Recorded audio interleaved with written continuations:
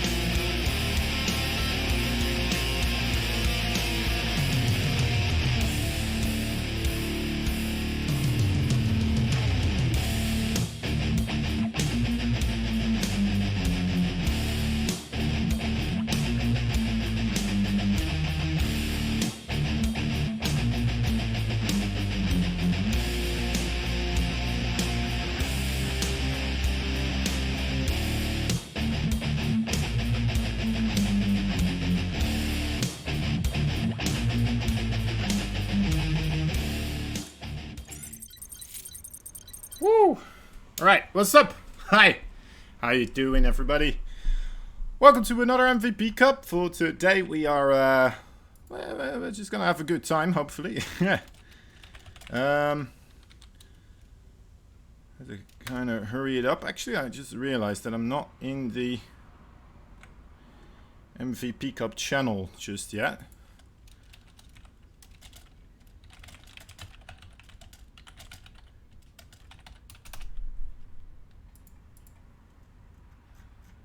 Seems alright. I think I am. I think I am in the right one. Anyway, what's up?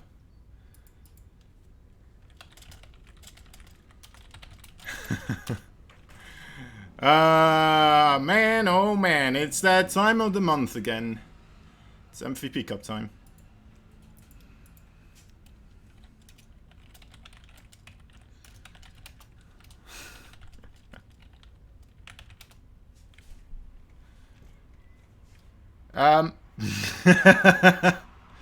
Alright, right. I'm just making sure everything is set up right, guys. I had to hurry up and do something suddenly right before we started, so I didn't have my regular time to just kind of run through everything, but I think we are pretty much settled. It looks like, you know what, the ESL is still going on, of course. Quite a lot of stuff happening there recently. Now, I'm pretty sure that's going to end when we're still rolling, so you know what? Who knows? Maybe we're going to get lucky, and some of those people will eventually come to us and see the real gameplay here, of course. I'm a bit surprised, actually. Don't any of our players have to play in the ESL? It's not. Oh my God, Dunted! Thank you so much, my dude. What in the world? What in the world is wrong with you? That's very much appreciated, my man. Love it, love it. That's such a good start. Wait. No. It's still 21. It's still 21. You're one of the regulars. One of the regulars, of course. Alright. Now, let me take a look at the overall bracket, if that's already a thing, of course, as well. I'm going to try to bring you guys into this one, too. Let me just set this up so I can actually bring you guys into the bracket. There we go. There we go. Alright. Kablam. Blam.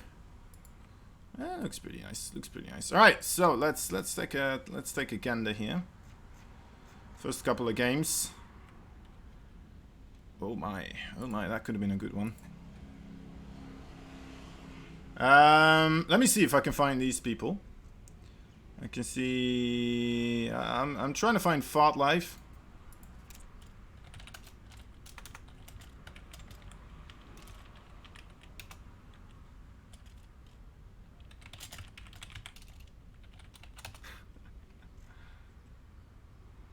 Wait, is Statfast here? Oh, Statfast is here. Nice.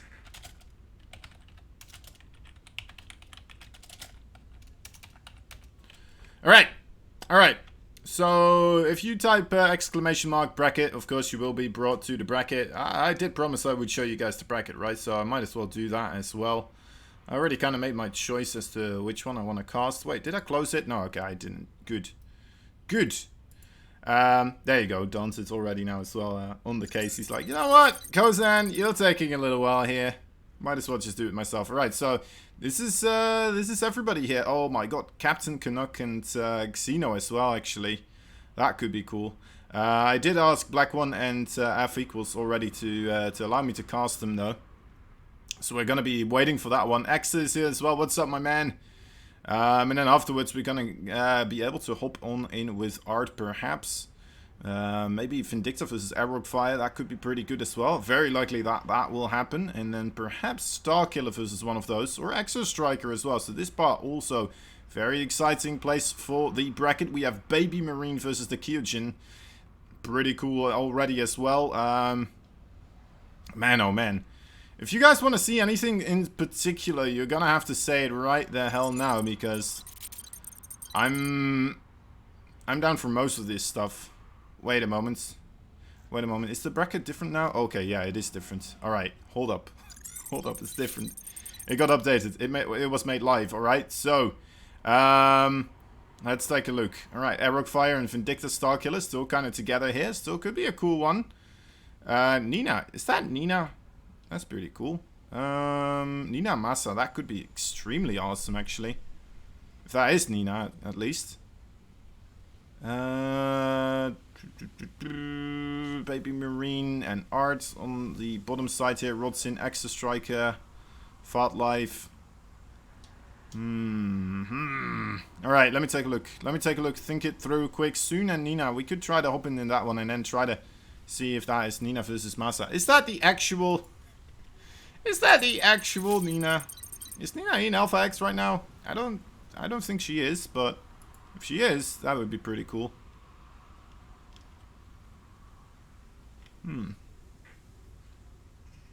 Xeno versus Paco Mike. Alright, alright.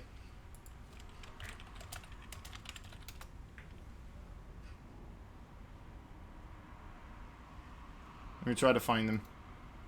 Nina versus Masa though as well. That could be. I mean, BO Nina books. I think that is Nina. Honestly, that is some high SR Protoss at least. So it's another Nina. Really? All right.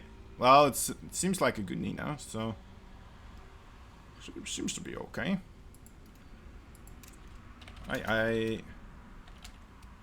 Where's my music from the screen, guys? Where is it? This is weird.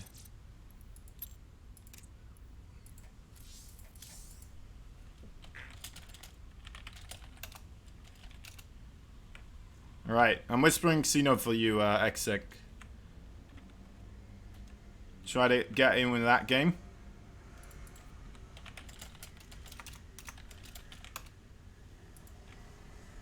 It's another Nina. What other Ninas are there, honestly? Also, there we go.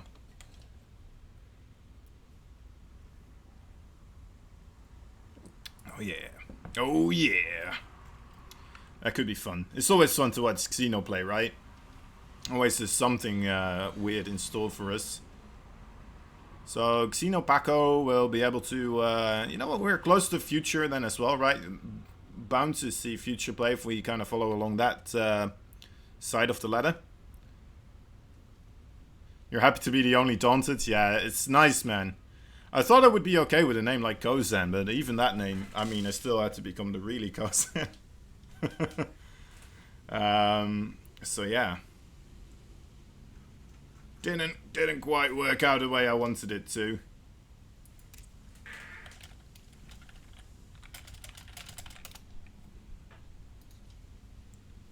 Alright, let's get Paco Mike in here. Really, really, really Kozan, exactly, yeah. That's the next Kozan in line. If they want to become also Kozan, that would be really, really Kozan. And then, of course, my son, who will is gonna be bound to try and get be, you know what, be exactly the same as me. Will try to take my name, realize there's already a really Kozen, which was me, and a really Kozen. Now we'll have to decide between either really Kozen Jr. or really Kozen. And then, due to a faulty sense of humor, we'll try to go for the really Kozen. Because that's just funnier. Alright. Paco Mike. Xeno, there we go. It is PvP, so you know what? It is all based on luck, isn't it?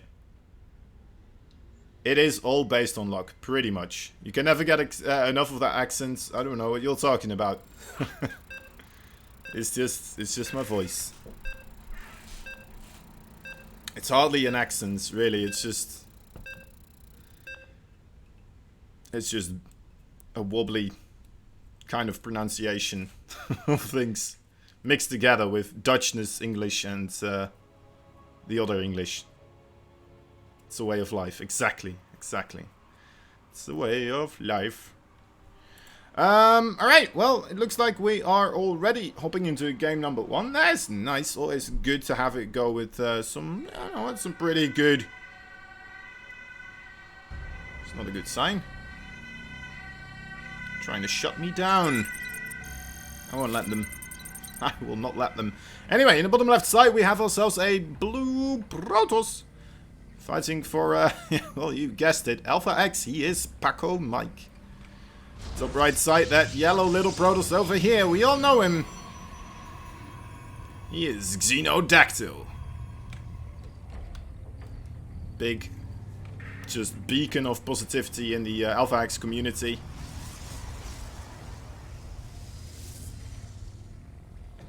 I wonder what he's going to be doing, alright? Right?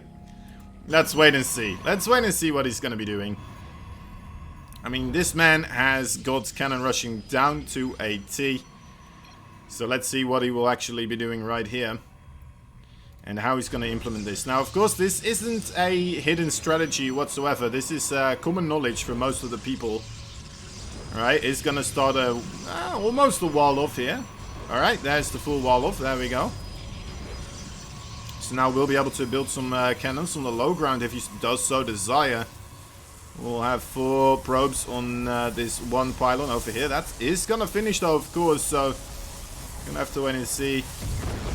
Cancels that other pylon, so he does have a little bit of more money for a gateway and another pylon here on the low ground. So mainly he needs these pylons right here on the high ground now to just provide vision. Putting down another pylon here. Oh, even a photon cannon. Alright, I'm down for that. Probably want to have another pylon over here as well. There we go. Yep, reduce that surface area. Oh, loses the probe though. Good control so far from our Paco Mike. Did make his own forge here. Gonna combat the cannon rush with the cannons. Best way to do so. And this is actually in a beautiful position right here. Will allow it for it to shoot these 2 pylons right here. And well, basically shut this down dead in its tracks.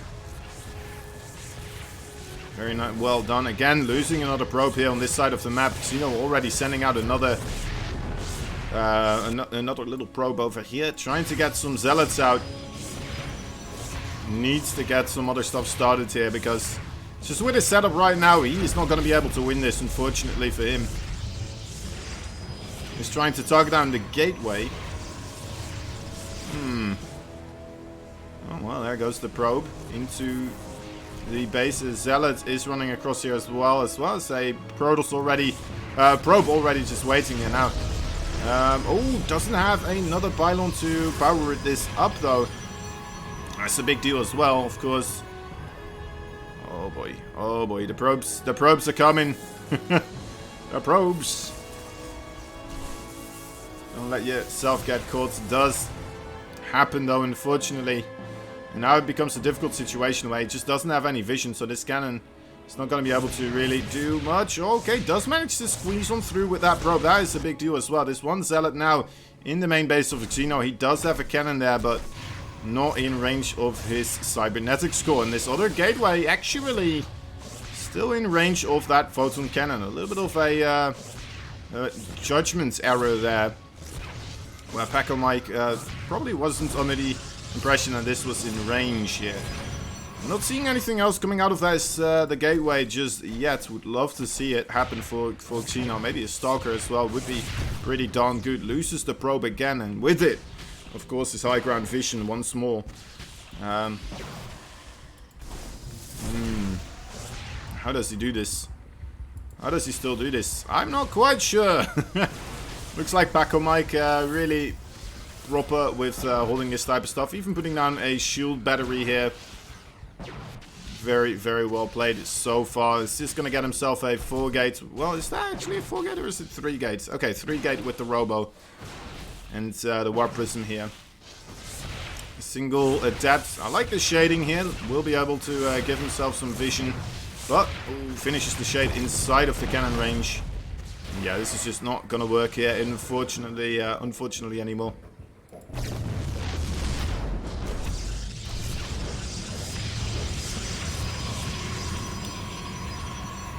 Alright.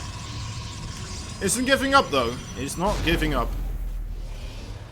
Of course, you know what, I can kind of see the overall differences, but you know what, I'm pretty sure Xeno will be aware pretty soon as well. I think he already kind of knows, right? It's just kind of processing what has happened in this game, kind of thinking about it probably right now, being like, alright, I could have done this differently, and maybe that would have made this go a little bit more in my favor. It's very unfortunate that he had to cancel the second cannon here on the high ground. There it is, GG. Yeah, Don't have called it a textbook defense. Truly, exactly what it is. Honestly, a textbook defense. And Xeno loses the first game. Not unexpected, but you know what? Got pretty darn close as well. Let me run a quick ad, guys, so that won't be bothering us. Wait, did it already happen? I don't even know. It did. Alright, well, sorry about that. Sorry about that.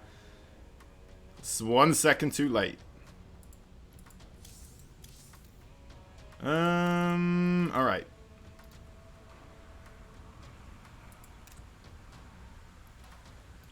There we go. There we go. Game number 2. Game number 2 is going to be on Eternal Empire.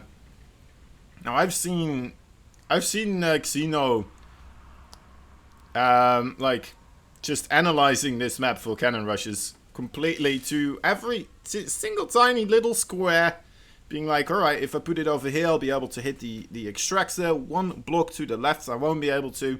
So let's see if that actually helped him out here, and let's see if he will be able to get this sorted, and how well he will do with the overall cannon rushing.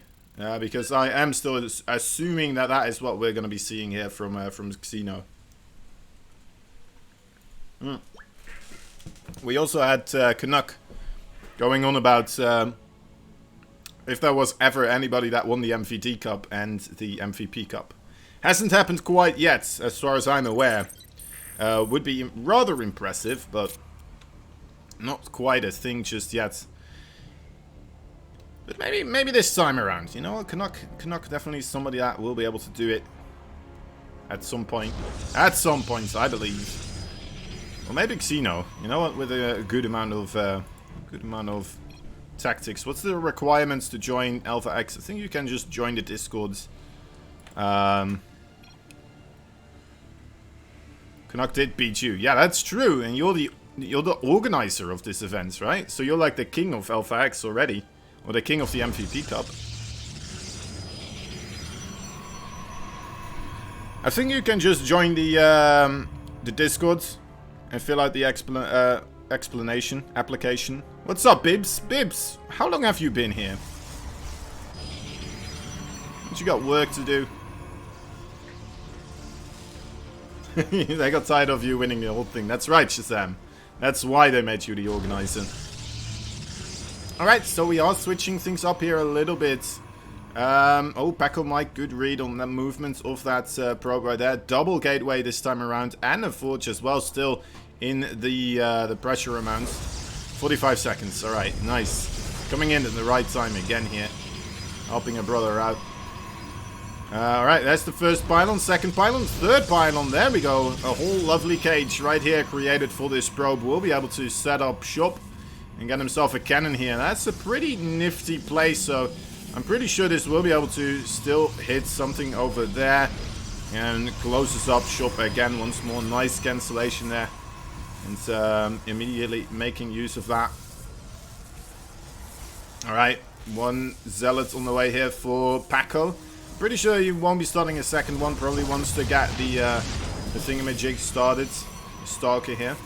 Another cancel and another pylon there. Realizes, you know, I probably don't need this right now. Was it a mistake? Okay, no, it seems to be okay. Another cannon inching itself closer and closer, but this seems a little bit over-eager though. There we go, that's a bit better. That's going to be outside of the range of the Zealot to hit without the other cannon also hitting it, of course. But the Adepts, a little bit longer range than the Zealots, are going to be able to really start putting the pressure here, especially if they kill both those probes. Will be problematic. More Zealots just being chronoed out here as well at the same time. This cannon... If this one finishes as well, this might start to become problematic. We don't have another cannon being created as well for, or a forge, I should say, by Paco Mike. So maybe we're finally seeing something going into the favor of Xeno here. But you know what, actually, overall the control of Paco Mike is pretty darn impressive. Not losing pretty much anything so far, right? Yeah, look at that. That is thoroughly impressive. Hasn't lost a single unit yet. Just letting it all being recharged by the shield battery. Cannons trying to get something sorted. One gateway falls. So this does put the overall production on 2 gateway versus 1. Does it matter though when Paco Mike already accumulated this much of an force?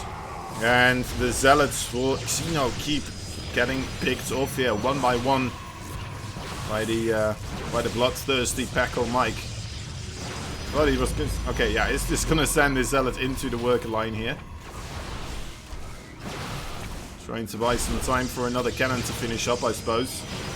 But yeah, again, once more, just a fantastic defense overall here for Paco Mike.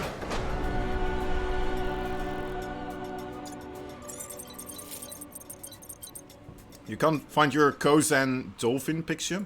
Is that a thing we came up with? Kozan the dolphin?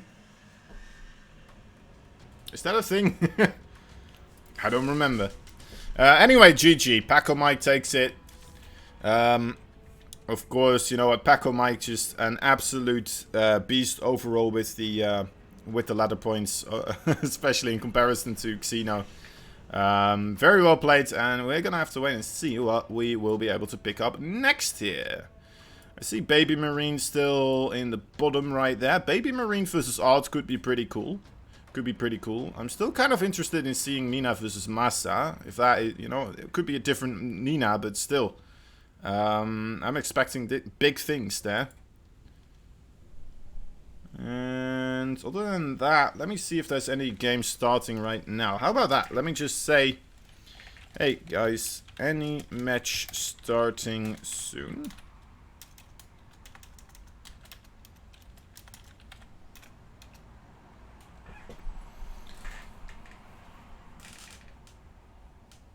We all need your daily dose of cannons. That's right. That's right. The daily dose of Xeno cannons. Man, I wish we had some more people just doing cannon rushes. That would be just what if our entire team was just made up of cannon rushers? That would be fun, wouldn't it? Imagine that. We would be the best cannon rushing team in the world, honestly. I think we need to make it happen. We need to convince all the other people that aren't playing Protoss first and foremost to play Protoss, and then tell them to just only solely do cannon rushes. I think I like this idea. Yeah. The bracket, there you go. NA versus EU, game 1, NA East, then switch to... Wait, my opponent is still on EU, and I'm in A. Do I switch over to EU? Wait, what does this mean, Slayer?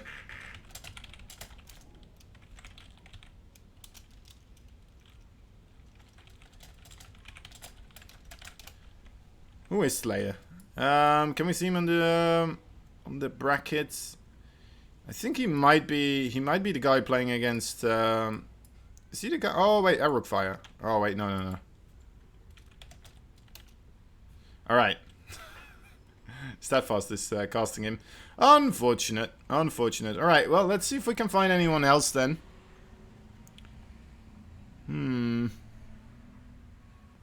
Anything in particular? If you guys want to see something, a lot of the Alpha X members are here anyway, right? So if you want to see something in particular, if you see something on the ladder, just give somebody a whisper, send them a DM, try to tell them like, Kosen's looking for a match, let him cast you, invite him to the game.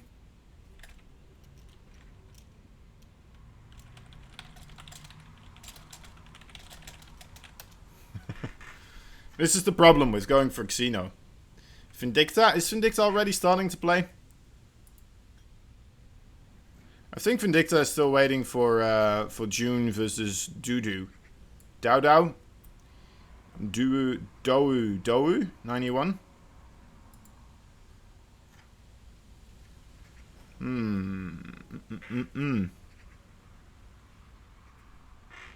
Other than that, at least it's no waiting, I think. Is he waiting?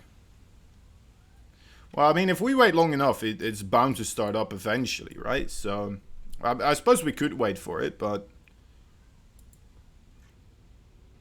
I don't know. I'm a bit surprised, actually, that the music is not playing in the background. There must be something wrong here for me. All of the play backgrounds, yes. Menu music. Is there a setting for menu music? I don't think there is, right?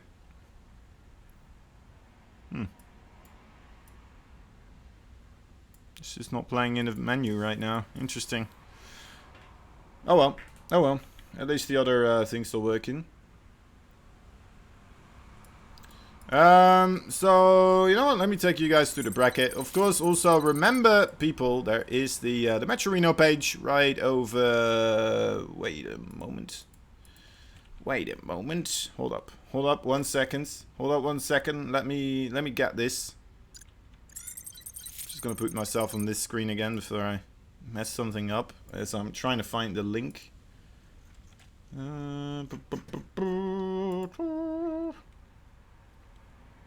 It's registration. Alright, yeah, there's 2 Matcherino. You know what I could actually do? I put it up on the Nightbot, so I can just do this. There we go. There's the links. That's the links I need. I do still need to copy paste them, unfortunately. But we'll make do. There we go. That is 1. And that is number 2. Bloop. Alright. Alright, so there is a Matcherino page. If you haven't already done this, guys, it would be very much appreciated. Just add a little bit of money to the prize pool. All you gotta do is sign in. Use that Twitch, as most of you probably already have a Twitch account, right?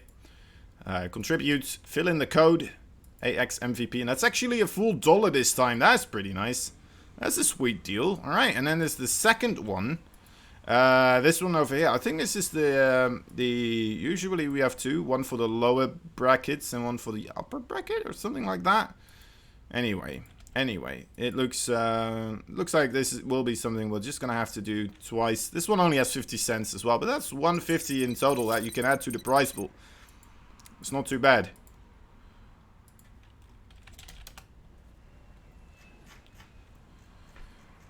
Ooh. Let me see. Rodson versus Exo Striker is going on. That's probably on EU then, right? Probably on EU. Let me check EU here real quick and see if I can get in with those guys. Baby Marine here also playing right now. A lot of people playing here right now.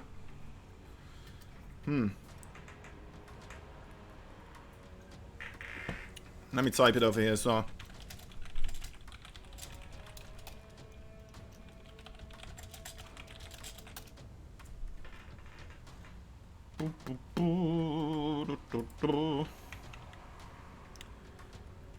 To be fair, it's not like when usually at the start you're not missing a lot in these early games.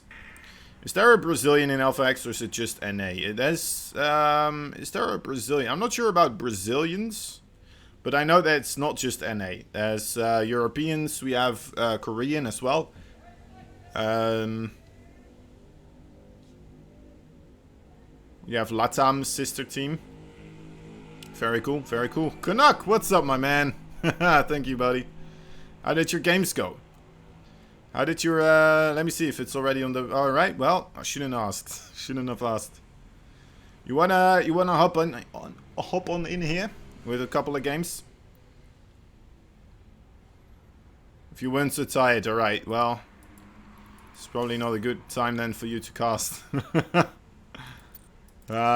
You'll join? Oh, sick, man. Nice. Nice. It is the MVP Cup after all, for just a game. Alright, that's all good, dude. That's all good. However long you want. Help me find the game as well, actually.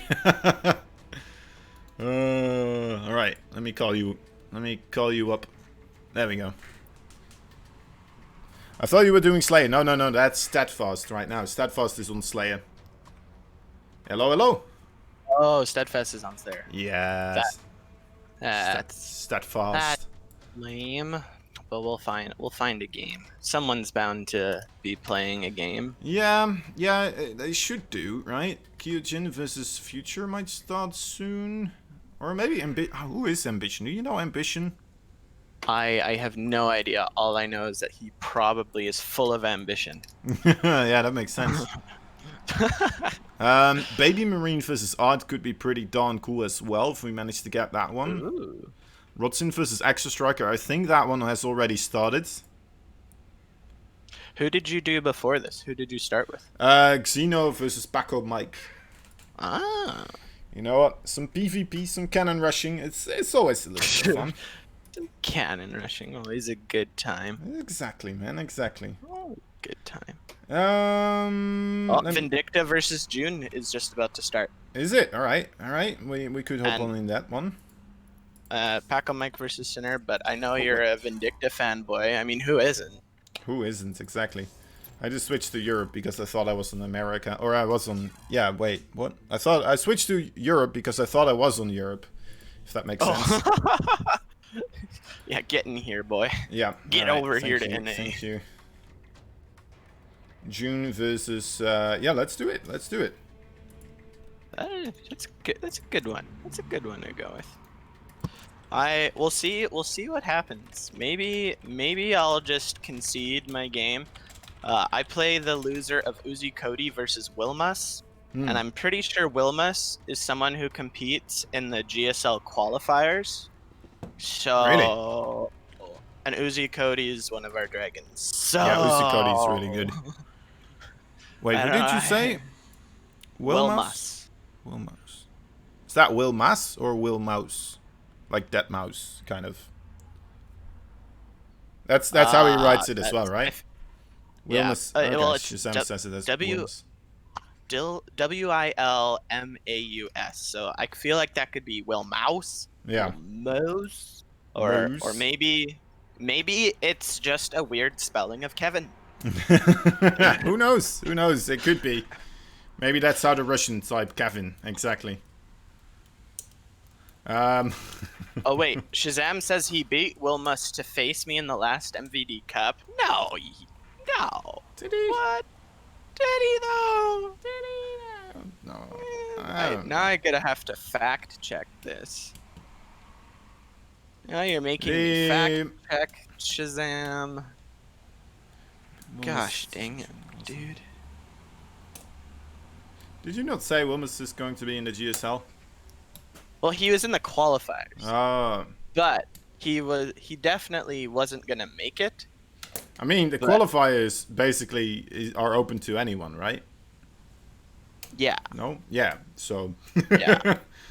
It's like if Bibbs went, like it'd be awesome, but he wouldn't make it that far probably.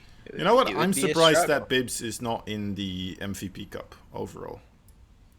Yeah, what the heck, Bibbs? Get your crap together.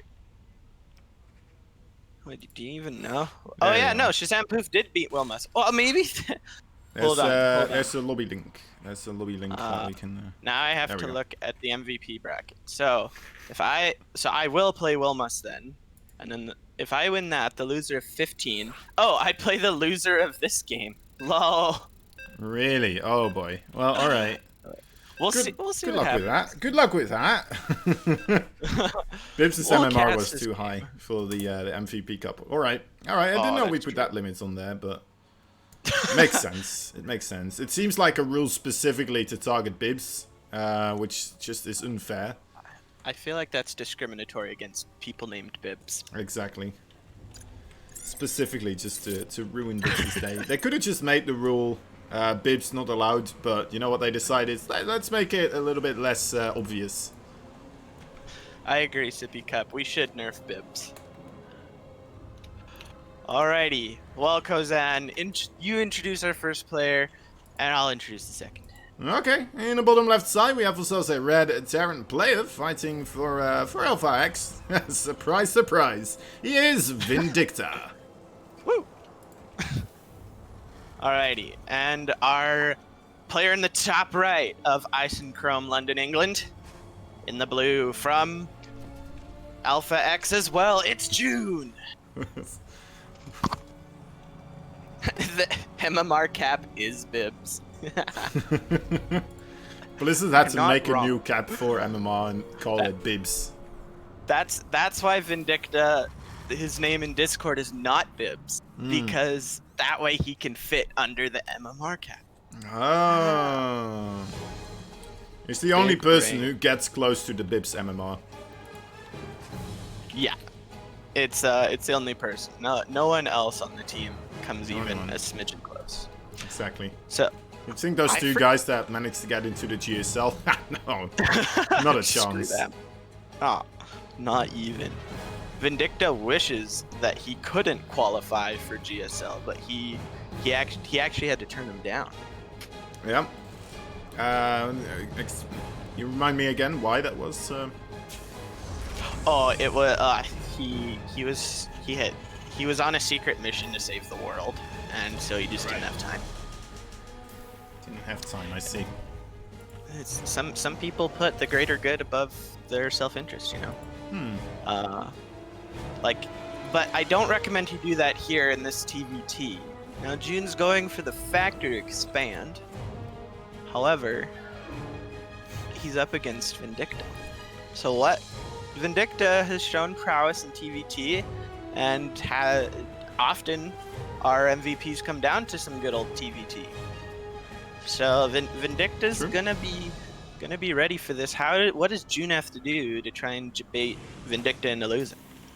I'd say he just needs to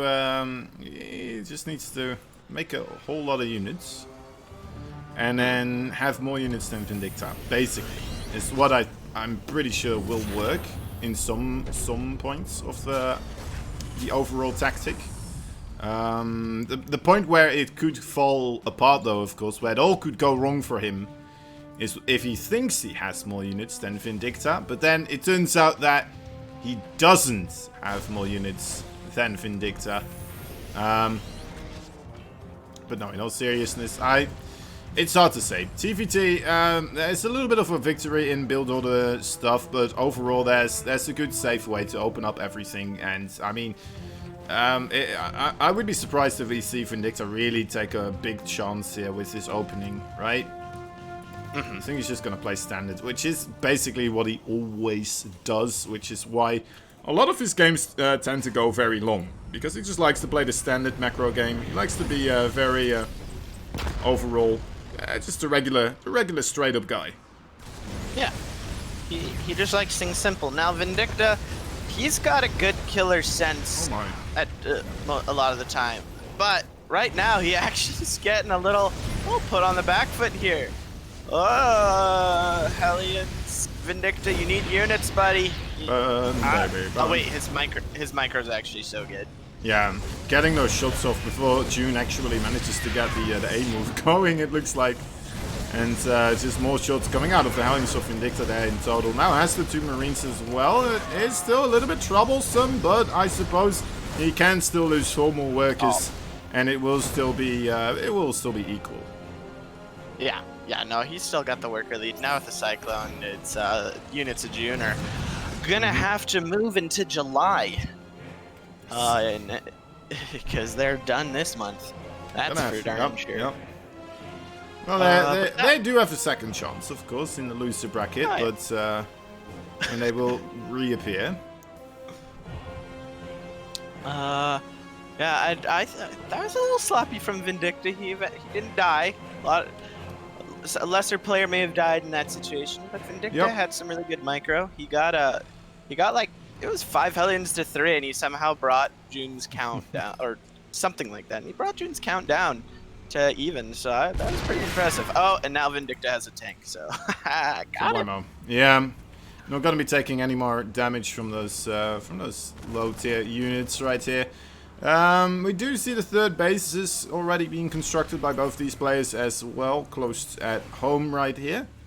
It's easy to just fly that over on this map actually. Even the fourth base for a Terran, very easy to just plop it down in your main and later on just hover it over to that fourth base, which is kind of nice. But yeah, other than that, Vindicta kind of running away with this game so far, I'd say, getting himself the 2 engineering base right now.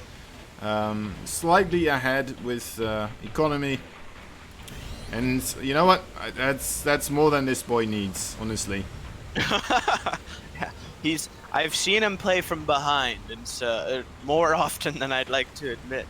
So when you see him ahead, you're like, he's gonna raffle stomp, and I mean his stem is like halfway done already. June's already only just starting his. Wow. The perfect micro from both sides. Wow, that's all I can say about that Cyclone battle. But I guess even trades there. But Vindicta's starting to run away with this. He's got the better army supply. Yeah, June's gonna try and pressure him. He's got a couple Ravens, and there's only 2 tanks, so he could just interference matrix both. But without stem out of June, yeah, I don't think this is gonna work. Yeah, and he's backing off. Or is he? I think he had a little bit of an opportunity, perhaps, to try and get some sort of a position here on this third base. Maybe he thought there would be already a third base in that location, but you know what? He's gonna go in here anyway, regardless.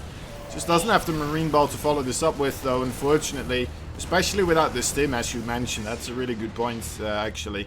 Vindicta already having that, of course, and now coming in. But yeah, I guess in a way that was a little bit fortunate for Vindicta that he was slower with his third base, and June didn't look like he was really expecting that.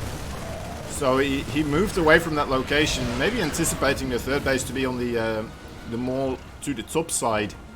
You know, that other third base you can take. Yeah. Is Vindicta doing this, really? Are you doing this, Vindicta? Oh you my naughty little gosh. boy. Oh, this is cheeky. This is just a flex. Don't get that stim. Don't get that stim. Oh it's the night! No, he did not. How dare he? And now this is the position where I thought June would kind of get himself into, right? Just kind of siege up your tanks so that the orbital can't land here without taking damage continuously.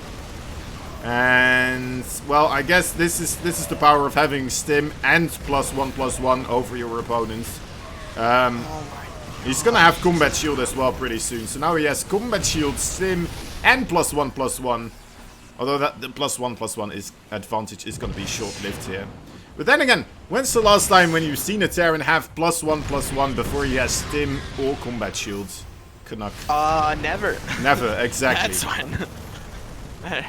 And he's gonna try. Ouch. Jude's gonna try and move in here. Nah, no. GG. Vindicta just outclassing him like a boss.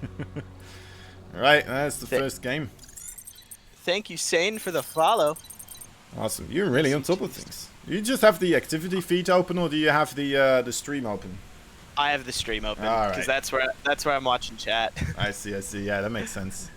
That was well played by Vindicta indeed. Honestly, I do think a lot of it came down to June still trying to commit to that fight where he shouldn't have. And maybe if he just kind of did position himself into denying that third base, you know what? It could have gone very differently, but hey, this is where it ended. It's windy in the Netherlands. Is it? Does it really pick up that much? Alright, I'll try to close my window here for a little bit. Oh, we're going EU, by the way, as well. Okay. I have to go play my match, actually. You do? I So thought you had I to will- play versus the loser of this one. No, the winner of my first game plays against the loser of this one. Oh. So, yeah. Ah, alright. Oh, wait, where is Wilmos? Where is he? I don't know. I'll find him. But thank you for bringing me into Yeah, thank you, the one dude. game.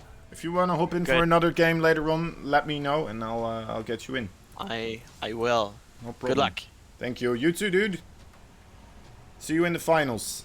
Hopefully. Alright. There we go. There's the invite. I am actually going to close my window. It looks like it's also raining a bit. So, 1 second, boys.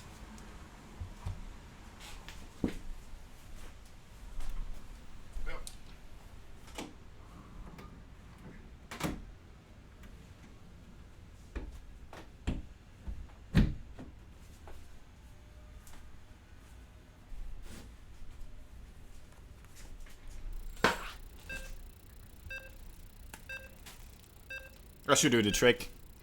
That should do the trick. Alright, game number 2 between these two badass Terrans. We'll have to wait and see. Vindicta versus June. Some good questions in the chat, by the way. Is this a team kill match? Yes, it is actually. Surprisingly enough, already in the second round, a team kill. That's just cruel, if you ask me. But it's just what it is. It's just what it is. What other questions were thrown out there? Will June rename himself or just go AFK for 12 months? That's a really good question as well. I think, personally, he's gonna get superpowers in a time when it's no longer June, right? Because at that moment in time, when he's fighting against somebody, they're gonna just in their minds, right? You gotta consider the overall mindset of your opponents, right? If you can preoccupy their mind and their thought process. Oh my, sending those SCVs really quickly to the extractor there. Anyway, if you can, this is what I mean, right? This is because Vindicta's just thinking in his head right now. June, what will he do when it's no longer June? What's gonna happen? Is he just confused? Does he not know it's not June? Is it just something that he thinks is funny? Is he born in June? Is that why he's got June? Is it... Whatever could be the reason. Is this a special month for him? Did he win the MVP Cup in June? Is that what's happening? Is that why he's called June? Is it just a prophecy for him? Is it just because, you know, it's an endless just bombardment of continuous thoughts and random ideas that will pop into your head because, you know what, they're all very valid questions. You had to put the outside swing chair with the canopy on its side. Yeah, that makes sense. That makes sense. There's so much wind right now. You know what? I might have to close my other window as well. Come to think about it. Might be a good idea. Anyway, let me open up another brewski here. So we are kind of waiting for everything here to kind of start off. These two players, you know what? It is the start of the game. We have June this time, just staying on the single gas here. Taking a page out of the book of Vindicta, who's doing the same thing here. As we saw, he was perfectly fine, still defending with the going gas first, and then the barracks, but then still going one gas into command center. It's something that I try to make work, but for some reason, every time I do it, it's just like suddenly I'm just like 6 Hellions behind for some reason. I don't know how it happens, and then it snowballs like crazy.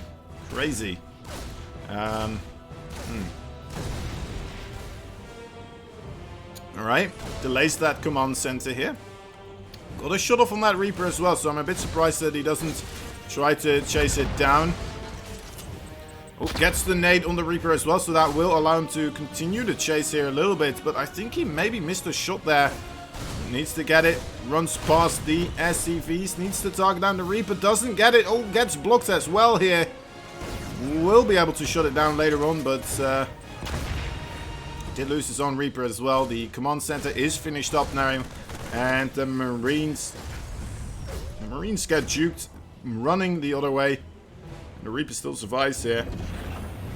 Just gonna do a little bit of ring around the rosy. Interesting nades. Oh, I never knew you could jump from here to here. Interesting. Some superpowers for that Reaper. I think Vindicta as well got a little bit confused there. Maybe a bit of a misclick. Sometimes if you click to the bottom right side, right, sometimes you do hit this little patch on the mini-map, and maybe that's what happened. It kind of looked like that. It really sucks. You don't see it that much in StarCraft 2 overall from these pro players, but sometimes it still happens. If you want to see it happen more often, you're gonna have to watch me play some ladder, because you'll see it every single game.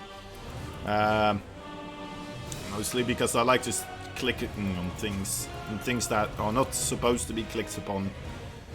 Right, so right here we have overall still a worker lead for Vindicta. So once again he did manage to achieve this, but as well a little bit of an advantage to June with how quickly he's getting this Raven.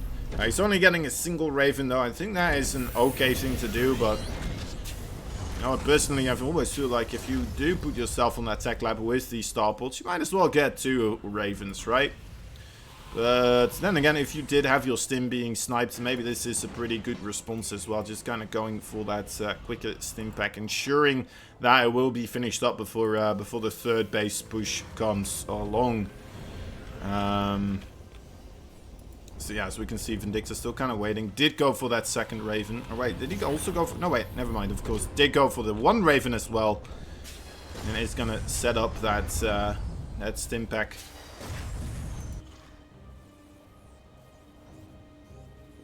I always gotta be wrong about something. So, I mean,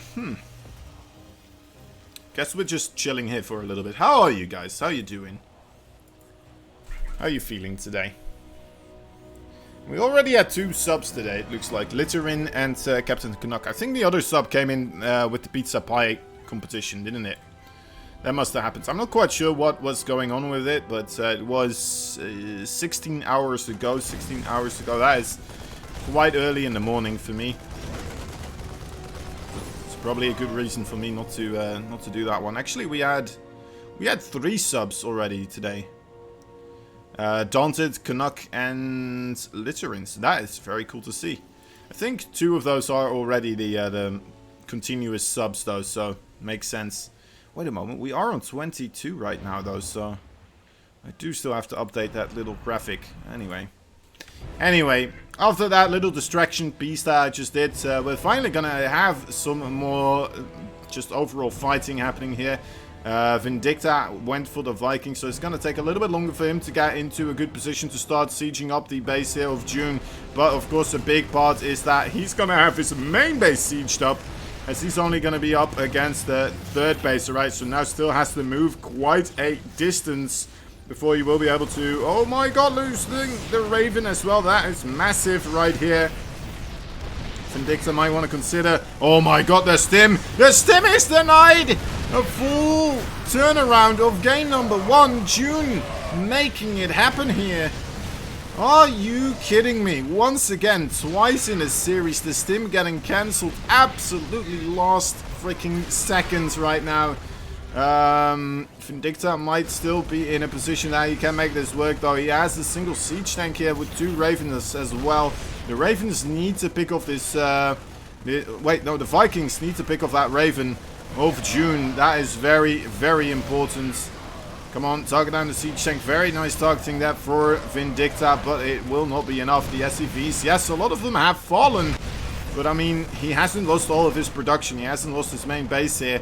And Vindicta up against the ropes did not see this attack coming in, and now he's kind of stuck in this weird, awkward position where, yes, he still has a pretty okay economy, but he doesn't have that much to spend it on, right?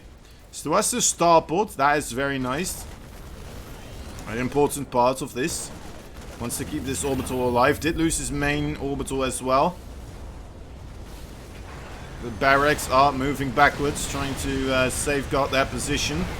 Okay, this is nice as well. Only getting down 2 auto turrets and getting the repair on the siege tank right here. Those stay alive. That is a very big deal. Where is this? Okay, there's the Liberator. And without Viking support here, just a single Cyclone. The Cyclone gets killed off. That is going to be a big deal again. Once more here for Vindicta. We'll be able to just barely hang on once more with the mass repair onto that siege tank. There's only 3 siege tanks right now. It's just going to be able to send this Liberator a bit forward. Not quite far forward enough. There we go. Second Liberator now as well.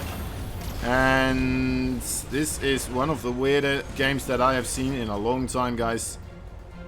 Alright, all the siege tanks now picked up. A good amount of marines here as well, though, to start really buffer the attack right here. There's only a single siege tank available for Vindicta, so, I mean, this could very well still be doable.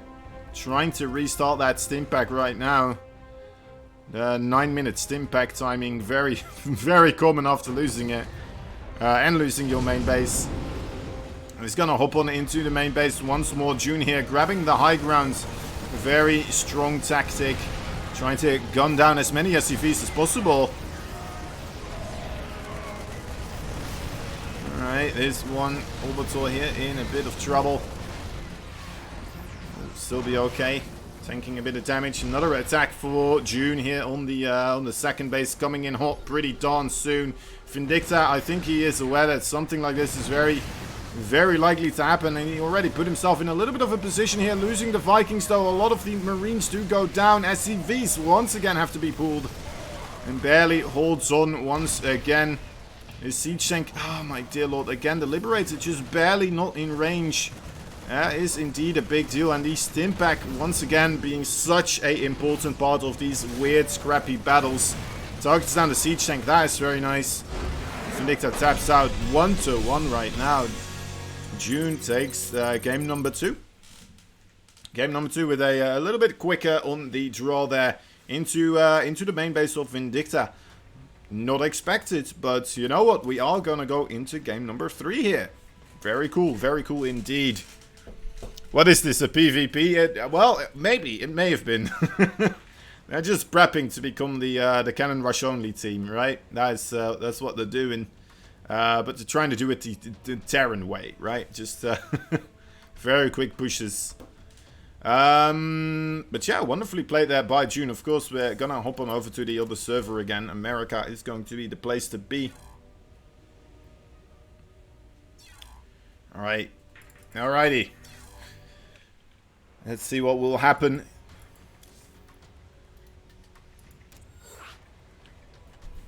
This is turning into a pretty darn good match here. We'll have to wait and see if Vindicta is gonna go into the loser bracket in his first match here. That is not something we see all that often. Vindicta usually one of the players that he hasn't won an MVP Cup yet, but usually it's one of the players that we kind of anticipate to at least at some point manage to win one. Maybe if Art is sick, though, because Art's usually the person who manages to just barely steal away that victory at the last match, or the last couple of matches, of course. We have Future now as well, so it's even harder to win. That is true. That is indeed true. But maybe that means he's going to be able to play on the American servers. That's a good point as well. Future. This is Future's first MVP Cup, isn't it? So, maybe going into the spirit of Massa. Massa, the first time he joined, he won it as well. I think Dynamite as well, the first time he played the MVP Cup, he also managed to take the victory. So, maybe that's just how it's meant to be. Whenever a new Terran joins the team, they win the MVP Cup. At least the really good ones, like Future, Massa, Dynamite.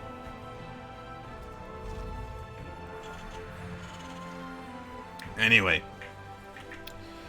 what's rocking over here? Once again, a gas first for both these players. Looks like there will be a second gas as well for Vindicta and for June this time around. Okay. I'm wondering if this is something map specific. Usually it just kind of, people just kind of do it, whatever floats their boat in a way, right? Makes me wonder if we're going to see a second barracks from either of these players. So far, it doesn't look like we will. I think they're just kind of anticipating if there is going to be a Proxy 2 Rex, I just don't want to die to that. That would suck, losing to a Proxy 2 Rex right now. And not being able to move on through because of that. Losing the series because you decided, you know what, I can get a small, tiny economic edge if I don't take that second gas.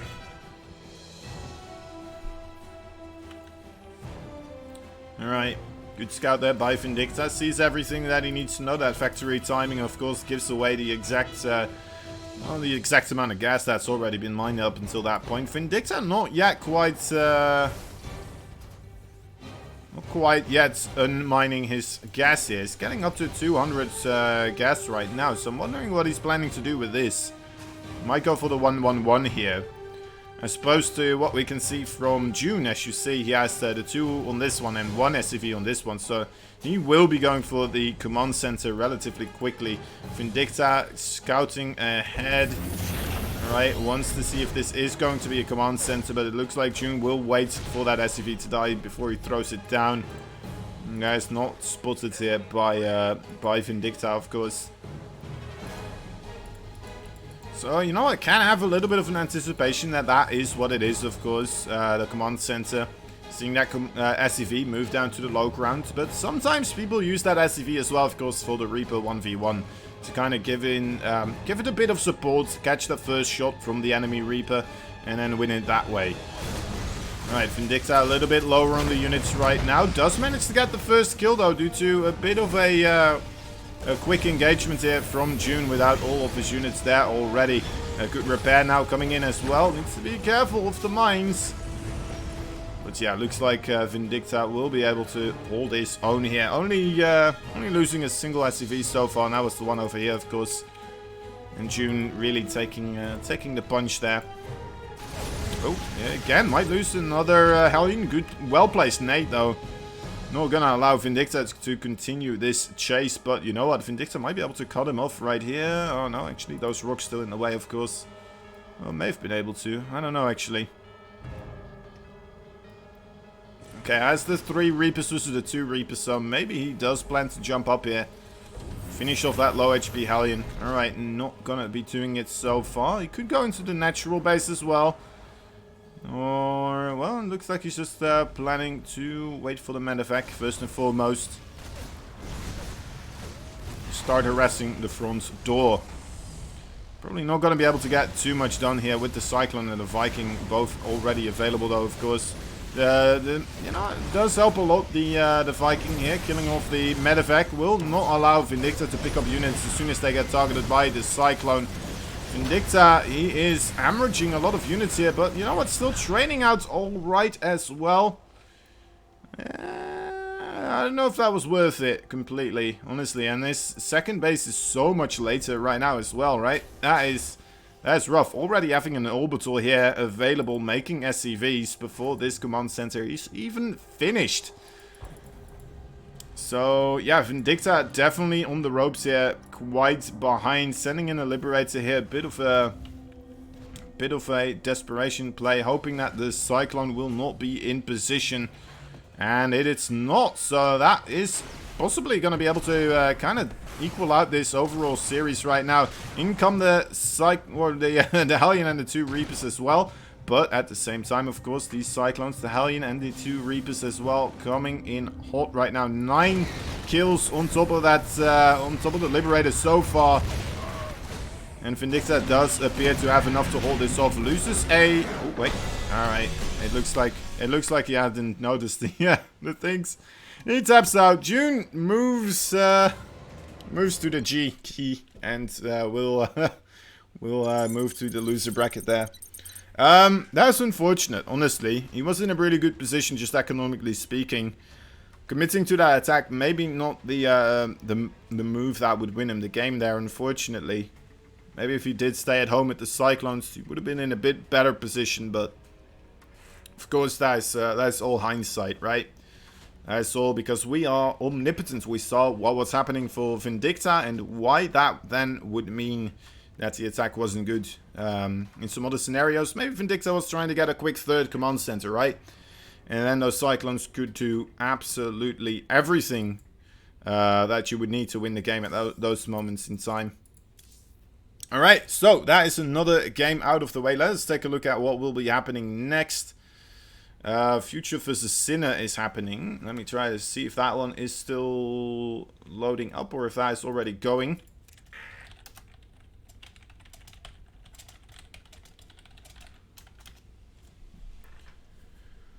Just have a quick talk to Joe.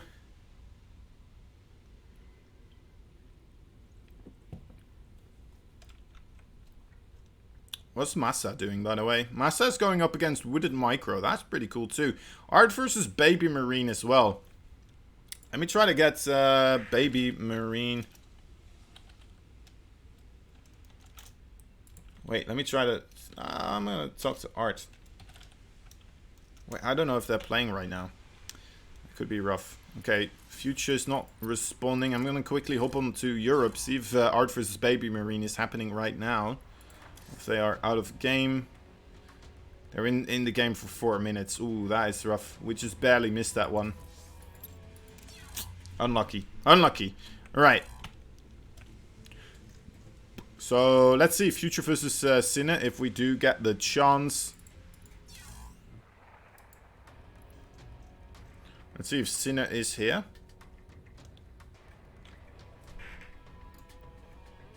Oh, there we go. Shazam is Massa. Who's Massa playing? Massa versus Woody Micro. I'm okay.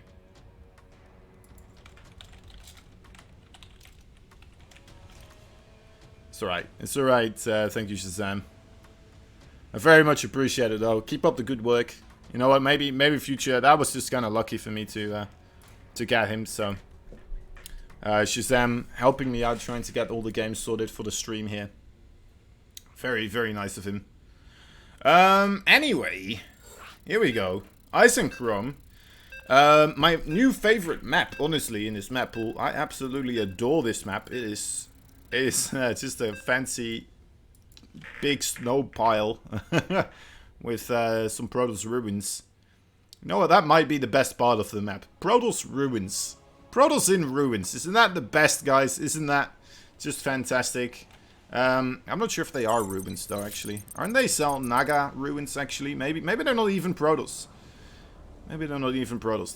They might be Cell Naga. So I'm not quite sure what Cell Naga is myself. I just know the watchtowers are Cell Naga, and these kind of look like watchtowers, right? The entire map looks like one big watchtower that fell over and then spawned little watchtowers over here. Anyway. You secretly try to get all the games to start without him, so I can stare at his face. Damn. Thank you, Shazam. Thank you. Alright, so in the top right side, we have ourselves a red Terran player fighting for, what's this? What's this? Alpha X? Oh my dear lord, another one? Crazy. Anyway, he is a Future.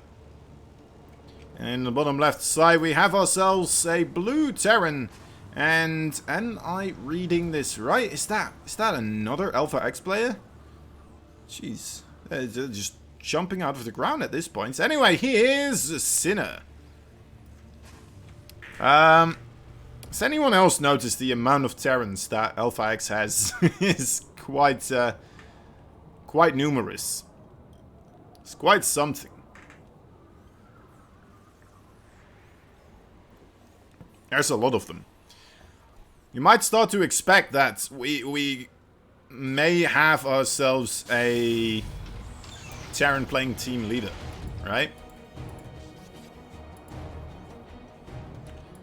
You might start to expect this. How many Zergs do we have, actually? I'm always curious. I mean, right now in the bracket, how many Zergs do we have in the bracket, actually? It's hard to say. Well, we have Starkiller, right? Starkiller is one of the Zergs. Starkiller versus Vindicta. Oh, my dear lord. I'm missing it. I'm missing it. Alright, well, never mind, guys. Don't mind that. It's probably going to be on the B stream, though. So if you really want to see that, go watch the B stream. Right here, though, we have Future versus Sinner. The premiere match for Future on this on the MVP Cup stream. Let's see what he has in store for the TVT matchup, as that usually does kind of show. If you have a good TVT, your chances of just winning the MVP Cup go up drastically. And so far from Future, it looks like we're just having him play the safe game. Sinner did go for the quicker, a little bit more risky, but you know what? The more economic play. This one is much more exciting. That's right. That's right. You know what's up. You know what's up for Verita. Is that StarCraft 99? Are you from the future? Like it's what is StarCraft 99 like? Or is that StarCraft made in the year 1999?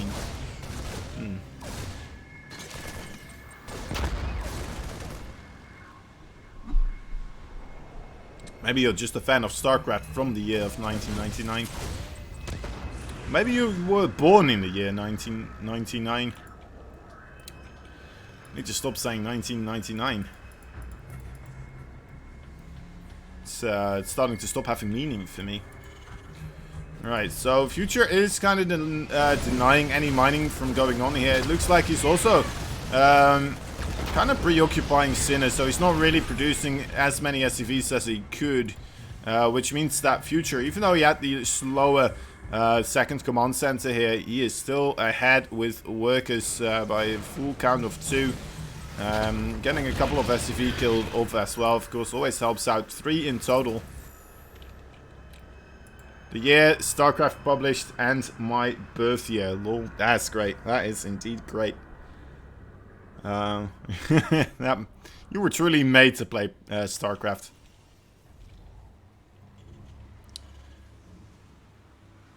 Alright, third base for Future on the way right now. This is going to be just a pesky little boy here with this Cyclone. That's so frustrating. That's so frustrating. Needs to get his own Cyclone out here. We'll be able to shoot this this Cyclone away from Future if he gets close enough. Oh my god, Future. Why are you so good? Really wasn't expecting that. What a nerd.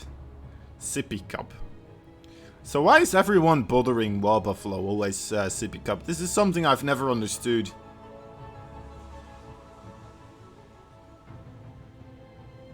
I've never understood it. That's not the real Buffalo. I see. That's you? Alright. You're Sue? That's pretty cool.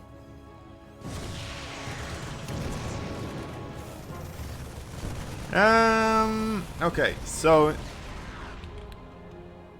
I'm wondering if we're gonna see this again have a Stimpak sniped off.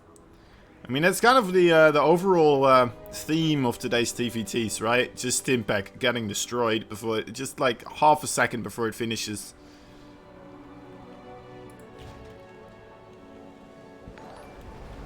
Would like to see that happen again here. Kira, thank you for the follow. Much appreciated. Hope you're enjoying the Alpha Xers.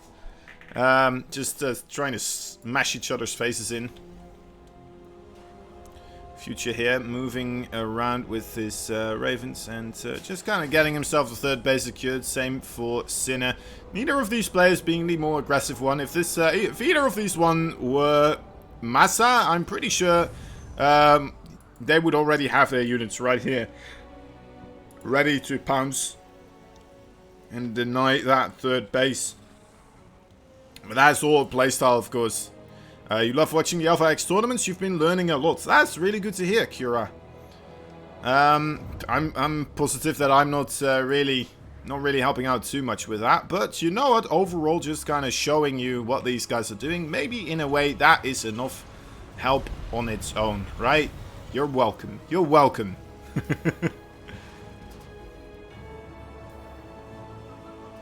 Both Sinner and Future are good to learn from. Yeah, Sinner is a really good Terran as well. It's just like, you know what, once you get at the level that Future is at, there's just not that many players anymore that are around the same level. Now, this is TVT though, you know what, the mirror matchup always a little bit more volatile. Even the TVT matchup can go very quickly very wrong for anybody, right? If you lose the air dominance, if you just have those Vikings overextend for a second, suddenly that could spell the end for you, because you know what, you're just not going to be able to get ahead anymore on that front. If you lose your siege tanks, another one, right? That's just going to be a death sentence. If you overextend with your marines into a ball of siege tanks, that could be the end of you as well. It's all on a knife's edge continuously.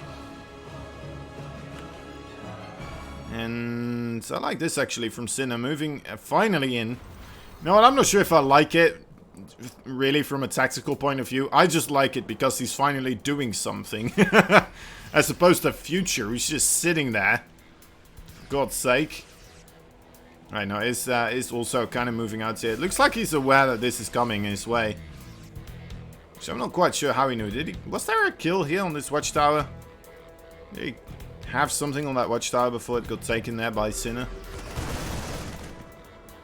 I don't know. I'm Berserk, but I really want to learn Terran. Ah, these guys are amazing. Yeah, Terran is a fun race, honestly. It's just a TVT matchup. It is. It can be quite a pain sometimes. For the reasons I've just mentioned before.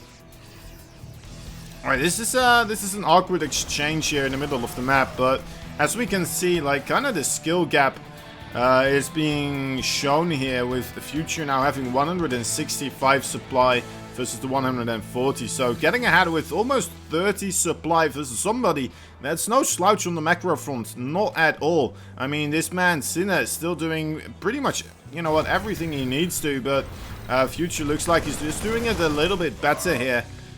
He does have the upgrade lead though. That is a good point to make, Verita, but I mean, it's not that far apart though, so it's a very small opportunity that he might be able to take advantage of, but it's going to be close. It's going to be difficult to do so, because you kind of, you know what, especially on a map as big as this one, it's hard to make that work into your favor. Future already moving out with absolutely everything here. There is an attack coming in for Sinner as well, though. A small cluster of Marines moving forwards.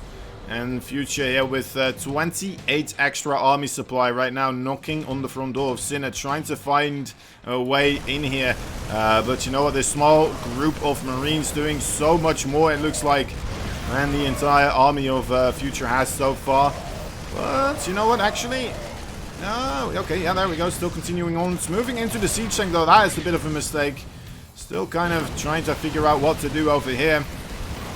Oh, boy. Cyclone is here to save the day. Once again, the ultimate defensive unit for the Terran race. Very versatile. Very good in the low... when there's low amount of units involved, Cyclone always reigns supreme. Having that missile turret there as well definitely helped out, and the Vikings. So a good catch there. Wait a moment, when is this fourth base, when was this fourth base constructed? Future doesn't know about it just quite yet, but he is looking to try and potentially push in here. I would love to see him scan here, just to kind of see what's up, because, you know what, he will run into those siege tanks otherwise. Right, does turn around quick enough, but, you know what, that one siege tank now incredibly low. I'm surprised with how well Sinner is doing here, honestly. He's really rotating his units incredibly great.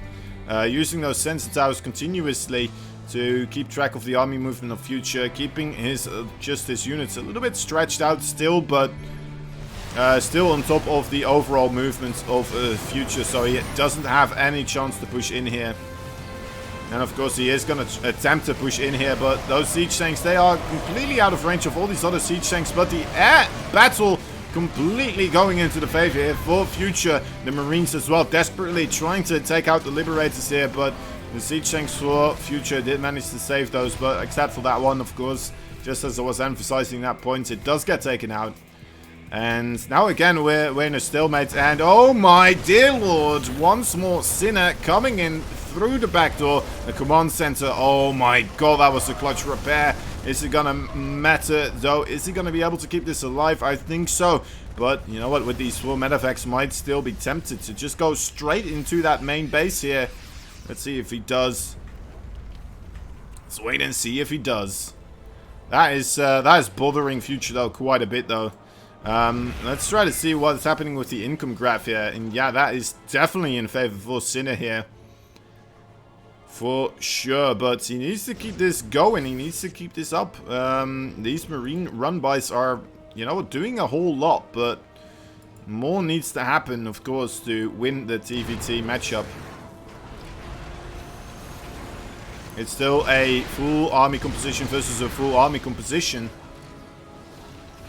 +3/+3 for both these players. Almost about to finish up here. Sinner once again will have the advantage though.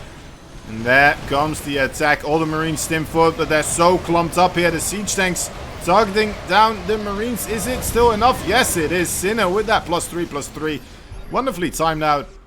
We'll take this fight right now, but I mean, so much of the forces of Future, of course, still available back at home. There's drop here as well, just kind of delaying the overall counterattack from Sinner. I'm not even sure if you want to at this moment in time for Future. He is still ahead with about 40 army supply, which is, you know what, almost half of the army supply of Sinner just slapped right on top of what he already has. Which is thoroughly impressive. Right, +3/+3 now also ready for Future. So that is not going to be any type of advantage for anybody anymore. I guess the overall vehicle weapons upgrade is the one thing that we're kind of looking at now, upgrade-wise. +2 already established for Future. Would love to see that +3 also getting started here. Will definitely secure himself a nice lead with that one for a little bit.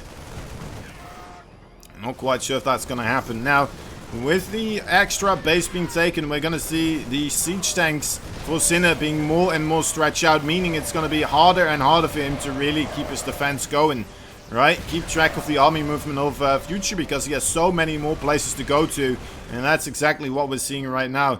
Two spread out siege tanks at this 4th base, at the 5th base, and a lot of Marines at the 5th base as well, and this gives the opportunity for Future here to just push straight on into this this 3rd base. Takes it out, but you know what, might lose all of his siege tanks here. Okay, no, does manage to get back on top of that in time. Future finally looks like he will be able to get himself asserted here as the more dominant player. This is very often what happens in TVT. The more aggressive player, as long as you don't just run into siege tanks, you're going to have a wonderful advantage, because you're going to decide when you are going to attack. But stuff like this, though, of course, can always backfire as well. Wait, hold up. We didn't send the Marines into the main base here. A big blunder, losing a lot of supply there. Jeez Louise. Look at this, guys. What in the world? How did this happen? How did it get that bad for Sinner? 16,000 mineral lost versus 9,600. What in the world? That is almost twice as much here being lost for Sinner. Mr. Joe just continuously being super efficient and picking his battles, being offensive. GG is called. Future takes the first game. Wow. Honestly, Sinner though, making it really close. Almost inching out the victory there a couple of times. Thought it was going to be his victory there a couple of times. In fact, alright, we're staying on the American server here, it looks like, which is nice.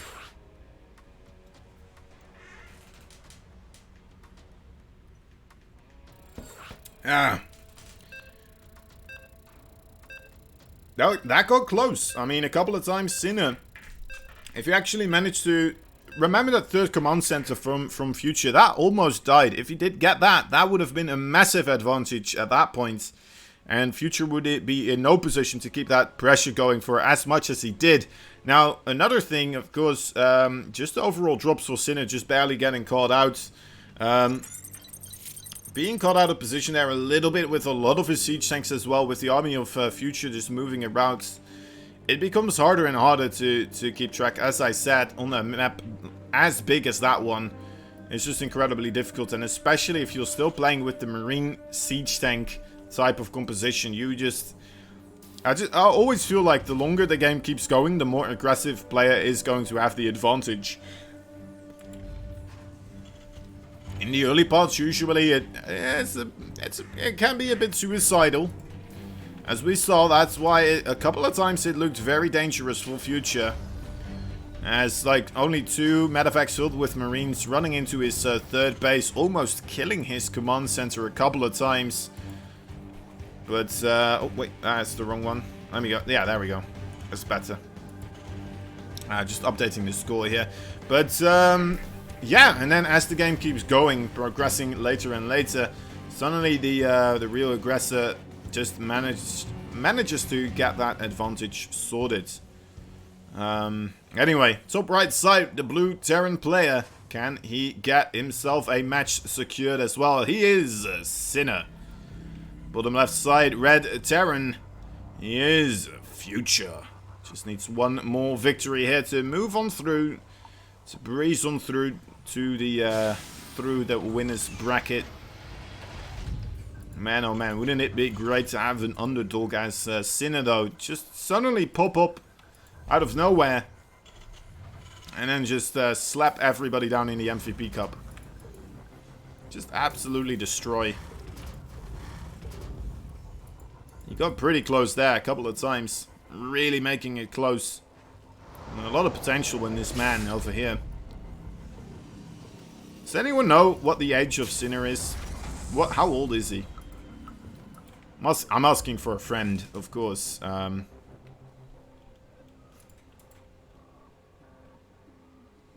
Both these players playing it safe once more, getting themselves the double gas.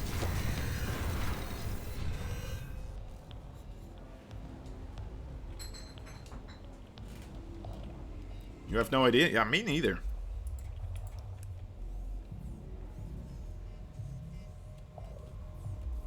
Because if he's still very young, this could be a very scary Terran in the future. And if he isn't very young, well then I'm wondering when he started playing StarCraft 2. Because I can see a lot of potential here.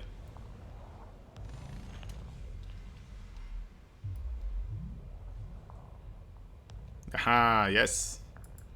Yeah. It can be scary for Future.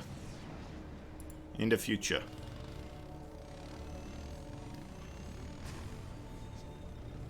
Oh. Joe here is just kind of showcasing his overall multitasking capabilities. He's just kind of bored when he's at this stage of the game, it looks like. It's being like, just move back and forth a couple of times.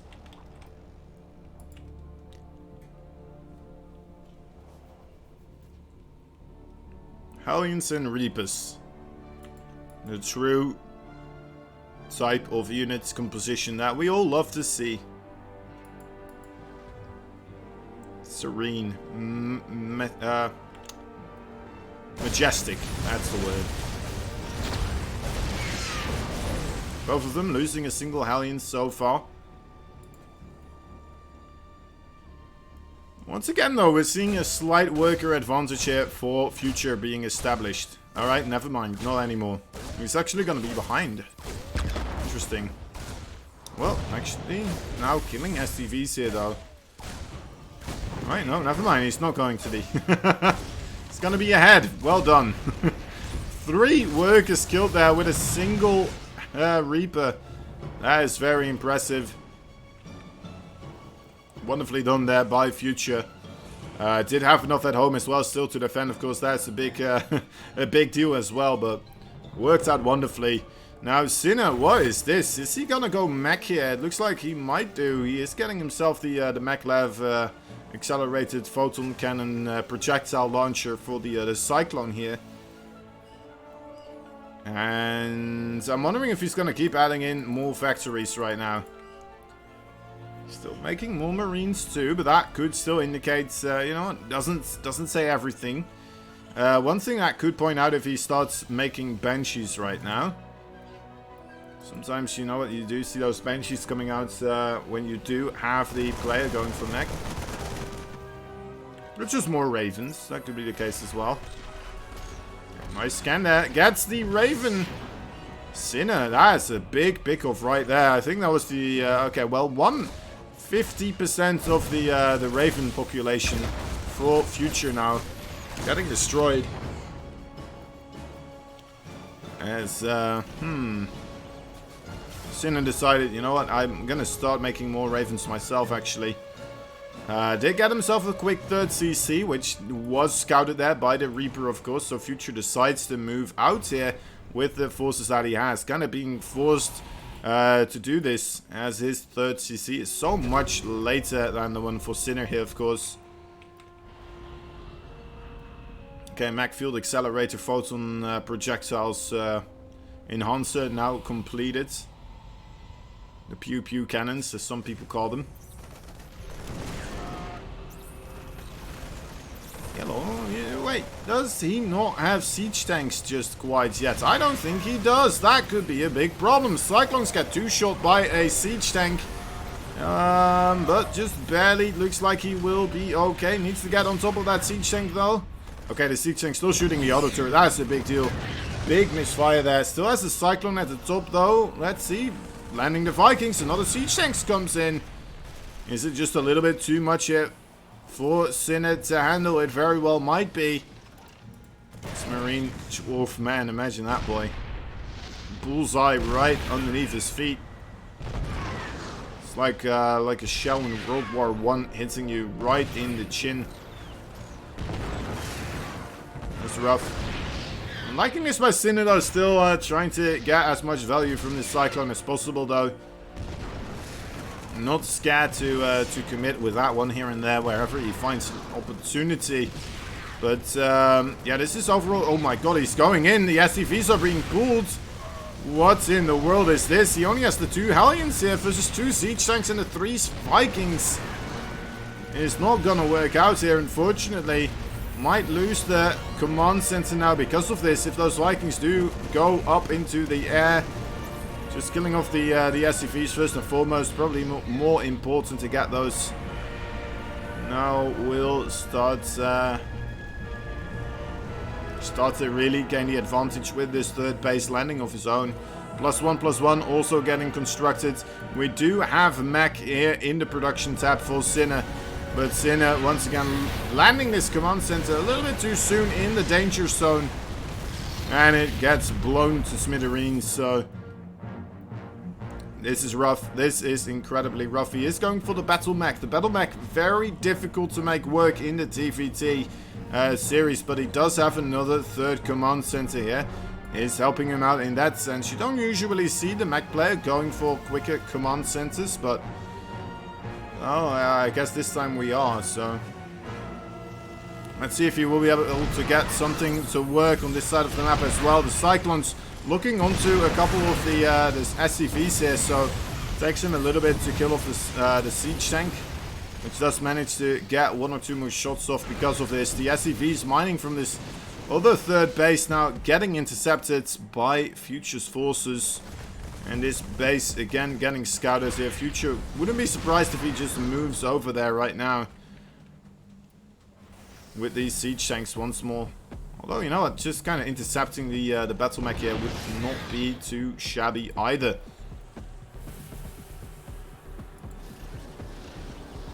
Right, there he goes.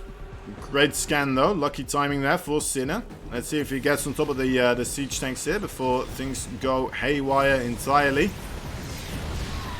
Oh my dear lord, those tanks, they obliterate, they just completely destroy Cyclones so quickly.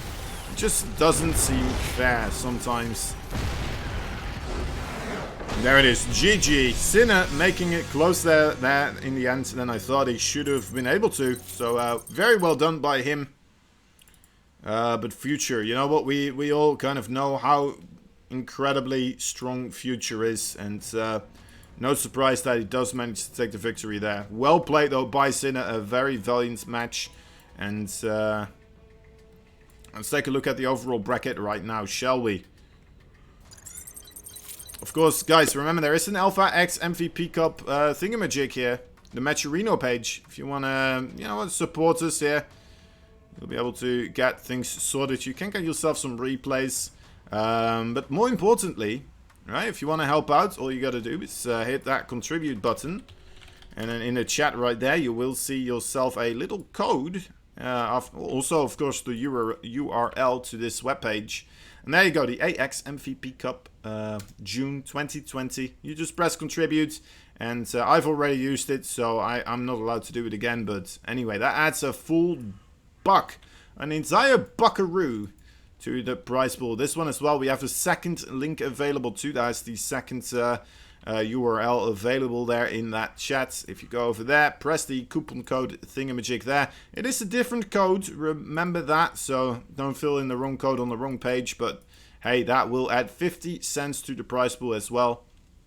And that would be very much appreciated, guys, because these players there are trying their best. And let's see what's happening in this overall bracket right now. What happened to Canuck?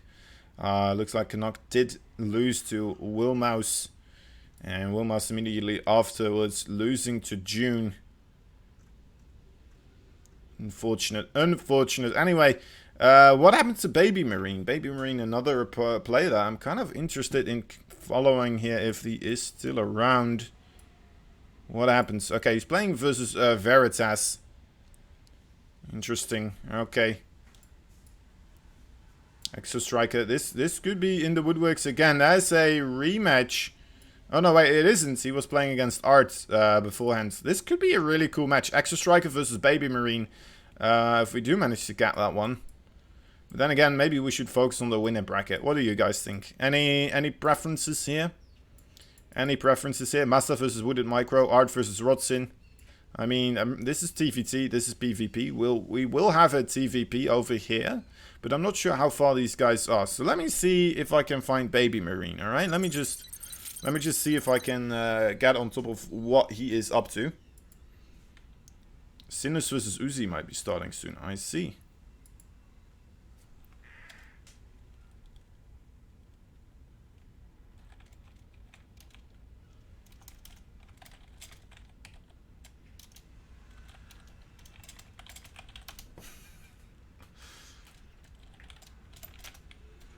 Let me find Baby Marine here.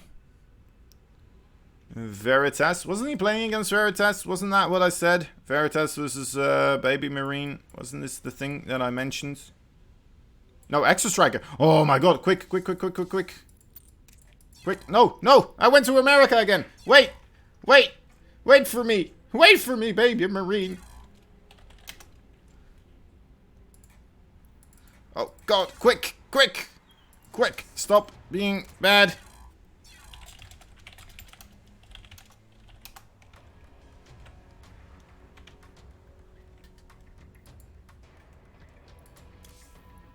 Alright. I think I'm on time. He's responding to me on the Discord. Oh, thank God. They're vetoing. We did it, boys! We did it! We got a match! Oh, man. And what a match did we manage to acquire here. Baby Marine versus Exo Striker. It is, you know what? I'm a bit bummed myself that I'm not able to cast the Junior Cups anymore. But, you know what? Exo Striker versus Baby Marine. A big match usually in those series. Now, I'm not sure exactly what is happening there anymore because I'm a lazy boy when it comes to seeing StarCraft that I'm not a part of. That I'm not casting. Anyway, Exo Striker versus Baby Marine. I'm very excited. Thoroughly having some adrenaline rushing through my bones. And so I'm gonna wrap myself another brewski as we're waiting for this all to get started. Do we need to run an ad here? Let me see. Alright, couldn't do it right now. I think somebody else is doing it right at this moment in time. Anyway, let me do a little bit of a shout out here then for one of our sponsors. The sponsor going to be G Fuel. You know G Fuel, since it is, of course, the official drink of esports. If you haven't already, well, then you probably not have been that involved into esports. Anyway, they're inviting you to take a trip down to Flavor Memory Lane with their new lovely flavor, G Fuel Bubblegum. bubblegum. That's right, it's their newest mind-blowing concoction made with zero sugar and packed with antioxidants, vitamins, and all that good stuff that you know G Fuel for. Be transported back in time with this classic taste of childhood while getting the energy and focus you've come to expect from G Fuel products. Check out their sponsor quest as well on the Matcherino page and learn how to get your hands on the G Fuel's nostalgic take on a time-tested favorite flavor. Alright. Lovely. G Fuel. G Fuel. You know what we could do? Watch this. G Fuel. Thank you, G Fuel. We love you, G Fuel. They make stuff happen, right, guys? They're a sponsor. Without people like that, we wouldn't be here. We wouldn't have the players. We wouldn't be doing the events. We wouldn't do stuff like that. Of course, that all applies as well to you guys watching right now, subbing to us, being part of the Patreon, doing the Matcherino pages, all that good stuff. Or even just simply telling your friends that this is happening. Tell them to have the stream running. And, you know what, just kind of helping us out in that sense, right? It's thoroughly appreciated, and hope you guys are having yourself a good time. Just watching some StarCraft and enjoying the Alpha X players right now.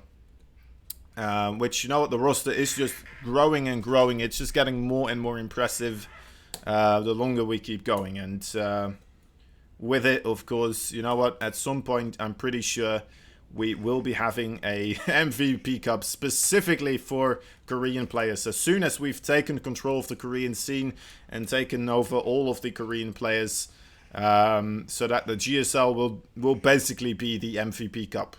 We will basically be having the MVP Cup in the GSL, but then every single month in a day. We will take control of the GSL. We will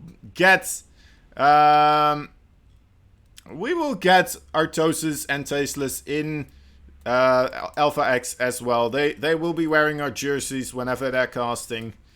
It's just gonna happen. Kozen has Exo Striker. I do, yeah. Exo Striker versus Baby Marine. They're doing the vetoes right now, so I'm kind of waiting for them.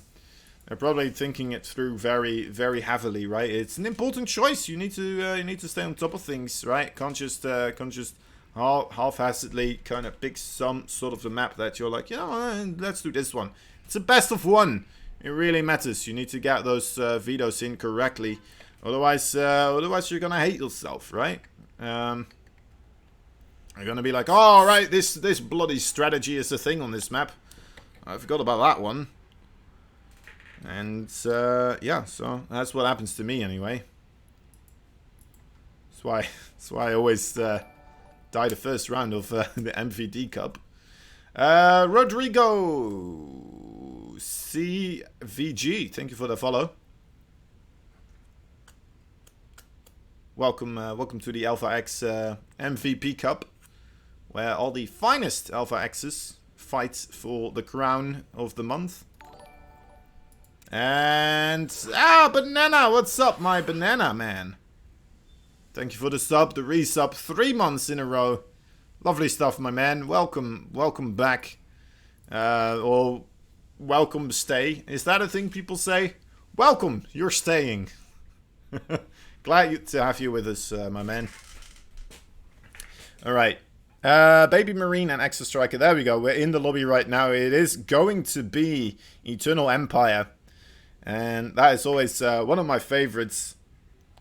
Because it does kind of facilitate a big macro play, right? It's not Ice and Chrome. It's not quite Ice and Chrome, but it's pretty darn close.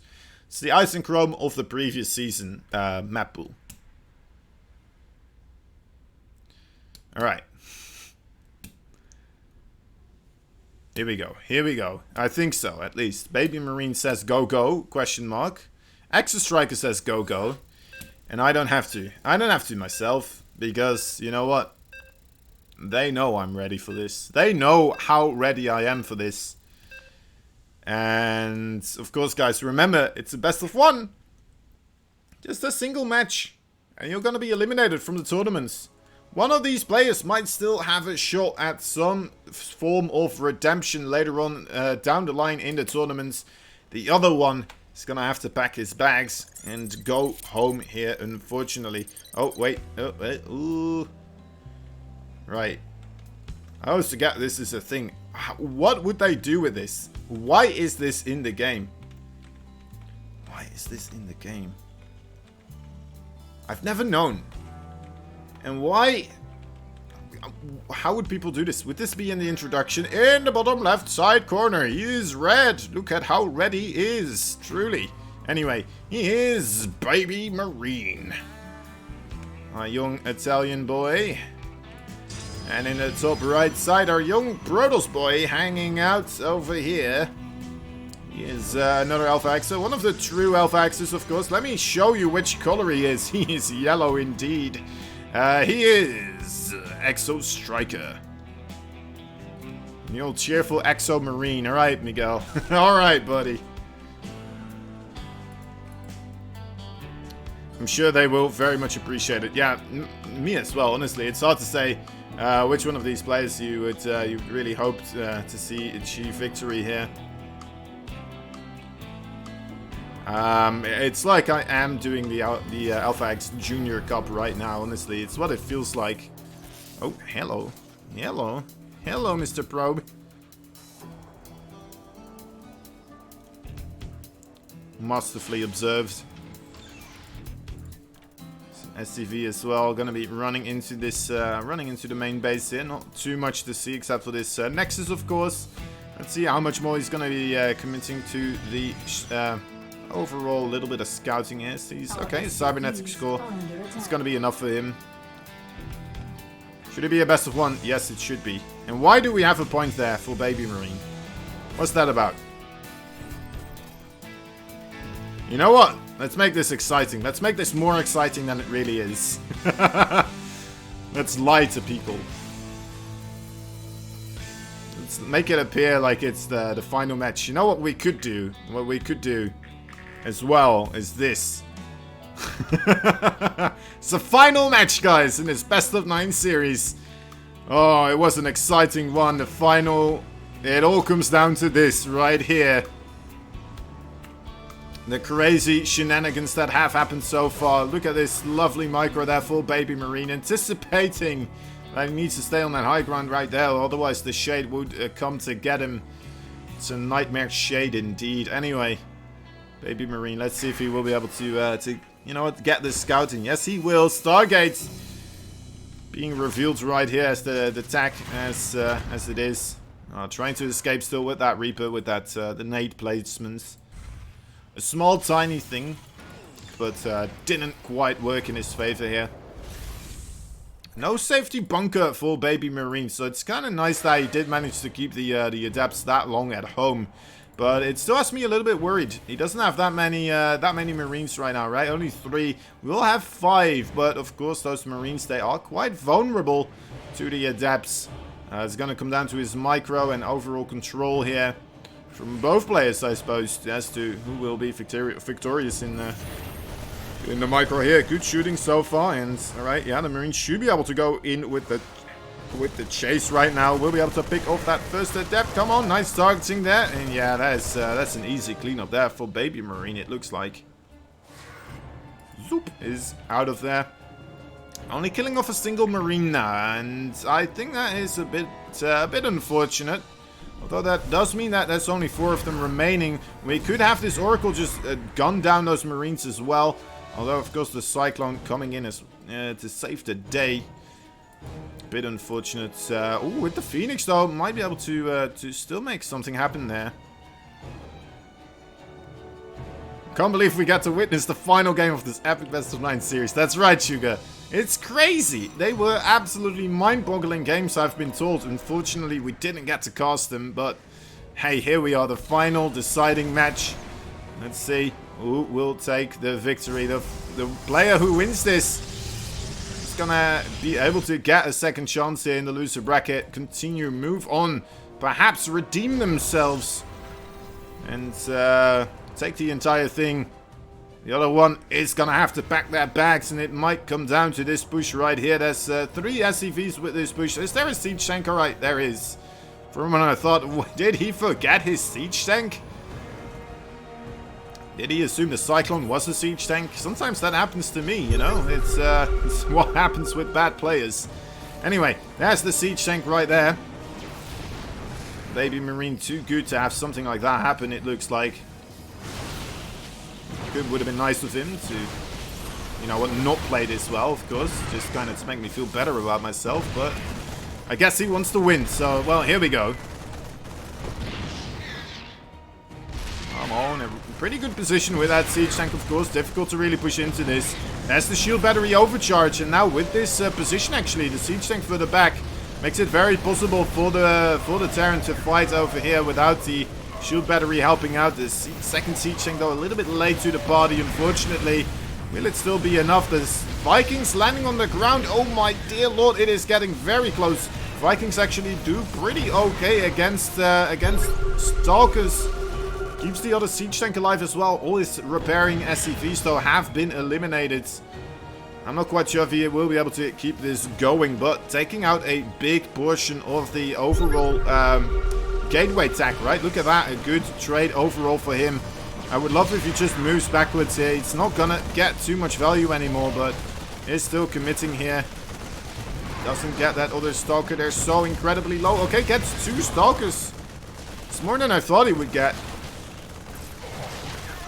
Alright, Baby Marine, move backwards, my boy. Move backwards. You've done your work. You did well. Oh, no, he's gonna continue onwards. I guess he's really committed to this. He didn't... Okay, yeah, I'm not seeing any 4th and 5th barracks, so I'm surprised that how much reinforcements he's sending across the map here. Is gonna lose another siege tank, unfortunately. And now, that means that things kind of equalized out again, right? Had a wonderful advantage there to start with the units lost stat, but now, unfortunately... Well, or fortunately, depending on how you're looking at it, right? Exo Striker managing to kind of hold his own again and keep things equaled out. 2 more gateways here being constructed. Just trying to fill time here. Also, Uzi Koti, welcome to the stream. How did your run go? Are you still in the tournament? Are you waiting for the loser or the winner of this match? Probably not the loser, but anyway. Maybe the winner. I'm not sure. I'm very surprised that Baby Marine is being this aggressive still. He has so little units. I mean, it was going alright, but yeah, just move backwards. Start mining from that 3rd base. And get your stuff sorted, get higher unit counts, and try again at a later phase in the game. His worker count, though, a little bit lackluster here, unfortunately. He really would have loved to be able to kill off a couple more probes than he did. Only killing off 4 or 5 being lost by him as well. Definitely a bummer there. I can kind of see why he was feeling so pressured to keep that aggression going. Try and deal the damage as much as he could. Looking at his overall worker count right now, he knows that he should have a bit more at this moment in time.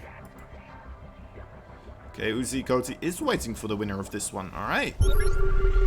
So after this, we might be able to get Uzi Koti versus Exo Striker or Baby Marine. Depending on how this goes. I'm liking this. These are the things that he needs to keep focus on. Just going in with those 2 Vikings. But unfortunately, did fly through the ever watchful eye of the observer there. Got spotted and needs to back off again. Not the winner of this one, the winner of the next one. Really interesting. Okay. So you're just going at max speed with the rest of the matches. Who else is in the bracket then, waiting for the winner of this one? Who's that? Is that Miguel? It's Miguel. It's Miguel, right? Pretty sure it will be. It's either Miguel or Bibs or Canuck. So, you know, it might be me as well, honestly. Who knows? Oh, big drop coming in this time around. Not gonna get spotted by the observer, but there are 4. Oh my dear lord, that's a lot of stalkers. Please don't go into that. Okay, good. Good readjustment, of course. So many bigats in this chat, that's right. That's right. Alpha almost a French team, honestly.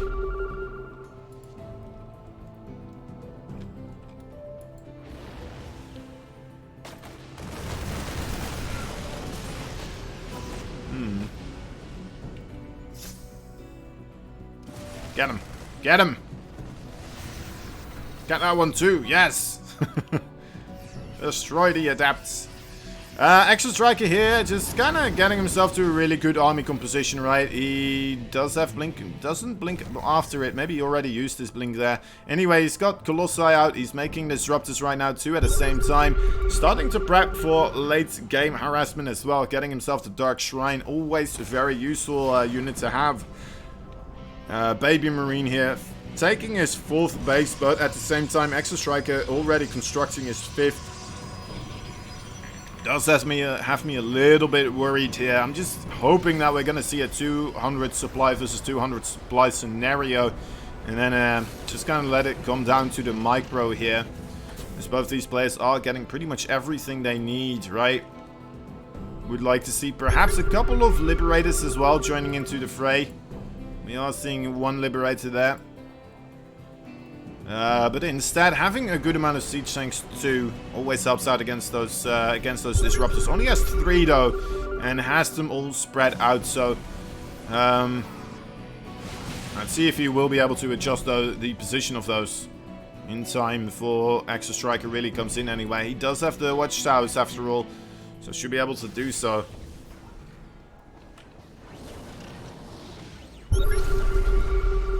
Okay, is he gonna go for the attack here? Not quite sure just yet.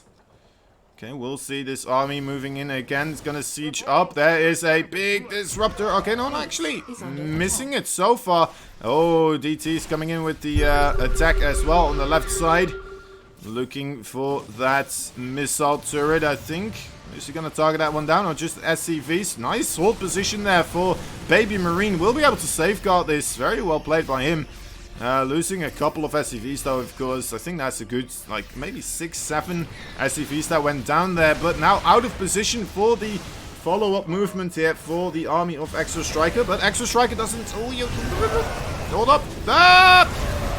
Jump up! Up! Okay!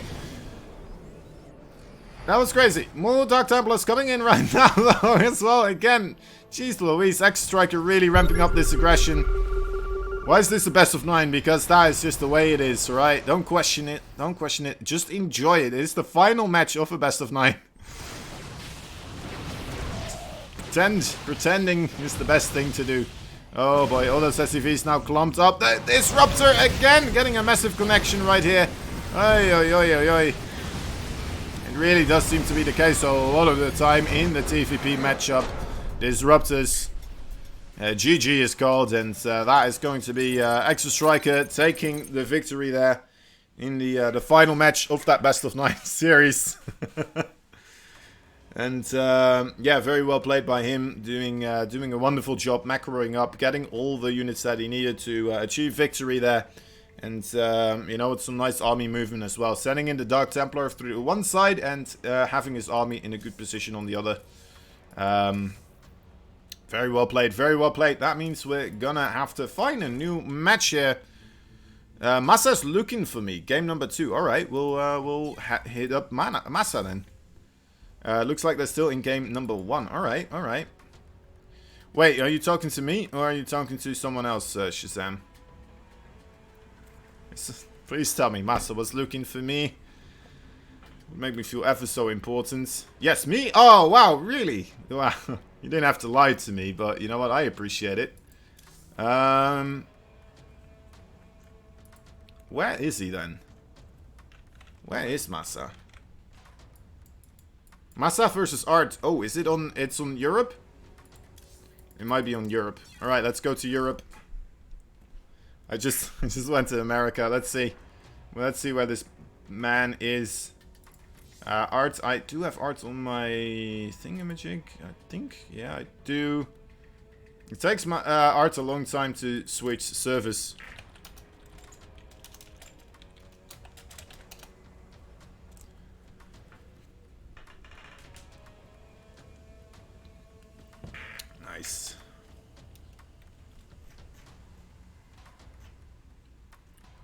boys. What's the score? What's the score, Massa? Thank God it takes Art this long to switch servers, right? Thank the Lord. Massa's up 1-0 right now versus Art, but don't count Art out just yet. It is the best of 3. Only needs to win 2 games here, of course. Needs to be careful. Only a single loss will lose him the series now. But if I have seen any Protoss in this team being able to achieve victory, it's not Estrella, it's not Zaun, it's gonna be Art. Pretty darn sure.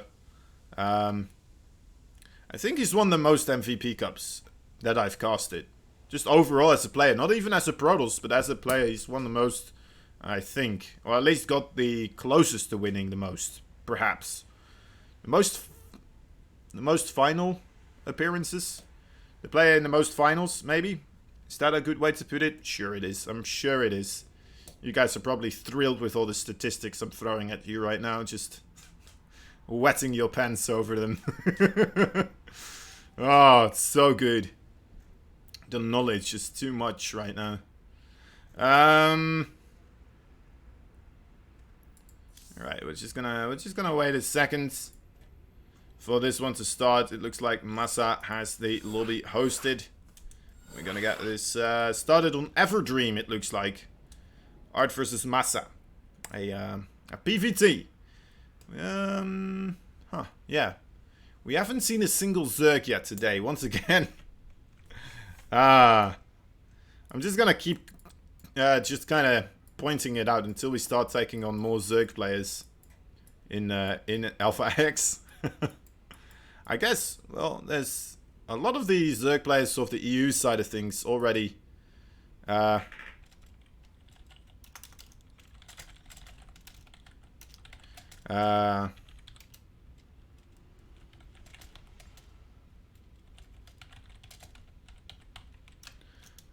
what was I talking about? Alright, Zergs. Yeah, get more Zergs in the team. A lot of the EU Zergs are already in a team or are just so high up that they don't need a team. Then you have Zergs from America, which, let me think,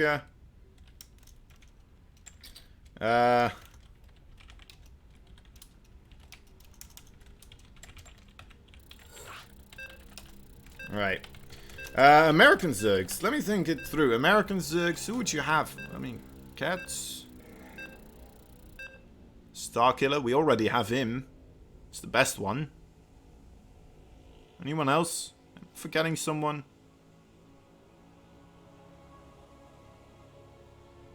Imagine getting Stefano or something like that, right? That would be pretty cool. I'm not sure. Anyway, enough of that. Enough of the fantasizing of Zerg players being in the MVP Cup. Isn't Solar teamless right now? Isn't Solar teamless? We have ourselves a blue Terran player right here in the bottom left side of the map. He is the Canadian-Korean player. He is Massa. Top right side, a pink Polish Protoss. Put your hands together for this mastermind, continuously making it to the finals pretty much every time, guaranteed. Will he be able to do it again? He's pretty darn close so far, but still has a couple of matches to go. Anyway, where's this probe going? He's just scouting. Alright, he is Art. Is he scouting now? Mr. Probe. Mr. Probey. Bring me your dreams, boom boom boom, make it a proxy that I've never seen. Boom boom boom boom, ba da da da da da da. Mr. Proby, bring me the rush.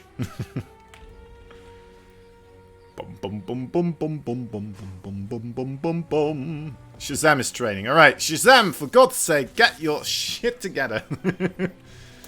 But then again, you're not even allowed to participate in the MVP Cup because you're supposed to host it, right? So, unless if you give that responsibilities to someone else, maybe we're just gonna have to ask to some people to off race, like Bibs. Maybe he's just gonna have to off-race to Zerg. Is Bib still in the chat, actually? It's been a while since he talked. Just checking, Bibs. You were winning too frequently. Exactly, it was unfair. It was unfair.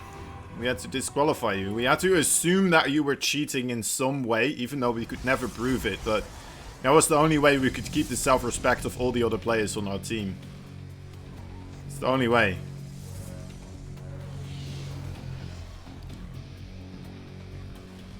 That's why you're banned from esports right now. If you go to Korea, they will arrest you.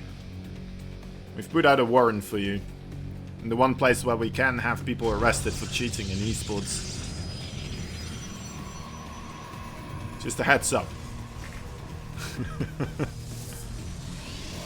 Twilight Council here for Art, a very standard thing. Wouldn't be surprised if we're going to see the Blink coming out. Starport Proxy for Massa. Is this going to be Hellions? Yes, it is. Lovely stuff there. It's very potent against what Art is doing, of course. Will not be having the Blink in time really to defend against this. So this, you know what, this overall could do quite a bit, especially if we look at the way the overall setup here for Art, his buildings is, right? He made a nice wall which helps against Reapers and stuff like that in the early game. But, I mean, if Hellions drop over here and he runs his probes away, he doesn't have that far away to run, and if he wants to run to the other base, he's going to have all his probes stack up right here on this little choke, which could do a ton of damage with what a single shot of these 4 Hellions now coming closer and closer. Isn't it 1-0 for Massa? Yes, it is, actually. Well spotted, Shazam. This is why I sometimes need a second caster in the chat, which in this case is you. There is the Medevac coming out to play right now, sending in the 4 Hellions. Only a single Stalker right here available. It's not going to be enough to clean up these Hellions just quite yet. Alright, Hellions as well coming in from this side. A nice block though from Art, being able to keep the Hellions away for a little bit. But still though, it is so much damage. 12 workers get picked off so far. And again, remember, there's no blink here. Otherwise, this may have already been stopped dead in its tracks. 3 Hellions still enough to one-shot the probes. Oh, 14 probes, 2 Hellions remain. Okay. Oh. That's the end of it. But still, 14 probes go down up in flames. That is absolutely massive, of course. The massive Massa strikes again. The man who loves the aggression is probably going to follow this up with a... Oh, wait, hold up. A third base, obviously, is what I was going to say. And there it is, of course. Right after I mentioned it, he put it down on the ground.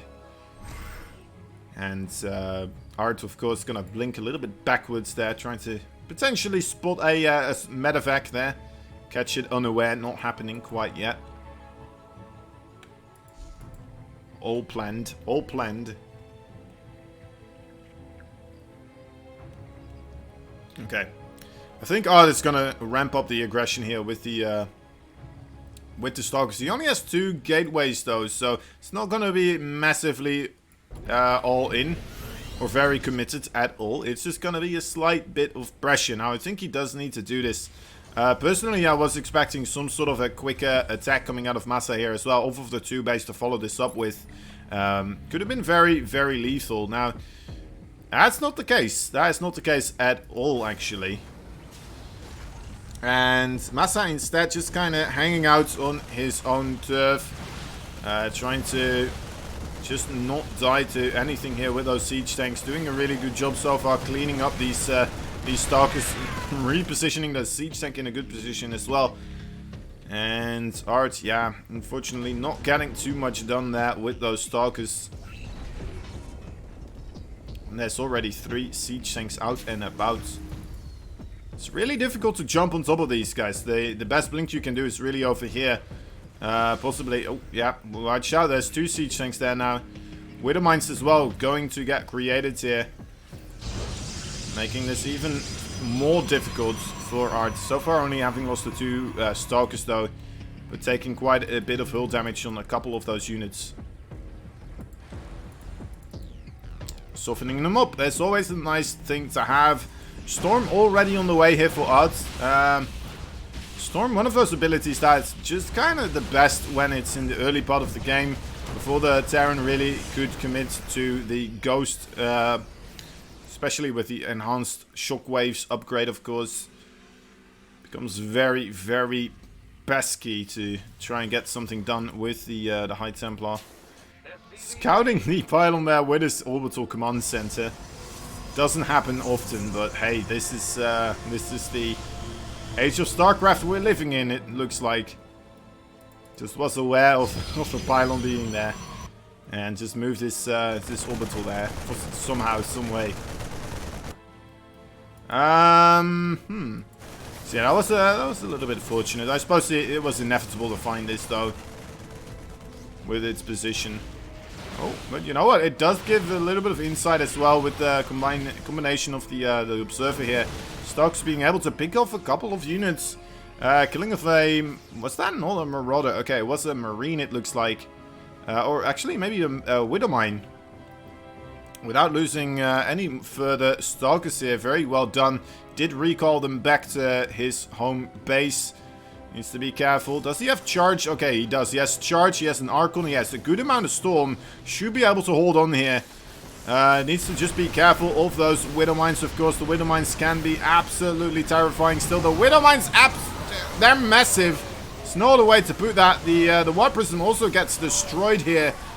And, I mean, Art does clean this up, but not in the cleanest of ways. Unfortunately for him, another Storm does land, but kills off his... the Observer does still get cleaned up as well. A quick scan taking place, and that means these Widowmines right here, they are not gonna get scouted because we have the armory up. Oh my god! Are you joking? Are you joking? Is that actually what happened? Was that really in time? What in the world? What? Oh, that's so painful.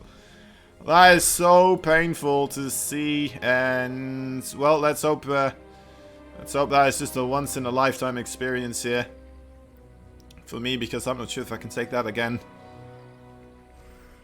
In comes Massa once more. A good amount of Marauders here. The Stalker's getting caught out of position, and that's going to be too much for Art to take here. He's going to tap out and give Massa the victory here. GG.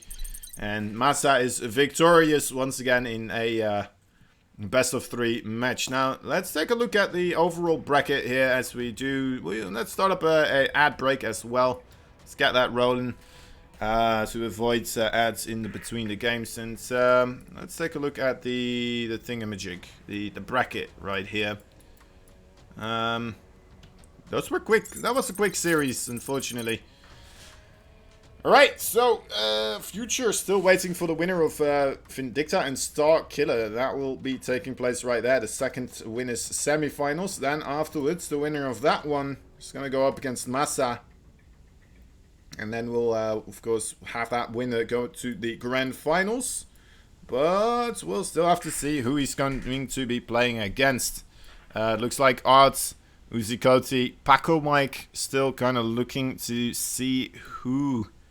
they'll be going up against. Extra Striker. Is Extra Striker going... no, wait. Extra Striker going up against Art. Wait, who are they still waiting for? Is that really round of 34? Round of 34 really holding things up here. I don't know what's happening in that TVZ of Vindicta and Starkiller, but it seems to be pretty darn epic. Because I think I've costed like 3 series in the time that one series has been going on, so... Anyway, Extra Striker waiting for the loser of that one, and the winner gonna go up against Future. So I think we're just kind of stuck waiting for that, really, right now. Yeah, that's the only thing happening at this moment in time. Interesting. Vindicta doing it again, going into the macro games. And slowing the entire tournament down. Vindicta, although, you know what, to be fair, this is why I like to see him play as well. Anyway, what else do we have? We have the Matcherino page, if you guys haven't already. Let me type it out for you. Matcherino, there you go, in the chat right now. Go to those links, guys. Fill in these coupon codes right over here, and they contribute. Very easy. AX MVP 2020. And hold up. Oh, June, of course. Sorry.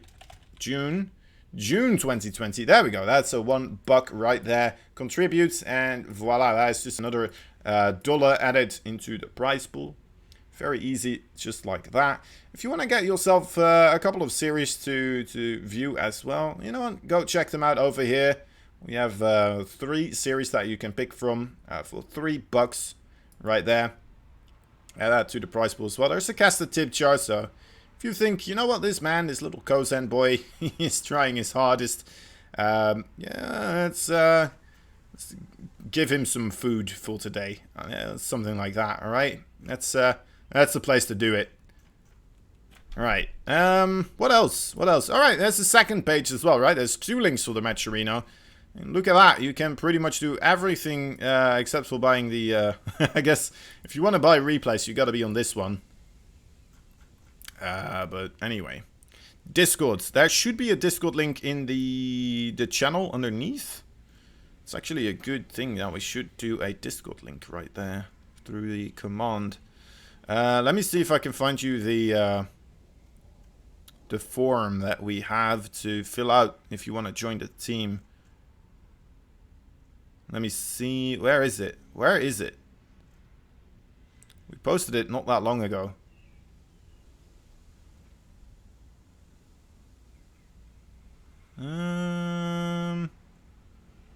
I can't find it anymore. Shazam has done it. Alright, good job, Shazam. Now, let me try to figure out something else here. As we're waiting for the match to kind of finish up for Vindicta and Starkiller. You know what, this could be a good moment for me to go to the bathroom as well, actually. But first, let me try to do this. Hold up. Hold up, I need to do something. I need to do something here. I only semi-prepped for this, so I need to do one more thing before I will be able to do it. Which is this, I think. Let me double check. Let me double check. Shoot. Shoot, I got the wrong one. I got the wrong one. Hold up. Hold up, guys. Alright, we're gonna be doing this. Please. Please work. Hold up. Hold up. Hold your horses. Calm down, guys. This is professional casting at its finest. Don't question it. Just relax, unwind. Don't look at me. Don't look at me in a moment, though, when it's happening. I swear it will be great. Maybe more so for me than for you guys.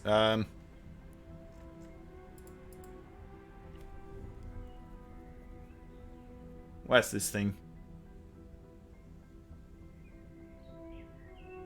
Did I not get it? Oh, right, there it is. Okay, okay, no, I did it, okay, well, blam! There it is.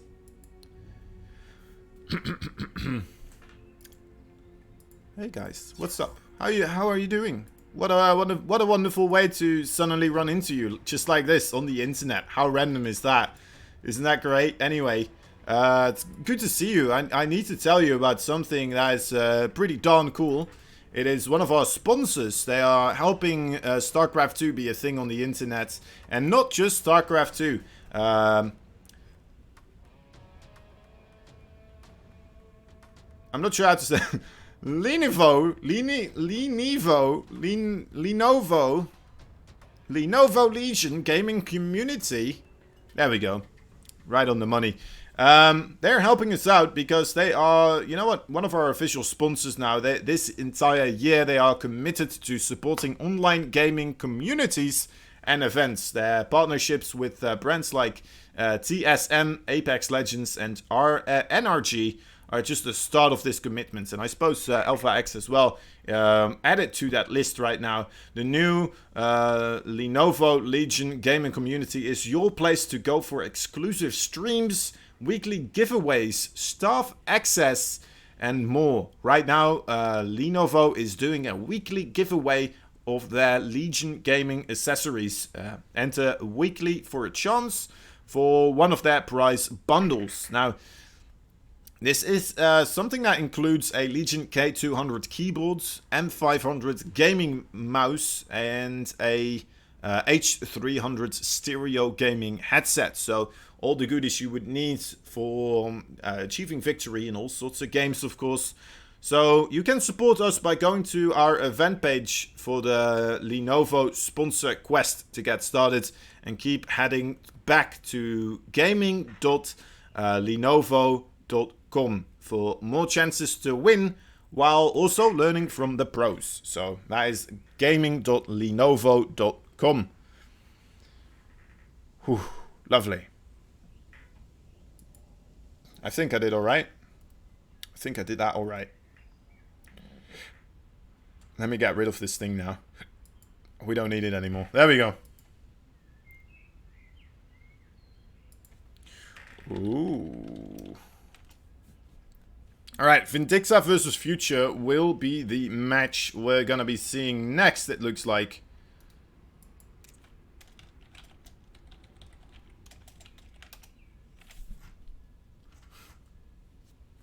Let's try to get in there. I did great. Thank you, Snoopy. You see the logo there as well? It's all up to snuff. I had a bit of a downtime period there in the overall trying to figure out how to say the name. But, hey man, it's the first time. It's the first time trying to pronounce a name. And you know I am the butcher of names after all. So, it's just, it was bound to happen. We knew it was going to happen.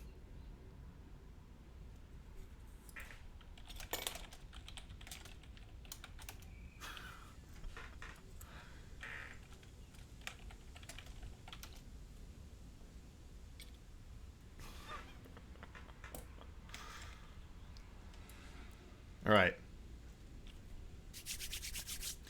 And of course, if you want to support the overall Alpha X a bit more, definitely go check out the Matcherino, subscribe to Twitch, join the Patreon, join the Discord, tell your friends, and yeah, let's get this sorted.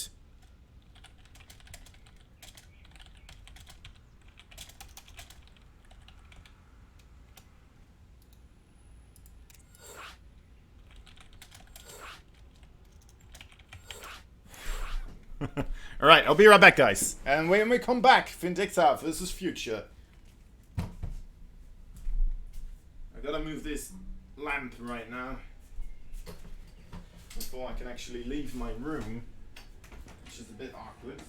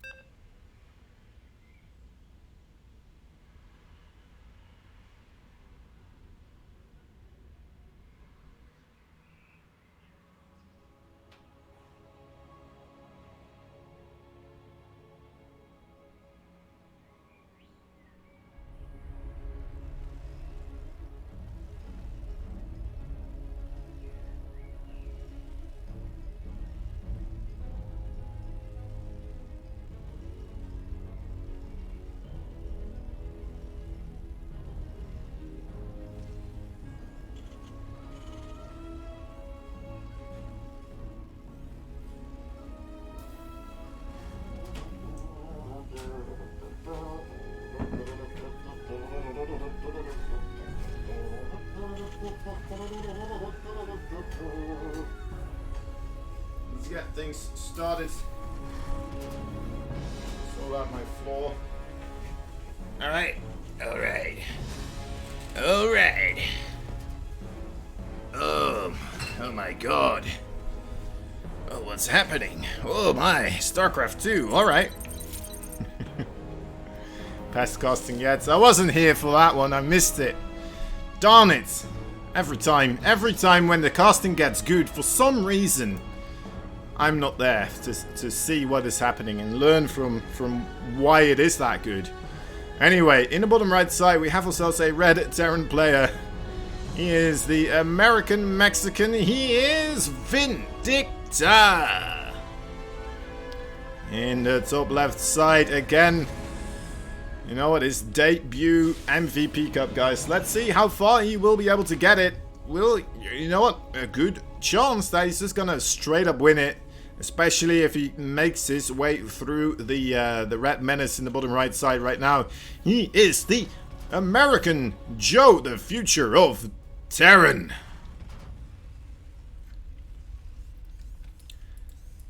Now, it's a little bit cocky, right? To call yourself the future of Terran.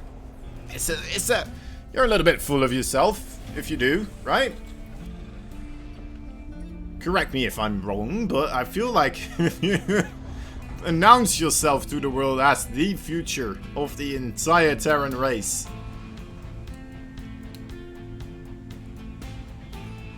You know, it seems like a bit much, overall. Seems like a bit much. Right, well, here we go, the poking Reapers. The poking Reaper dance. But then again, I mean, he is definitely proving himself as well, which is the worrisome part. Maybe he knows something that we don't know. Maybe it's how to believe in yourself. It's probably that. Look at the confidence of how he's moving these Hellions and Reapers across the map here, and immediately jumps up an opportunity. There we go, takes out the Hellion, gets the Reaper. Oh my dear lord. How did that happen? Vindicta now possibly in a little bit of trouble. But does get himself the 2 Reapers in the nick of time. Future, you know what, he is incredibly smart, realizing that with the low HP on that Hellion, not going to be joining in here for the battle. Jeez Louise. Jeez Louise, that was disgusting. That was disgusting. I saw this video recently.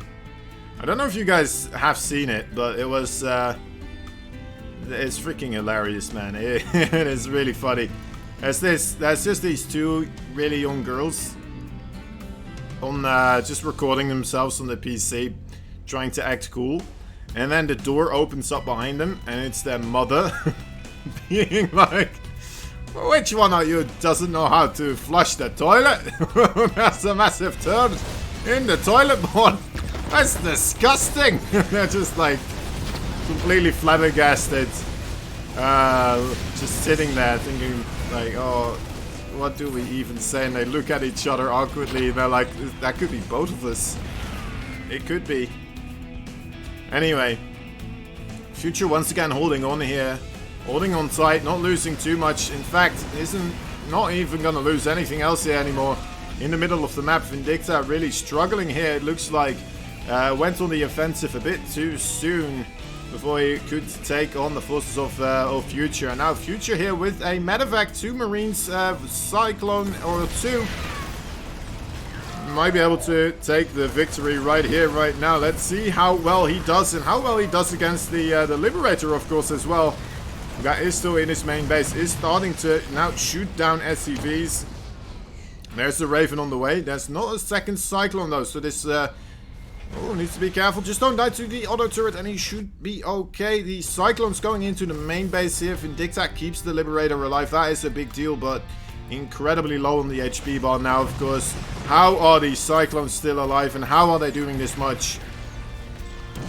Oh my dear lord. Alright, they should die. The siege tank here. Okay, manages to get one shot. Why can I not see the siege tank range? What's this about? Oh, there it is. Oh, it's just through the mineral. Interesting. That's unfortunate then, isn't it? You look at that. You can't see it at all. It's crazy. There's one's over there. Alright, there is one. Interesting. Anyway, that was a lovely maneuver there for Future. Putting himself almost on a worker lead of 15.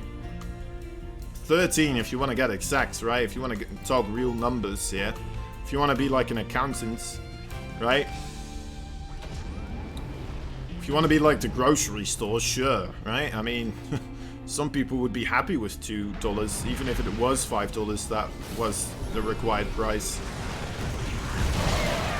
It's more like a suggestion anyway. These siege tanks for future a little bit too eager to try and really finish Vindicta Alpha here. Losing those 2 siege tanks can hurt them in the long run, of course. They do not come for free. Now, will get himself a little bit of damage dealt here with this Banshee, but no, actually not on the control as much. Killing off 4 workers, though, at this point in time, very, very worth it. As he already is that far ahead, of course, can afford not to trade out as super efficiently as possible. In the main base here, Future as well, with the Raven, well, the natural, I should say, with the Raven. Gonna hang around there as well. We'll have another auto turret pretty darn soon. Vindicta really struggling here, continuously bleeding SCVs, and he's gonna run dry pretty darn soon, I'd say.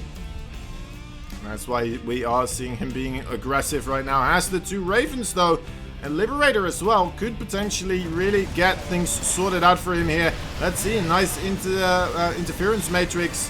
Will he get another one sorted? Gets interference matrix himself. Yeah, this is unfortunate, but it will not work out here for Vindicta again. He's gonna get cleaned up. Future takes game number 1. There we go. Alright, game number 1 going into Future's favor. Future, man, he is he's just really solid. It's not like he's very quick with everything he does. Yeah, he is quick after all, but his decision making, I feel like that's just really where he shines. Overall, is prepping for things, right? I think he's just a really smart player overall. Anyway, let's see. Game number 2, of course, might turn around. Vindicta there for a long time, already behind pretty much straight off the bat, right? After the first engagements, things going sideways for him, and falling behind economically very quickly afterwards as well. I mean, what you gonna do? What you gonna do in that situation? It is just incredibly difficult.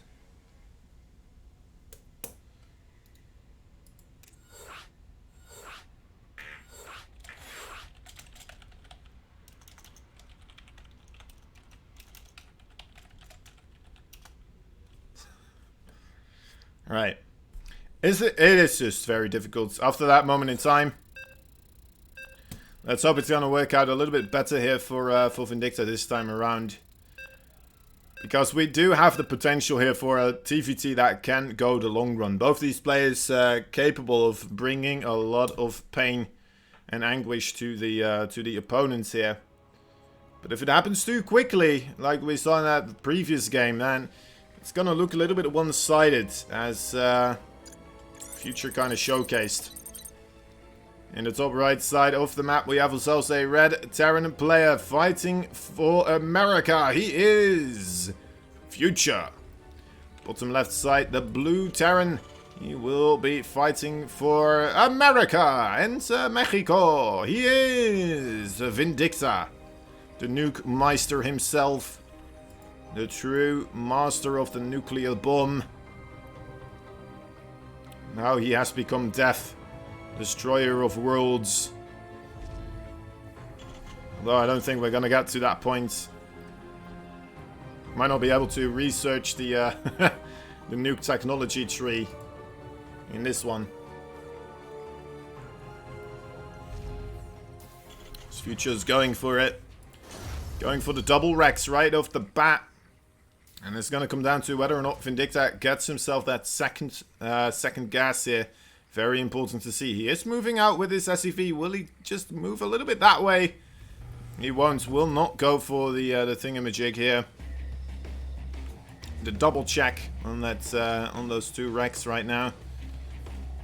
We'll move across the map though. Of course, we'll see something similar right there. But will it be in time? He needs to start making those bunkers. It's a relatively early scout. I'll give him that. But I mean, this is scary. Okay, we'll not start that command center until he sees that there is or isn't a barracks here. Now, this could, of course, still be a hidden barracks somewhere on this location here, or maybe over here, somewhere to just kind of make it difficult for your opponent to figure out what is happening. But I think Vindicta has figured out what in kind of water he is sailing right now, and it is extremely deep, and it is gonna hurt like a truck coming down the highway. pretty darn soon here. He needs to really get his micro to his A game here. Make the bunkers at the locations. There we go. That's the first one. It's not that incredibly on time, so could still be kind of horrendous here. But let's wait and see. Come on. Okay, reasonable micro so far from Vindicta. It's getting those Reapers pretty darn low. A good start so far. If he gets to target that other Reaper. Oh, Future though lifting up the barracks. A little bit of a you know what? Might mean that he's not gonna commit to this anymore that much, but will allow him, of course, to shoot from the low ground. Careful, don't lose that Reaper. Nice mines from both those players. There are bunkers available right now, but they are more so set up in a position where it becomes difficult for the... Oh my god, drops the barracks right here. First and foremost, that makes it difficult to A-move. Second of all, that means there's not going to be an add-on on this bunk, or the barracks. And GG is called again here. Vindicta taps on out of there. Future takes the second game as well. That's unfortunate. Unfortunate turn of events there. Future, well played by him. Takes 2 games in a row. Was a little bit of a build order win as well, of course. Keep that in mind. But hey, you know what that means? We're gonna have a winners finals between Massa and Future. It's pretty cool that these guys are meeting in the winners finals. Let me take a quick glance as well at what else is happening here. Starkiller versus Extra Striker still happening. Vindicta versus Paco Mike in the loser match. Might still have a chance of redemption. We'll have to wait and see. But yeah, of course, Future versus Massa. That is one game I am looking forward to see. The 2 new Terran additions to the Team Alpha X. Gonna fight it out right now in the TVT matchup. We'll have to wait and see which one of them will claim dominance. And potentially, they'll meet in the grand finals as well. The winner match finals are just, they're pretty much the semi-finals, right? Later on in the loser bracket, we will also have a loser, another semi-finals, basically. And then we're going to go into the grand finals. For those who are new to this MVP Cup business, the player that is coming in through the winners bracket will have the advantage of having 1 extra free win on the board. So that is just a heads up for that one.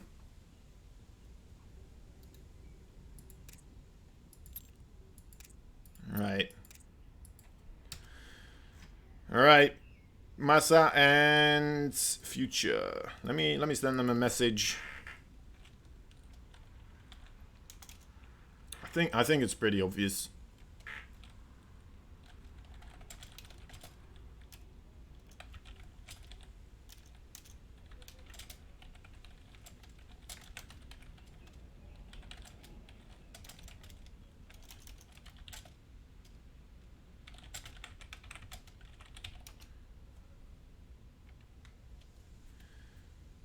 Alright, Shazam is on the case. He's looking for Massa here, so we're gonna get him back in with the group.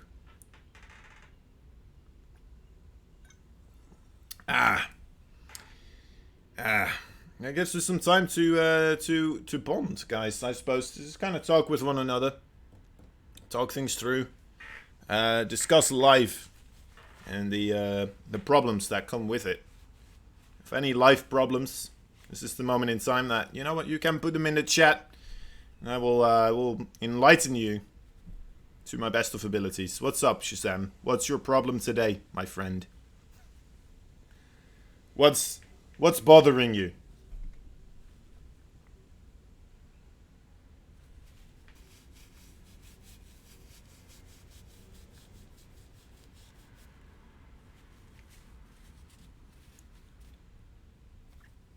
What has stricken you down with bad fortune? Well,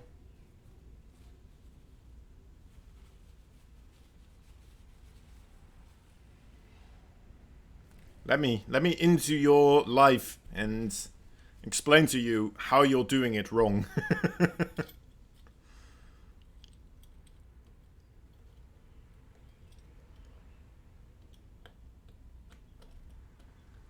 The last 8 hours that I've been logged into StarCraft 2, I have played 0 games, right?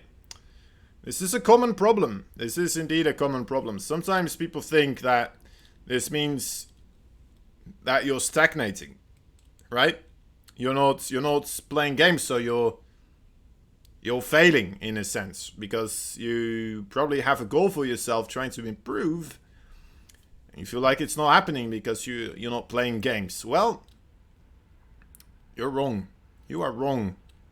You're not stagnating, because you are hosting the MVP Cup.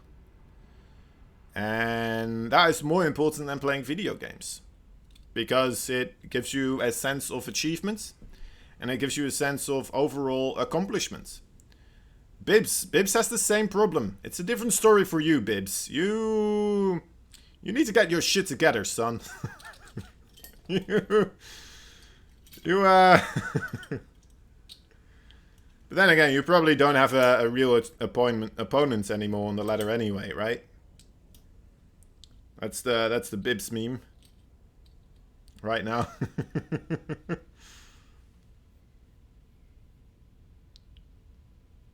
I mean, to be fair, I've also failed to play a lot of ladder recently again. Like I have been failing it for a while. But overall, you know what? It's not that bad, right? I don't have ambitions to become the best StarCraft 2 player. I would love to be a better StarCraft 2 player overall, because that would improve my casting. But I think my priorities still lie within the casting segment. And I think you need to look at your inner self and realize what you're trying to achieve with StarCraft 2 overall. Is it just something to have fun with? Is it something you want to go pro with to, you know what, as a new job opportunity? It's a risky one. It's a difficult one, for sure. There's a lot of competition. It's basically the epitome of competition, in fact. Because it literally is a competition. Some people say that just a regular job is a competition already, right? That's why they call it the rat race. You see, a race is a competition. But so is StarCraft 2. Which makes it a overall... I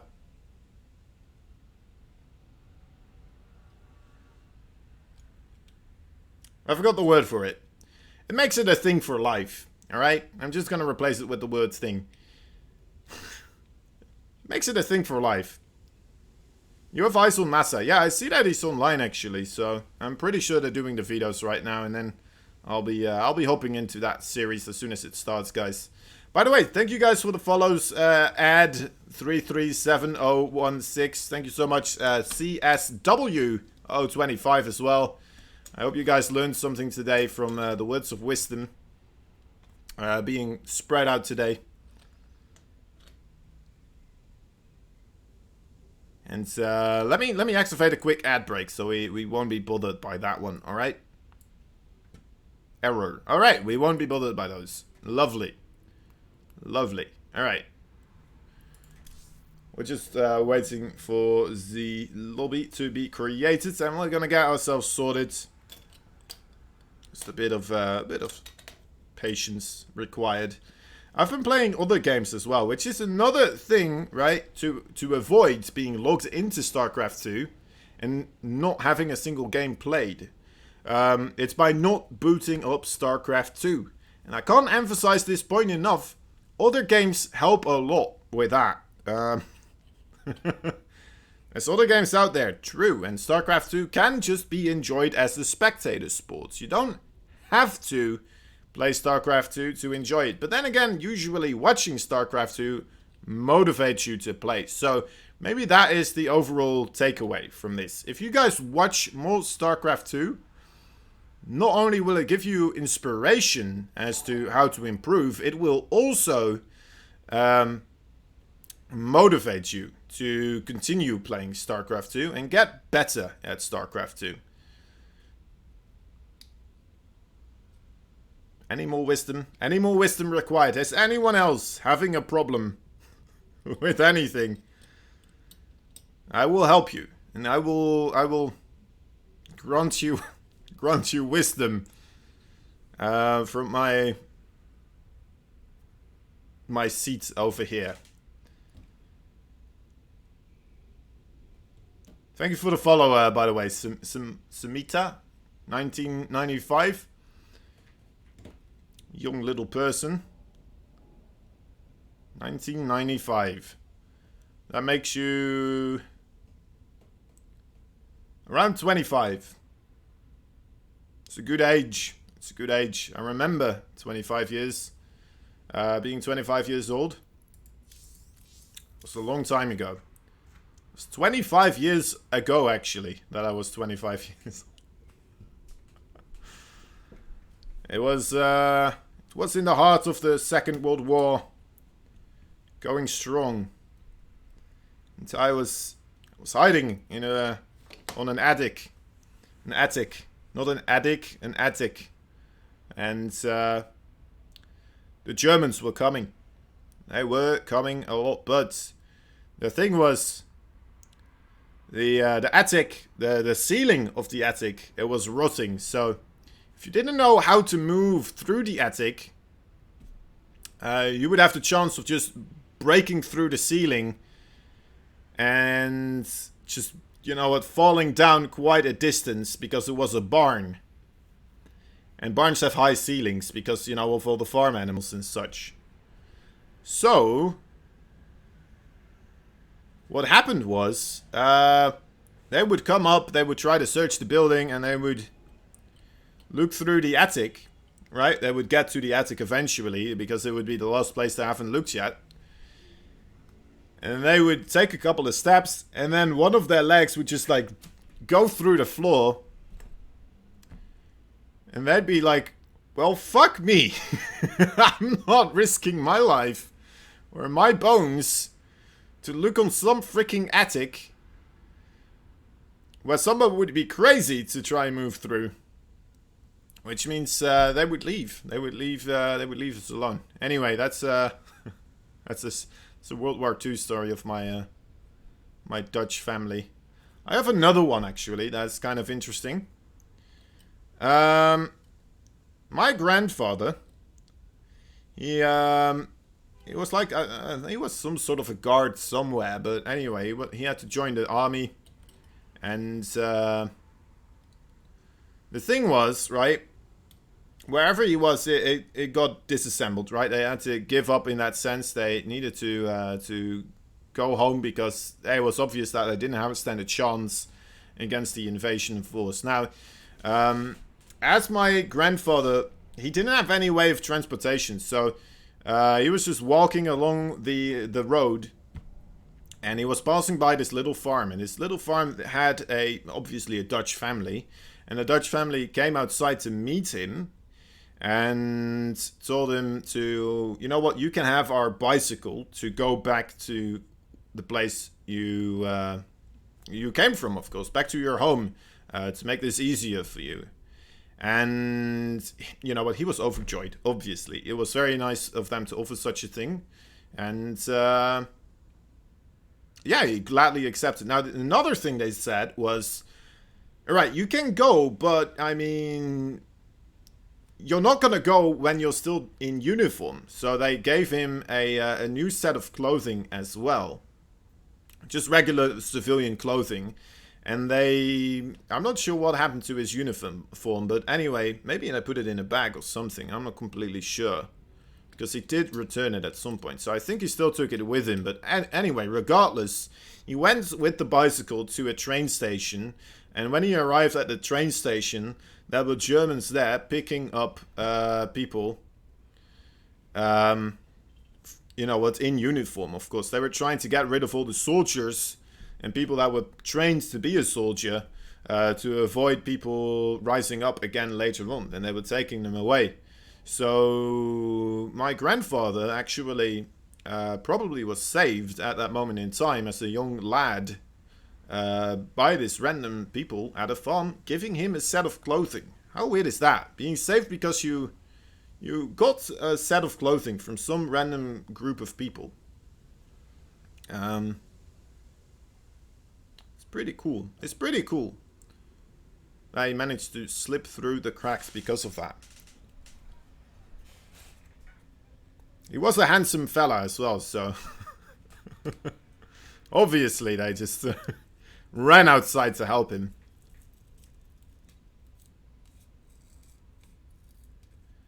Alright. Anyway. That's my story time. Does anyone else still need help with something? Let me try to run another ad, shall we? It worked. It worked this time. We are having Massa and Future vetoing right now, so we will be able to join them at a relatively short time. Hoping it's going to be sooner rather than later, but we still have to wait here a little bit. There we go. There's the lobby.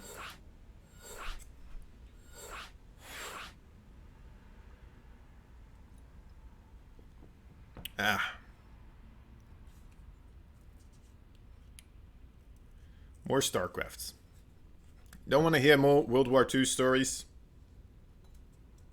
Shazam.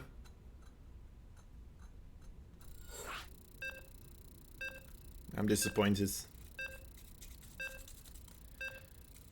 To be fair, I didn't really have many more. Didn't have many more, so... Maybe, just overall general stories. You know, people used to, like, to sabotage German tanks. They would pee into the gas tank of a tank, right? So if you would want to erode a tank, you would put something other than gasoline into the tank, right? The tank of the tank. It sounds weird, but you know, the gas tank of the tank. The oil tank. I don't know what the fuck they used. Anyway. So yeah, people would pee into the tank. And that would cause them to erode very quickly. Imagine that. You're my Dutch family, getting me StarCraft games to cast. Yeah, to be fair, this is a lot better than fighting in the World War. Though, you know what? Probably people won't be talking about this later on anymore. They won't be going like, you know what? My grandfather sat at his PC. And he had to deal with very bright lights. It was exhausting. The amount of time that he had to wait for players. Just talk about all other stuff. Masa, oh boy, he did watch the game, it looks like. He's like, bro, I watched GG. Lovely, that was worth the wait. Right, how about another story, guys?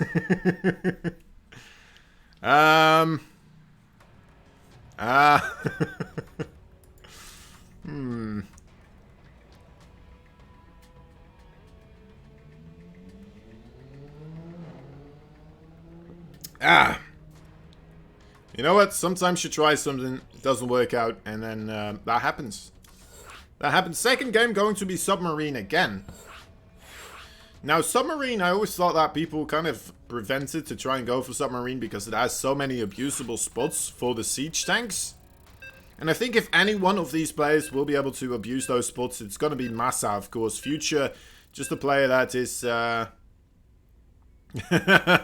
Massa asking if he's going to proxy again. Future just says... he was silly boy. Well, he didn't add... I added the silly boy parts. That would have been... that would have been what I would have said, but... Oh well. Anyway, here we go. Actually, let me get this sorted. There we go. There it is. In the top left side, we have ourselves a blue Terran player fighting for America. Oh, no, wait, sorry. Canada and South Korea. He is Massa. I'm so used to just calling out the American Terrans right now. This is the American Terran, though. In the bottom right side, the red one. It is Future. Shazam, come on, man. You gotta cheer up. Don't be that disappointed about a game that happens like this. Yeah, so my grandma was... sorry, my grandma... Insulting your grandfather immediately by calling him your grandmother. Anyway. This is a story about from Optimus Prime. Yes, I think that's Droptimus, right? That is Droptimus. You are Droptimus, right? Am I crazy? I might be. Anyway, so my grandpa was a German soldier at the Dutch train station filtering out resistance fighters, and that one time they saw a guy in civilian clothing clearly hiding he was a soldier, but not letting him go would have been a crime against humanity because he was so handsome. I see how it is. That's very nice, actually. I'm alive now because of that. I'm alive because of your grandfather. The USA, that's right. That's right.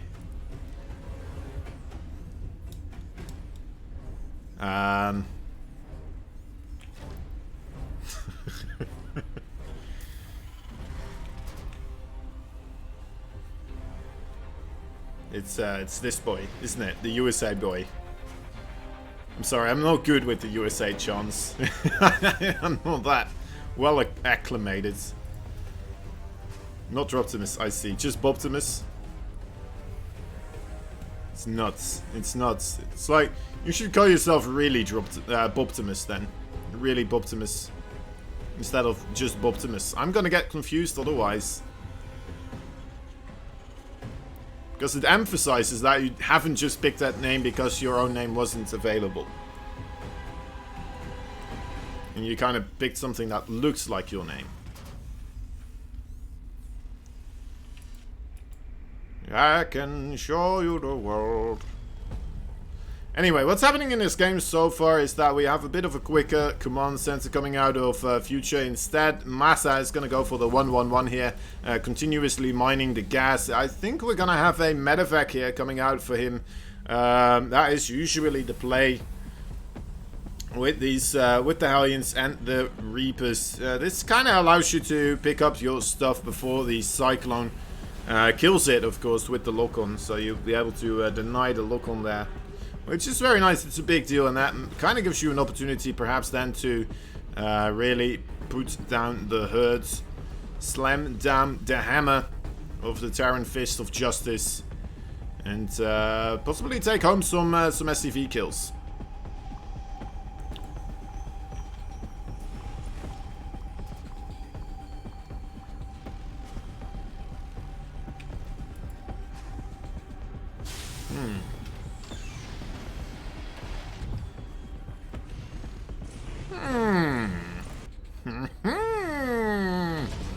Oh wow, Massa immediately goes into the medevac here with those aliens. That's a bit of a surprise. We'll get locked on with the Cyclone. Needs to move away again, and that medevac is going to be extremely low. I think that's pretty much going to be the end already. Definitely a build order advantage here to Future. Will it be enough though? The Reaper's actually still getting right on top of the Hellions here. Not really cleaning it up just quite yet. The Cyclone extremely low right here. Just barely gets traded out equally. But in the end, I mean, it's still not the best of exchanges there for Massa. And GG is called immediately. Alright, well, that, I mean...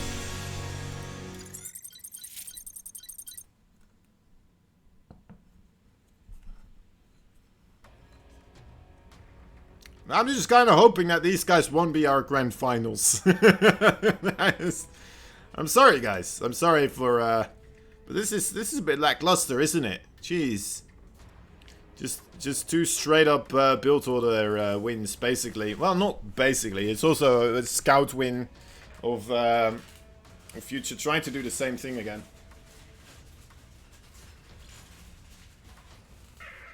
The quickest best of 3 TVT ever. Yeah, I think you might be right, Shazam. I think you might be right. Although I think maybe what's another play that might be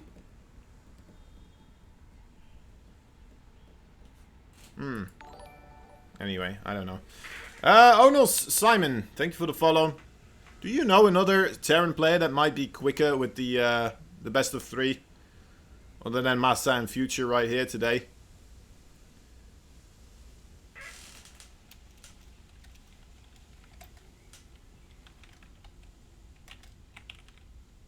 Why is special here?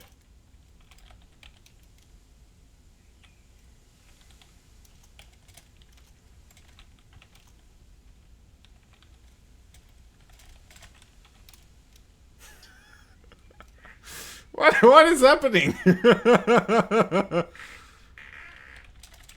Why is Special in the lobby?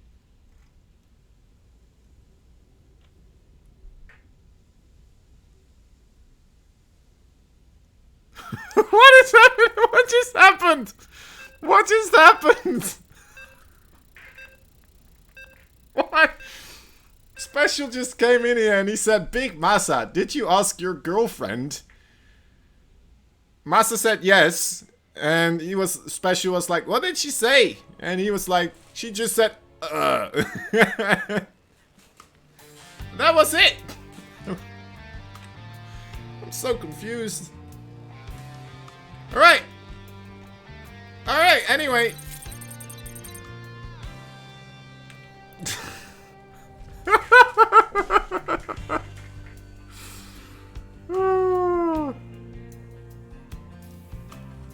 Alright. Alright. Alright, I gotta gather myself, center my my attention here. In the top right side, we have ourselves. Oh my dear lord, what is happening? Future, stop it! Stop it! Bad! Bad boy! You know what? I'm not even gonna introduce him now. As a punishment.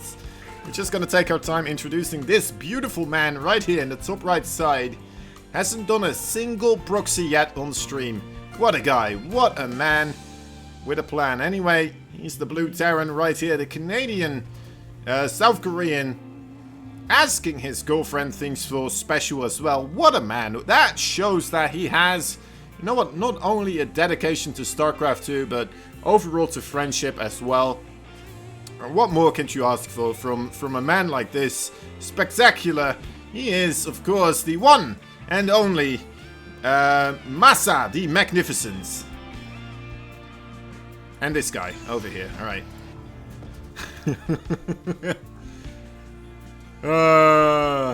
Alright. 2 barracks. Just give it to his future. Oh, Massa. Where's he gonna go to? Will he see it? Oh. Oh. Oh, he saw the SCV. He saw the SCV. He noticed. It's like, oh, where did this bad boy come from? Uh-oh. Uh-oh. Massa was the person asking. I'm just gonna go for a random all-in build. Tell me which one. And now Future is the guy doing this. Oh dear lord, that is not the right way to start a Reaper versus Reaper fight. Unless if you, I suppose, have the second Reaper this close by. Luckily for Massa, he did go for the second gas here. Did not go for the single gas. That may have just been GG immediately, but instead, he might lose a couple of SCVs here. So far, doing alright actually. Losing 2 so far. That is, it's okay. And now with his Reapers and the Hellion here available, should be able to just kind of hold the door here and not die to this straight up. Alright. Oh god, I'm missing this here. I thought we were going to have a little bit of a break of things happening, but apparently these guys, they don't take breaks, do they? Alright, well, that's that handled. I suppose if you weren't on your last life right now, you may just say GG, but you know what? Future's gonna have to do something else now. He's gonna have to handle himself here.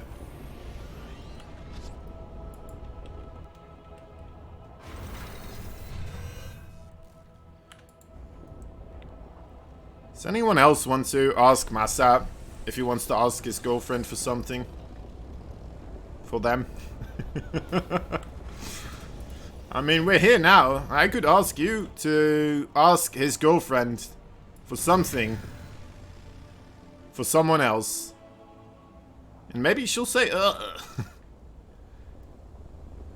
Parting stream is the portal to your wish. I'm not exactly sure, but that's where it is. Really?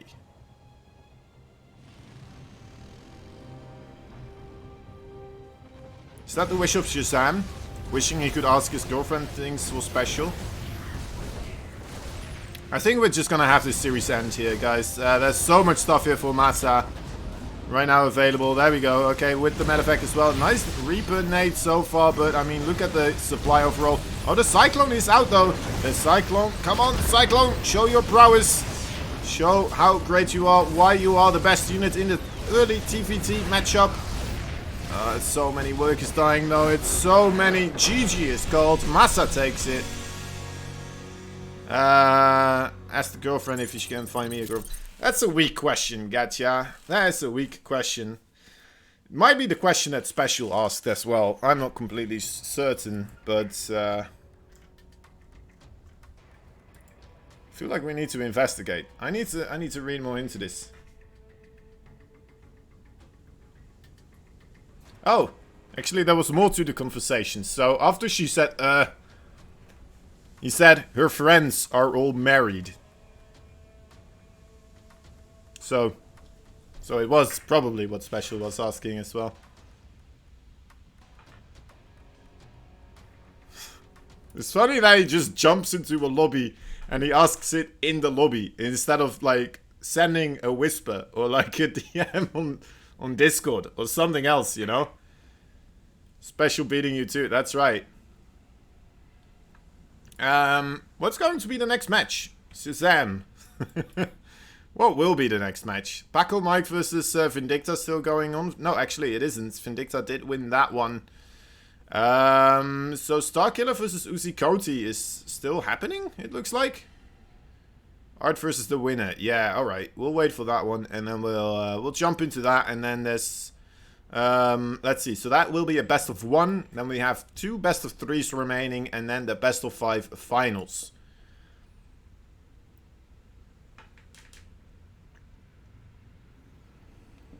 Game over 10 minutes. That's crazy. This best of 1 is taking longer than the best of 3 between between Future and Massa. And my entire World War stories. What am I drinking? I am drinking a pen. It's just ink. No. It's beer. It's beer. Believe it or not, yes. It's a Dutch beer. It's called Jan in Dutch, and then he is he's a Duke, I think. I think that's the English term for it. Duke Jan. Translate. Let me translate this for you. Fills me up with joy. Of course it does. Of course. How could it not? Let me see. It is a Duke. My English is better than I anticipate. Every time. Let me see. Alright, so I did call the pharmacy a apothecary recently.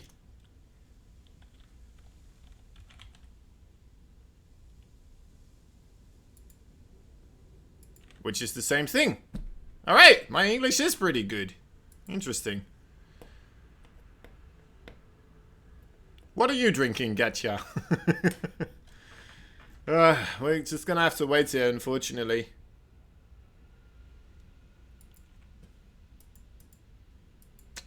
Well, I suppose, you know what we could do? We could talk about this. If you haven't already helped us out with the Metrorino, it would be very much appreciated, because we do need some help. Water, because you're eating. But about to switch to Budweiser. Ah, pretty good. I don't think I've ever said the phrase I need to go to the apothecary. Really? It's because you're not as fancy as I am with the English language. And also because the Dutch version of the word is apotheek. So my mind automatically went to apothecary instead of pharmacy. But apparently it's the same thing, so... And then I was like, wait, is that just a random word I learned at some point while doing some MMO thing or something, you know? And then apothecary, probably like World of Warcraft, something like that, or Warcraft 3, maybe that's in there somewhere. And I just used the word because it's a fancy word instead of a pharmacy, apothecary, right? Kind of sounds like some sort of undead type of thing. Maybe I just learned it from there, and then I started rambling my mind, being like, "Oh my dear Lord, what have I done?" But it turns out to be okay. Right, as I was saying, Metrorino, definitely something worth checking out, guys. Would be appreciated. We have ourselves a lovely bit of extra prize pool, of course, that can be achieved if everybody just kind of fills out that code right here. Just press contribute and type in AXMVP June 2020. And there you go. $1 extra just like that. Easy as can be. Contribute. And that will add another $1 to the prize pool. Now, if you feel like, you know what, that was kind of easy. And that made me feel good about myself. Because now I know that I have invested money into esports. And not only that, it didn't cost me a dime. I didn't have to pay anything of it. It was somebody else's money. That's pretty nice. Yeah, I agree. It was pretty nice. You know what else is pretty good? Yeah, you can do it another time right over here with a different code on the other URL that is also available right there. All you do is AXCOM for competition, that is, and 121 contributes. And voila, I've already done it, so I can't do it again, unfortunately. But if we all help out, it will definitely increase the prize pool by quite a bit. And overall, help us out. All set. Didn't realize there were 2 of them. Thank you so much, Getcha. Very much appreciate it. It does help out. There's also a replay pack if you do want to see that one. You're able to, for like $3, pick and choose three series you want to replays of. I hope for you, you're not going to pick Massa versus Future, because I don't think you're going to get a whole lot from that one. But oh well. Oh well. Anyway, let me see what is happening. They're still in the game right now. They're going to have to do the vetoes as well. This might be a good moment in time for me to quickly head down to the toilet, so we won't have that happening during the series somewhere in between else. So, guys, we'll have to wait and see. Will Art indeed still be able to push his way back into this? We're going to have to wait. I'll be right back, though, guys, so do not go anywhere. And, yeah, we'll be right back. See you in a little bit. I'm going to play an ad. Current game is happening at twitch.tv/statfastsc2. Or SC, actually. So, be right back, guys. Boom, boom, boom, boom, boom, boom.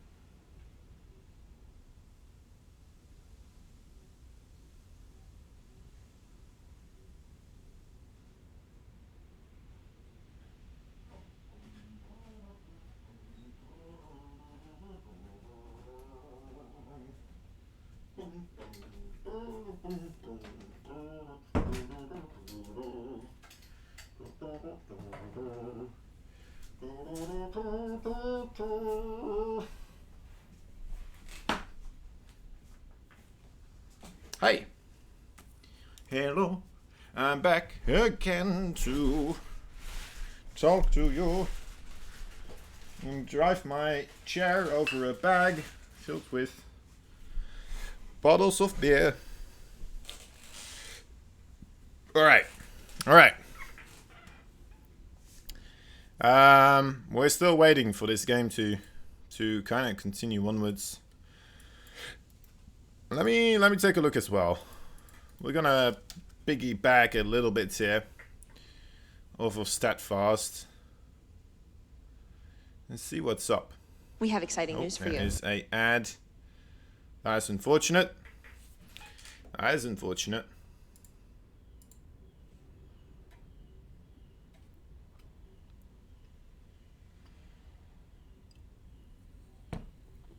Waiting for the ad to pass by. And we'll be able to take a look at what is happening in this game. And hear the beautiful voice of StatFast. Alright, here we go. Let's take a look. Uzi Koti versus Star Killer. Star Killer, has he just stopped doing all-ins? Is he transitioning into being a macro player here? We will see a couple Why of does he have more than Hellions. 3 Once again, bases? Hellions are not the main threat. It's here. unnatural. They're a garnish on the Terran army. The main course is of course that Liberator Ghost, and well, one of the Liberators not sieged up in a great position, but the rest are in a pretty good spot. Ghosts will get closed See what upon by happens. some of this Ling Bait. Nice pickup on a few of those Ghosts. Oh, that's a but, nice pickup, yeah. well, we're going to see Oh. the majority of these units get saved for Uzi Cody, and Starkiller has completely This is run a out close of one. steam. He But I is on think- just I 28 think army supply. Uzi Cody has Uzi it, Cody. right? This base will stay He alive. should have it. And, well... Yeah, he man, should the have income it. graph tells a very, very sad story for Starkiller, and I Look think at that we're army about to supply. see Uzi Cody take this I think game that's the down. main deal 82 here. Army supply. Uzi Cody just Just needs the A move, 28 right? Of his opponent. Now Starkiller finally taking this bottom right base. If he'd taken these 2 bases a little bit earlier, True. I think we could have seen. Well, we could see Starkiller potentially maxed at this point once again against an Uzi Cody who's probably on the same army supply. But it's just not going to be the case. And, well, even Hellbats are going to find these 2 new bases. And I just don't know what Starkiller can do at this point. That's rough. Uzi Cody making That's sure very to rough. cross his T's, Oh, that's dot even his rougher. I's. Oh, And jeez his Louise, opponent that's has the no way roughest. back into this map. Scan No. come down, reveal the burrow No. drone, and the drone killed No. 22 workers being taken No. out. Even Banelings trying desperately to keep these units alive. Not gonna happen. And well, that last bit of Zerg reinforcements, those Zerglings. will keep Yeah, that's this it. very Uzi small Cody. drone count That is alive. like, We're looking Jesus. at 33 How drones many? right now, Hold up. and an army Hold supply up. that's How? down 7 Let me count this. for Starkiller. 1, 2, He does not want to let 3, this game go, but Uzi Cody has absolutely secured a 4, victory in this one. There is just no way that Starkiller is going to 5. come back. There's Even these 5 Hellbats Terrans taking in the out top somewhat 6. cost-efficiently is still so good for Uzi Cody. There's Now, 5 this is Terrans a in the nice top little move 6. for Starkiller, but Unless the the Starkiller Liberators brings are this gonna get back. on top of it. Well, they will have to disengage. A snipe coming down, going to take down. Wait, the Paco is Broker, still... Right. and is very Right, sad that's little true, army Bibs. of the Zerg player. God's sake, how do you know this It better is than I do? slowly but surely being How did chipped that away happen? at. When did that happen? Lings trying, they're desperately trying to take out. There's Starkiller's, 4 Terrans. Or sorry, Zerglings desperately trying 4 to take out Uzi Cody's. Terrans. That's there, but it's not going to happen. And the best In the of top one 6. will go Ridiculous. in favor of Uzi Cody. And well, now we're going to be faced. I might have to put it onto the top 5 right now. Alright, close that. Now we know. Now we know.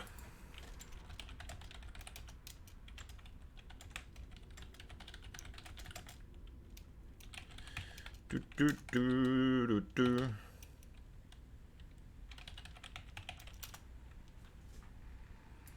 Yeah, now we know. It's gonna be Uzi Cody. And it's gonna be Uzi Cody versus Art. So 1, 2, 3. 3 Terrans at least will be in the top 4. It might be 4 Terrans in the top 4.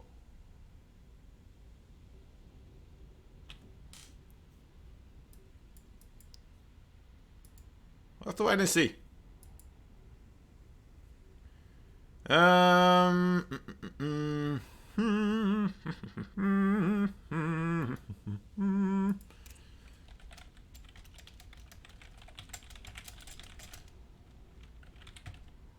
Wait, Usikoti went offline? Oh, right, they're gonna go to Europe. Of course, of course.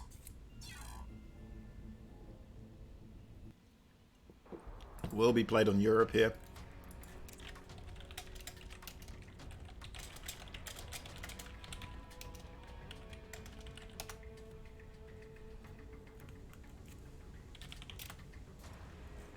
Yes, yes. Alright, Art versus Usikoti. I'm just hoping Art's gonna just wreck every single Terran from here on out. And we're just gonna be able to see Art going up against Usikoti, going up against Vindicta, going up against Future, and then going up against Massa. Think about that. That would be pretty darn cool. What's up, AK? Thank you for helping out with that Mechirino. You're like a professional at this moment in time with those Mechirino codes right now. It's very much appreciated, though. Alright, we're gonna be having, you know what, Art, probably my favorite Protoss in the universe. Outside of Estrella and Zaun, of course, as well. It's kind of top 3 of those guys. Rodzin as well. Very salty former Terran player of you, Kozen. Yeah, that's right. But then again, we have so many Terrans right now. And then, I mean, TVT is nice, but I've seen so much TVT already today. I just want to see something else, you know? I just want to catch that sweet PVT breeze of refreshment. Always glad to help out. Nice. It is the most entertaining mirror matchup to watch. That is true. That is definitely true. Oh, thank you, Statfast. Thank you for the raid. Hope your casting went well. Hope you had a good time with that one. You got some pretty darn good series, I think, right? You definitely had the longest series anyway. So that was pretty cool. And was it nice? Was it nice? Let me know. Let me know. Also, how else am I gonna see a bunch of things I can't do? Well, you could see it in a matchup of TVP, because that is still, you know, there's still a Terran there. What's up, Devin? How you doing, buddy? Welcome to the MVP club. The MVP shenanigans happening right here. Usikoti versus Art will be taking place pretty soon. I think they're doing the vetoes right now. I'm assuming they are. Otherwise, this is very awkward for me. Is Usikoti actually the other person that takes 2 hours to switch servers other than Art? Actually, come to think about it, that might be a problem. That might be a problem if we have Art continuously. It might become very late here if Art is going to take everything to the final game and has to move back and forth between the servers every time. Oh, jeez. Alright, anyway. Where was I? What was it talking about? Oh, Devin, help us out with the Mechirino. I'm calling you out specifically. The Mechirino would be greatly appreciated, buddy, if you have the time. Get us the help we need. Get that esports money involved with the esports side of things. All right, not just let it sit in the Mechirino pockets. Right, let it do what it was created to do. Let it be free in the pockets of the esports masters, which in this case are the Alpha X players. So you know what? You're not only supporting our team, you're supporting StarCraft. What else do you want? What else do you want? Is there some way how I can make this more enticing for you? Let me know, because that is what it's what I will do. I promise you. I will try my best to make it more enticing to you if it is within my capabilities. Don't make that promise lightly. Or often.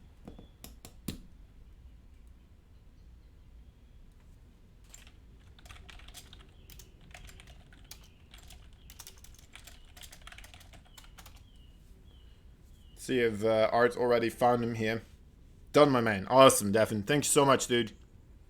What's up, Koba? How you doing, buddy?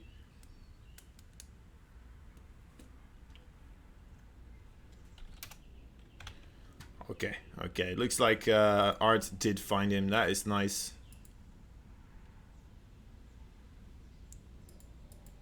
Let me get this sorted. You know what? Let me get... Oh, wait, quick. Okay. Whew, went okay. Let me get something done here, guys. There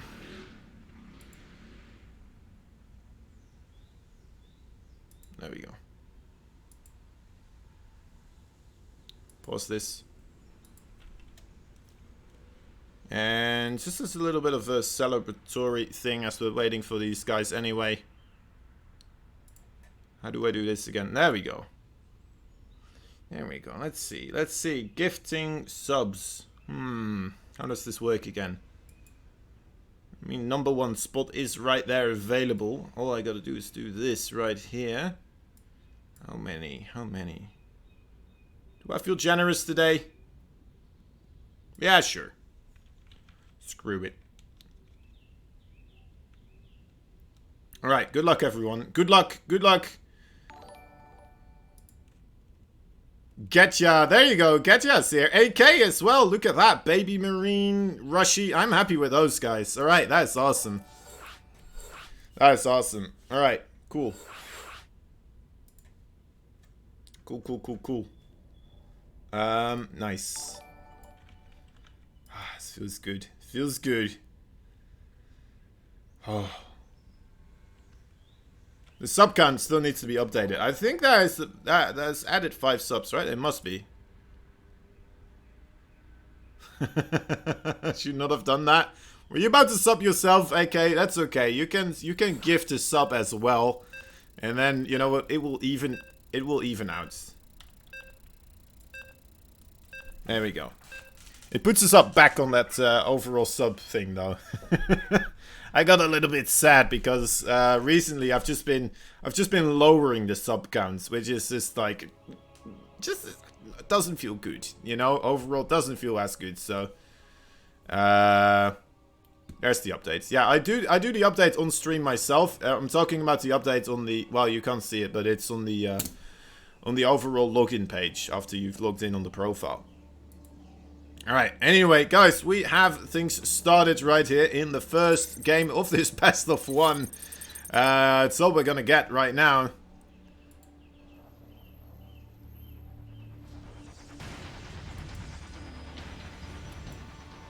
Wait, I can send this to myself as well, that's funny. I got confused there. I got the message of, you can send this. Anyway, in the bottom left side, we have ourselves a pink Polish Protoss. The last chance for us not to have solely TVTs remaining right here lays in his hands. Can he pull it through? Give it up for Art. Top right side of the map, we have ourselves a, well, slightly not blue Terran player. He's fighting for the French side of things. He's the Alpha X member as well, of course. He is Uzi Koti. We have a big French community in Alpha X. A very active one as that. They're always in the voice chat, just continuously hanging out. And sometimes I'm a little bit jealous. I'm not gonna lie. Sometimes I wish they would just get into the English channel and then I might be able to talk to them sometimes, you know. But they're just in the French one and I don't want to go in there. I'd embarrass myself. Yeah, he saw the proxy, Bibs. At least, he's been going at it for a couple of times. He's noticed. He's aware. He's gonna be okay, hopefully. He's playing it safe. How did I get sub even being not in chat? Well, what happens... You can get subs if you've been... I think the sub gifts happen to people that have been in the chat, even if it was just for like within that week or within the month. Something like that. Because I'm pretty sure Baby Marine is not in the chat either right now. Unless if he is... Oh, Baby Marine, type now something to super impress me at this moment in time. It's not happening, you see? You see, he's not here, but he's still got a gifted sub, so... It does seem to be people that are actively in the chat, though, usually. So, that is nice. Overlord Dan, you're welcome, dude. Just enjoy your time with the lovely little thingamajig there. So many new emotes. That's right. That's right. Koba, you're not a sub, though. Baby Marine is in chat. No, he isn't. He didn't type anything. He would have. He would have for me. He would have typed something if I asked him to. As if he asked me muted. He wouldn't do that, right? He wouldn't do that.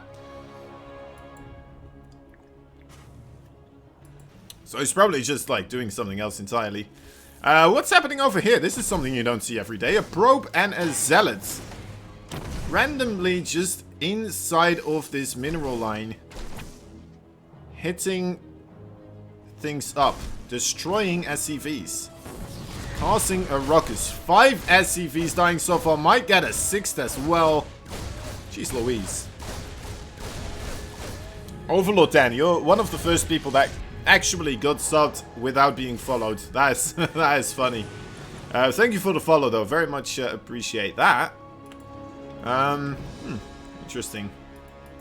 Right, Uzikoti adding in a siege tank here as well. Is just going to try to continue the harassment.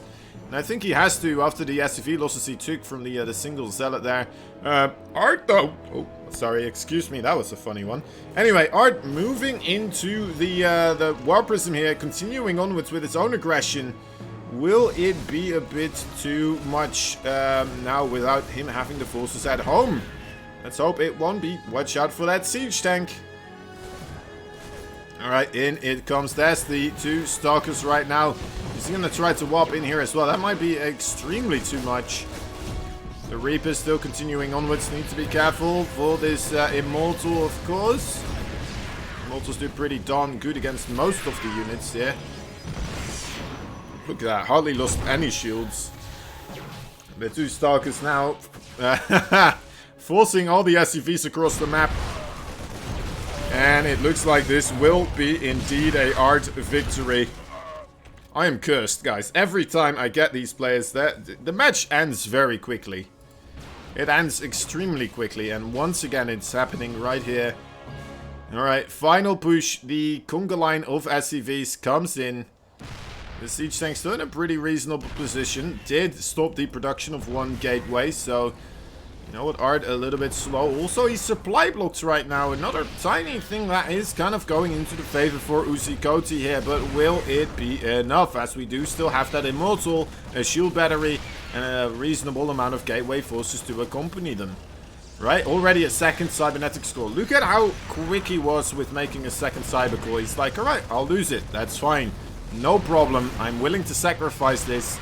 If it means I'm gonna have a more favorable position in the ultimate fight that is yet to come.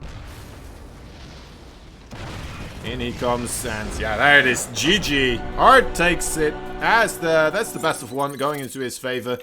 Means that we do still have the Protoss chances alive, right? Might be able to bring it home into the finals once again, as he is, of course, the always a little bit the favorite to get in the finals because he's been able to do it so many times. Although it's more difficult this time because he's up not only up against Massa and Vindicta, he's up against Vindicta, Massa, and Future now. And Future, I mean, I don't know if Cuddlebear and Vindicta would mind me saying this, but Future, he might be a little bit better than those 2. He might be. I mean, he is the future of Terran after all, so... We'll have to wait and see. Anyway, we're gonna have to wait for Art as well to switch over from the other server again. That's Rainer watching from Baby Marine's Twitch account. That's right. That's probably why he doesn't feel really obligated to type anything. That's a good one, actually, Senti Corrit. You know what? You know what?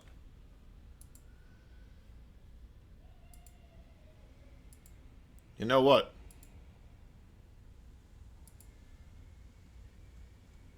Hold up. Hold up for making that amazing point. There we go. Welcome. Welcome to the team. We can't have a mod here, not subbed. Alright? I need to stop gifting subs now. It's been fun, but that's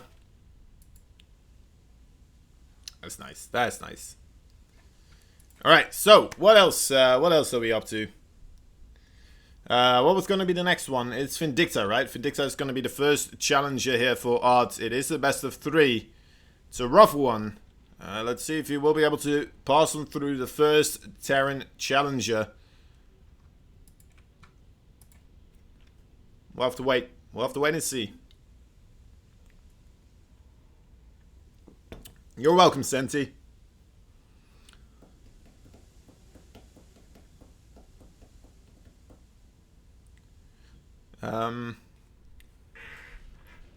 Were you the person that got randomly modded for when you made some sort of a remark? I'm not sure what it was, but was it to the betting people or something like that, or maybe people were talking about like maybe match fixing, something like that? Was that it?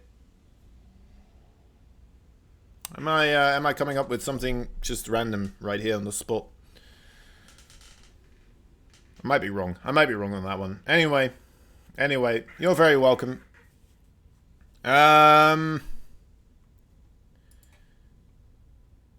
Wait a moment. Wait a moment.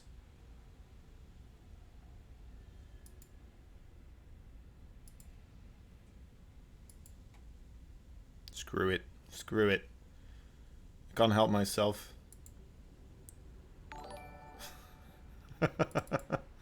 Bibs, for God's sake, why aren't you subbed to Alpha X-Men? What's up with that? What's up with that? Jeez. Bibs! There's no more excuses. You are now. Alright, anyway. Let's wait for these two guys to do their videos. This is the thing for Art though. The problem with it a little bit, you're gonna be stuck with me talking to you for a little bit until he is ready to do everything.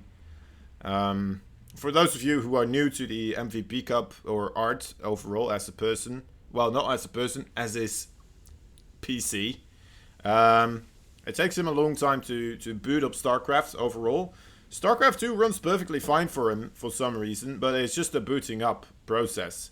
Now, beforehand, before some sort of a patch, he mentioned that, we'll just mute it, it's fine. Oh, thank you. Thank you. For some reason, what was I on about? Yeah, so for some reason, after some sort of a patch, suddenly it wasn't possible for him anymore to quickly switch the realms without taking a long time to load. So at one point, Blizzard made it so that if you switch servers, the entire game reloads. Was AFK? No problem, Bibs. No problem. I just realized that you weren't a sub, so I was like, wait, what? Hey, there we go. Thank you so much, Sentikorat, gifting back to the community right there. Oh, we actually hit the sub count now as well. That is really cool to see. 30. We're going to have to come up with something new right now. Should we go up to 50? Is that what we're supposed to do right here? I'm afraid that if I put 50 in right now, like tomorrow, we'll be back to trying to obtain 30 again. But you know what? Screw it. Screw it. We'll try. We'll try. I'm wondering actually at what point we're going to get more emotes unlocked as well. I'm going to have to look that up actually. We have a moment, right? We have a moment. Where do I see this? Does anyone know where you see this? Preferences, streaming tools, drops. Channel preferences. Is that the place?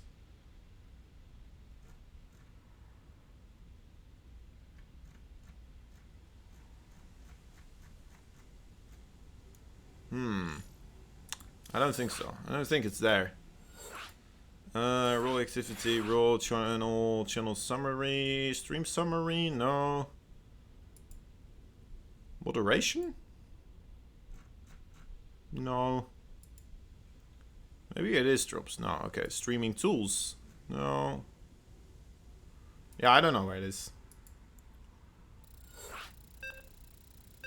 Anyway, that's awesome. Window KHS. Welcome to the Alpha X group, my man. Thank you, Santicorid, for gifting that one. That's very cool of you. Oh.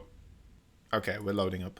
Vindicta and Art. Apparently they forgot to do the history thing though, so we're gonna know about it. People are gonna be able to inspect their profile and see.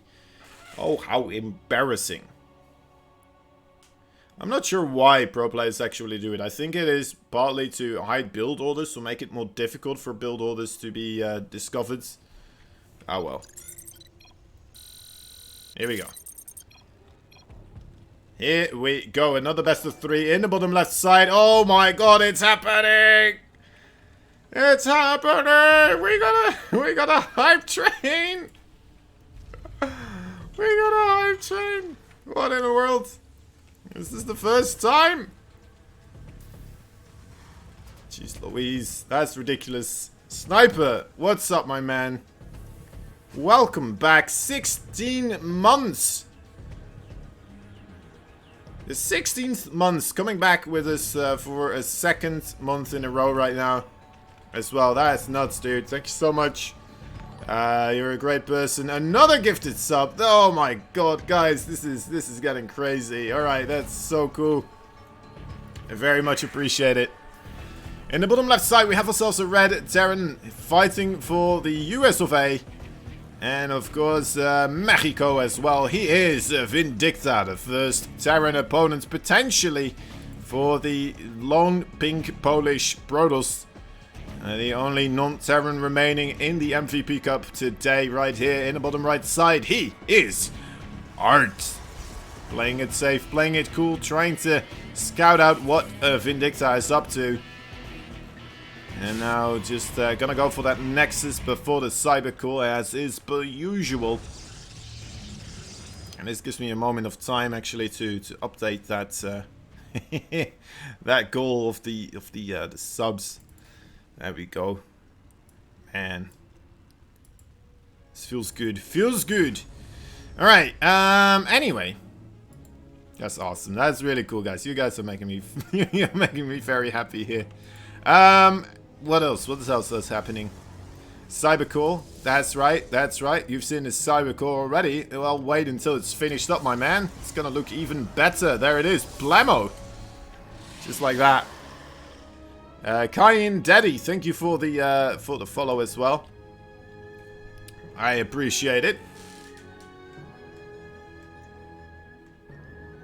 All right. The little Reaper man coming in with his 2 t-shirt cannons, ready to shoot t-shirts at the Protoss units. Teach them about clothing. 15 bits as well. Thank you, Sniper. The Pog champs all around. Oh, yep. Oh, hold up. Coming on through. Hey, Probe's not quite catching this one just yet. Scout comes down and we'll be able to see the Twilight Council there, so you know what, can kind of infer that there will be a nice more bits, 2 more bits right there. And 8 legs, I swear. And another bit. It's like you're counting down with bits here, Sniper. What are you up to? Trying to prolong the... Oh, it's just the rest of your bits. Ah, okay, okay. It's time to buy new bits. Alright, so yeah, with the Twilight Council, it's pretty easy to infer that it will be the Blink upgrade here, of course. Not much else really taking place for a Protoss recently from that Twilight Council. Sometimes I suppose you can go Dark Templar, but that's so much of a weird one. 100-bit Slayers! Damn! Showing Sniper how it's done. Putting you in your place, Sniper. Jeez Louise. I appreciate it, guys. Very, very cool of you. That's awesome to see. Keeping the hype train going. I mean, to be fair, we already reached level 2 on the first time we got the hype train, so that's pretty darn cool, all in itself. Very much appreciate it. I did have to help out a little bit myself as well, to be fair, but you know what? Screw it. Another 100 bits. Oh my god. And there we have more bits. Alright, alright. The price, there we go. Love it, guys. Sweet, just keep it going. Awesome. Kobat, thank you so much as well, dude.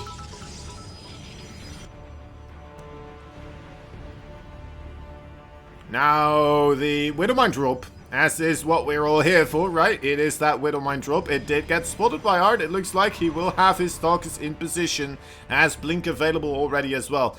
Will Vindicta still attempt some sort of a push here with these Widowmines? I don't think it will end very well, but we'll have to wait and see. And more bits there from Slayer. Thank you so much, dude. Is that all your bits right now? Is it? Are they gone? Did you manage to empty them out? That is pretty awesome to see. There's the Blink. Not in time to kill off the Widowmines though. And the Widowmines both burrow as well. Killing off 9 workers? Oh, there was another Widowmine drop over here. Jeez Louise. A sub on tier 3 Sniper. Sniper. Jeez Louise. What in the world? That is awesome, dude. That is awesome. You've been a big part of the of the Alpha X community for a while. That's really cool to see.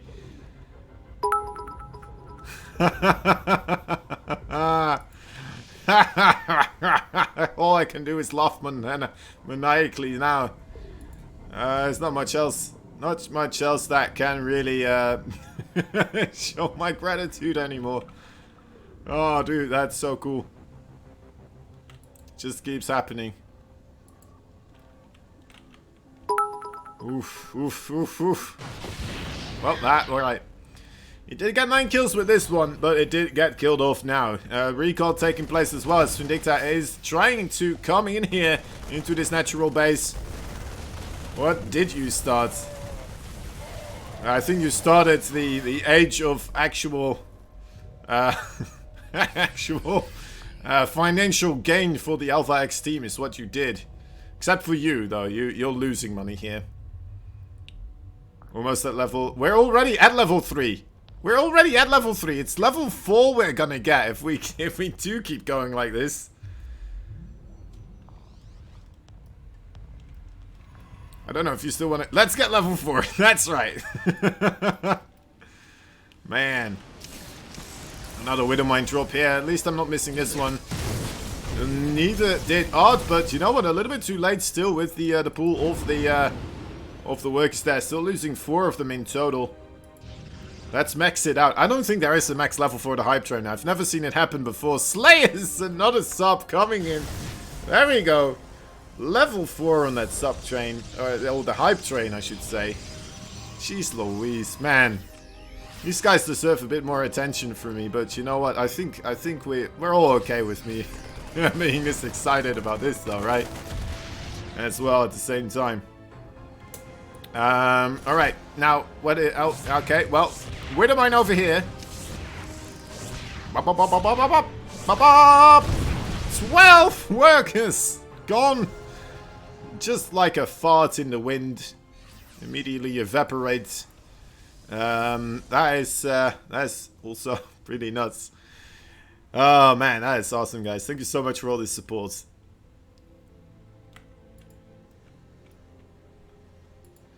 Alright, attempting to set up a 4th base here, I assume, as Vindicta still on the 3 base as well. War Prism speed on the way here for Arts is looking to apply some pressure here and there, I suppose. We'll have to wait and see if that is going to be applied correctly. Now, Vindicta, let's see where he is at with his tech. He's getting himself the Ghost right now. He has a reasonable amount of Vikings, 5 of them in total over here. Does he have more? No, okay. So sticking to the 5 for now. Cleaning up a pylon over there as well. It's a spotter pylon, or a potential later on to amplify the abilities of the Nexus there, of course. But still nice to be picked off later at this moment in time. Before it really starts paying for itself, of course. Vindicta realizes that this attack is coming in right here. We'll be able to get all his forces to this location. But you know what? Actually, he's sending everything to the bottom here. I'm a bit surprised by that. Alright, so is sending his other stuff right now. Keeps a couple of Marines on the bottom in case there is a War Prism, which is a good inclination. We do know that there is that War Prism speed, of course. It is still with the main army, though. You broke the chat. That's right, Sniper. It's all your fault. It's all your fault. Now, you better keep this going, or otherwise I feel like a failure. Did he just shoot his own rest? Oh, my dear lord. I think you broke Vindicta as well, Sniper. Should we get level 5? I mean, I don't think we will get level 5, to be fair. I don't think it's gonna happen. I mean, level 4 already is... That's just freaking fantastic. That's awesome. That is the awesomest thing I've ever witnessed happening in the stream overall. I can't help myself but laugh. Anyway. Oh, a bit of an early stim there. Well, okay, I have to spend some time healing up here. Gotta be careful of those disruptors, of course, though, as well. They are a pesky opponent. I think we broke everything here, Sniper. I think we broke everything.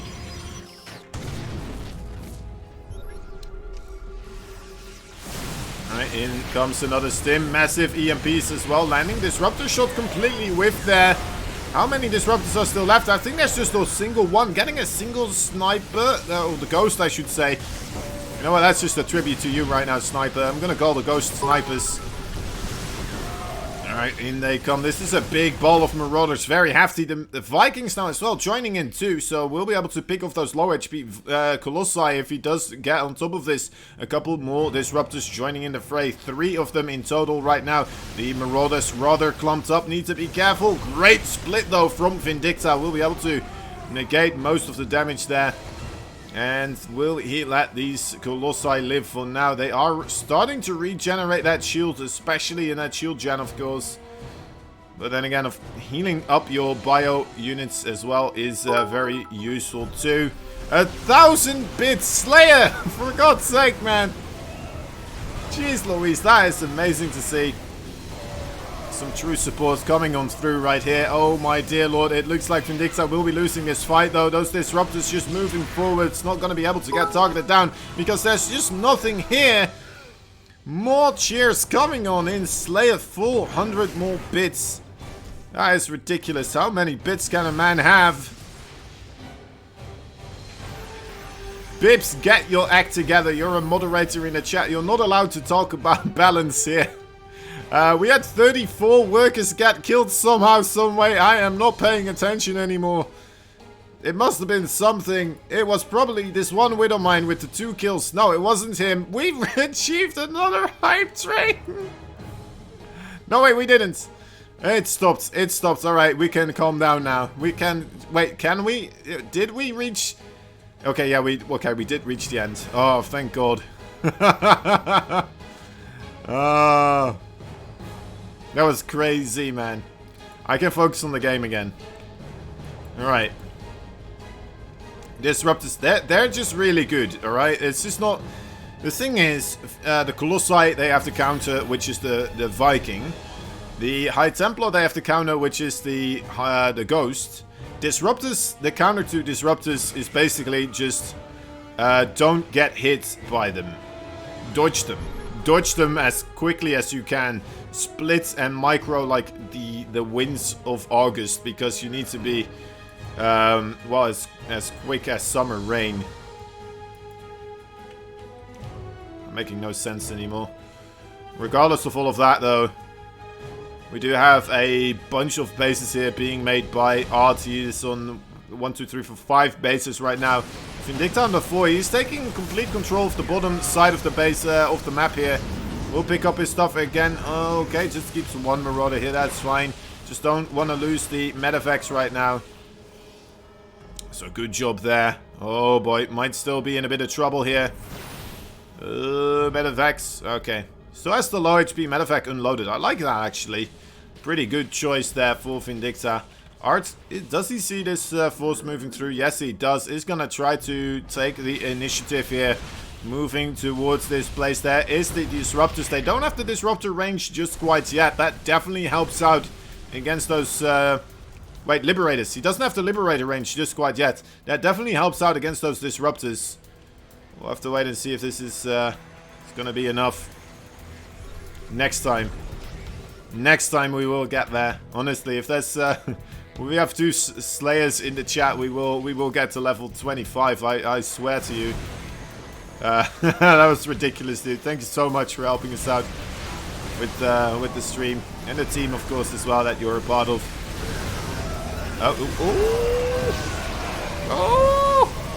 Oh, Nelly! Oh, dear Lord. I don't think Vindicta has enough here.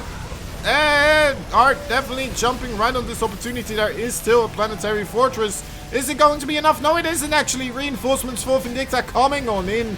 Will be able to push this backwards, even with the bullshit Disruptors, as Bibs is calling them. Who's bullshit now? Who's bullshit now? 23 workers!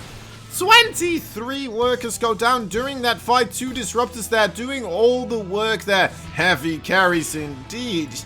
Man, oh man, as Vindicta is taking more and more control over this match. He is looking absolutely amazing right here. Stalkers and a Zealot coming on through onto the main base location here. Well, the natural, I should say.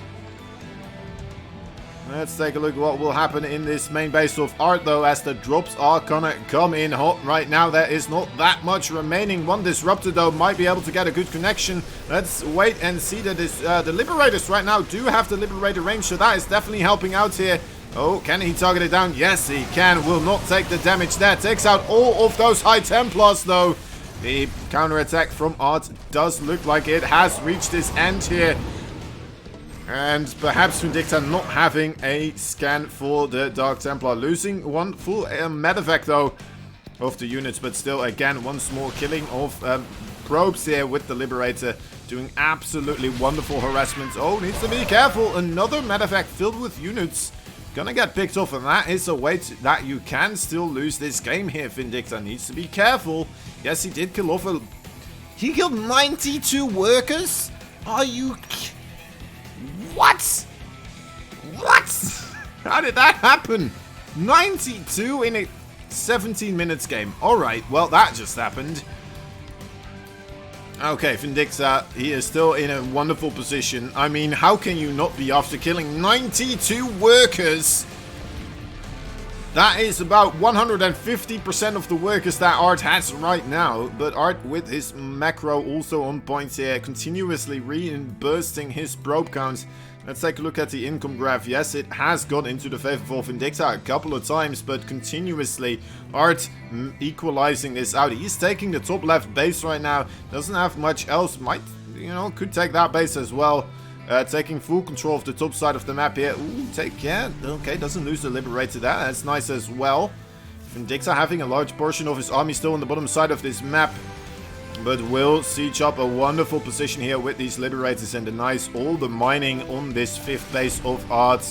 As the rest of the forces of Vindicta are coming in, he needs to be careful. The army of Art still pretty darn strong here. Okay, Liberators acting out against the Stalkers right now. The big storm landing on top of the forces. And there might not be enough bio right here, but the reinforcements comes in and gets the rest of those Zealots picked off. Art needs to wait for that Disruptor to recharge and then maybe go in again with that one. Needs a good connection here. Let's wait and see if it's gonna be enough. Vindicta marching all his units right now across the map, getting everything together. Doesn't have any Liberators anymore, though. Making 2 at a time. How many starboards does he have? He does have the 2. Oh boy, that disruptor coming in right here. Already pre-splitting very nicely. Takes it down. Target is down immediately. Will not be whiffed by a disruptor this time today. And GG is called. Vindicta takes game number 1. What a show. What a man. Jeez Louise, that was crazy, mate. I lost my my everything there for a moment. Right, we're gonna switch to Europe here. And as we're switching to Europe, I'm gonna quickly run a ad and go to the bathroom. So I'll be right back.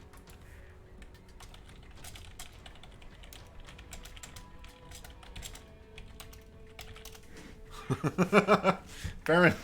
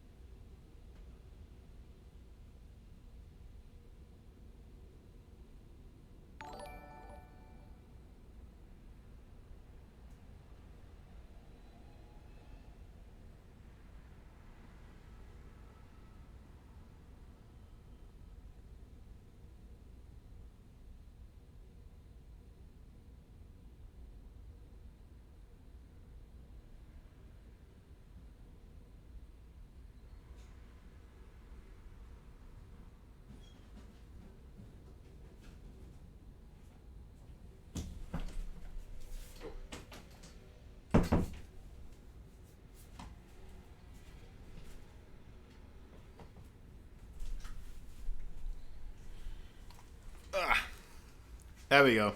There we go. What's up, guys? I'm back. I'm back. Oh, that was funny. That was a great series, or a great match. Honestly, that was insanity. Jeez Louise.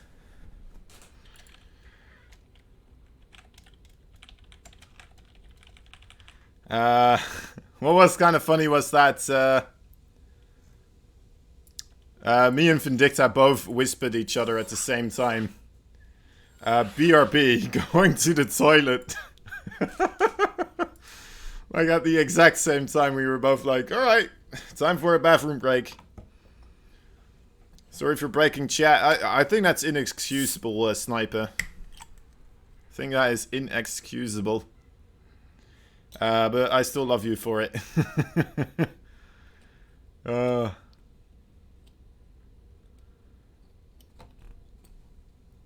Very well done. You're allowed to break it more often, Sniper, for in the future.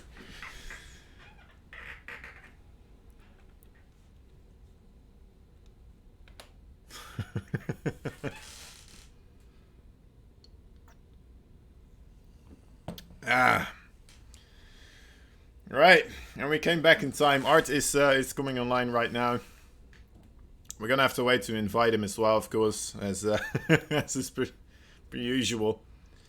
Man, that game was nuts. That was a nuts game. Now, Vindicta sometimes does take maps off Art, but it doesn't happen that often.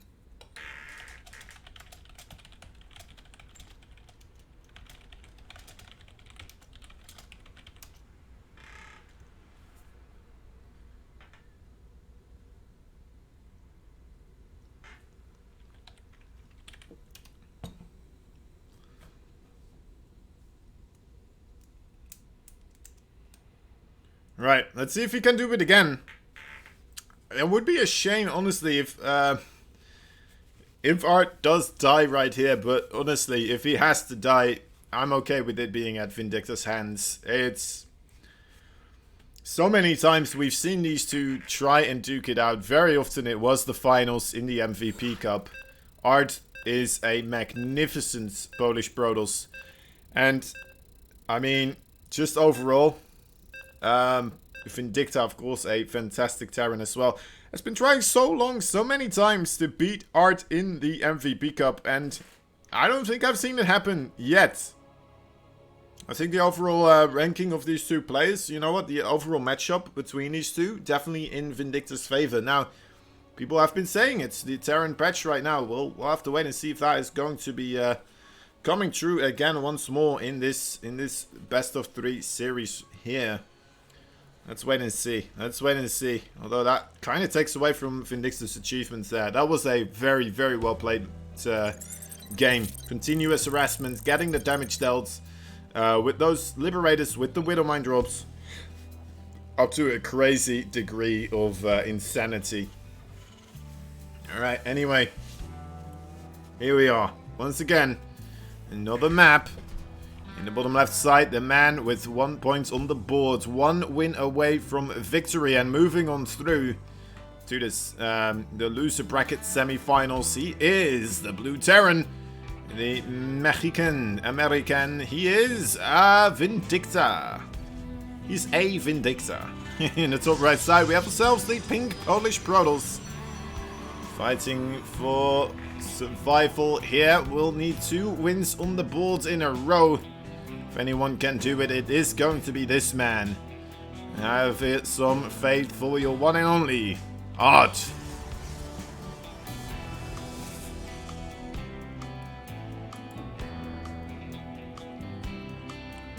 Hopefully next time you won't get eliminated as quickly. Yeah, I agree, Slayers. I agree. I'm not sure where that happens. Also, I apparently missed Smokey-Yo with the follow. Thank you so much for the follow. Hope you're having a good time. Hope you're enjoying yourself here with a little bit of StarCraft 2, brought to you by Alpha X and the Alpha X players. The Alpha X players, formidable opponents for anyone at any time. How did we do in the Gold Series today, by the way? I did not manage to catch that one. How did we do with the Gold Series?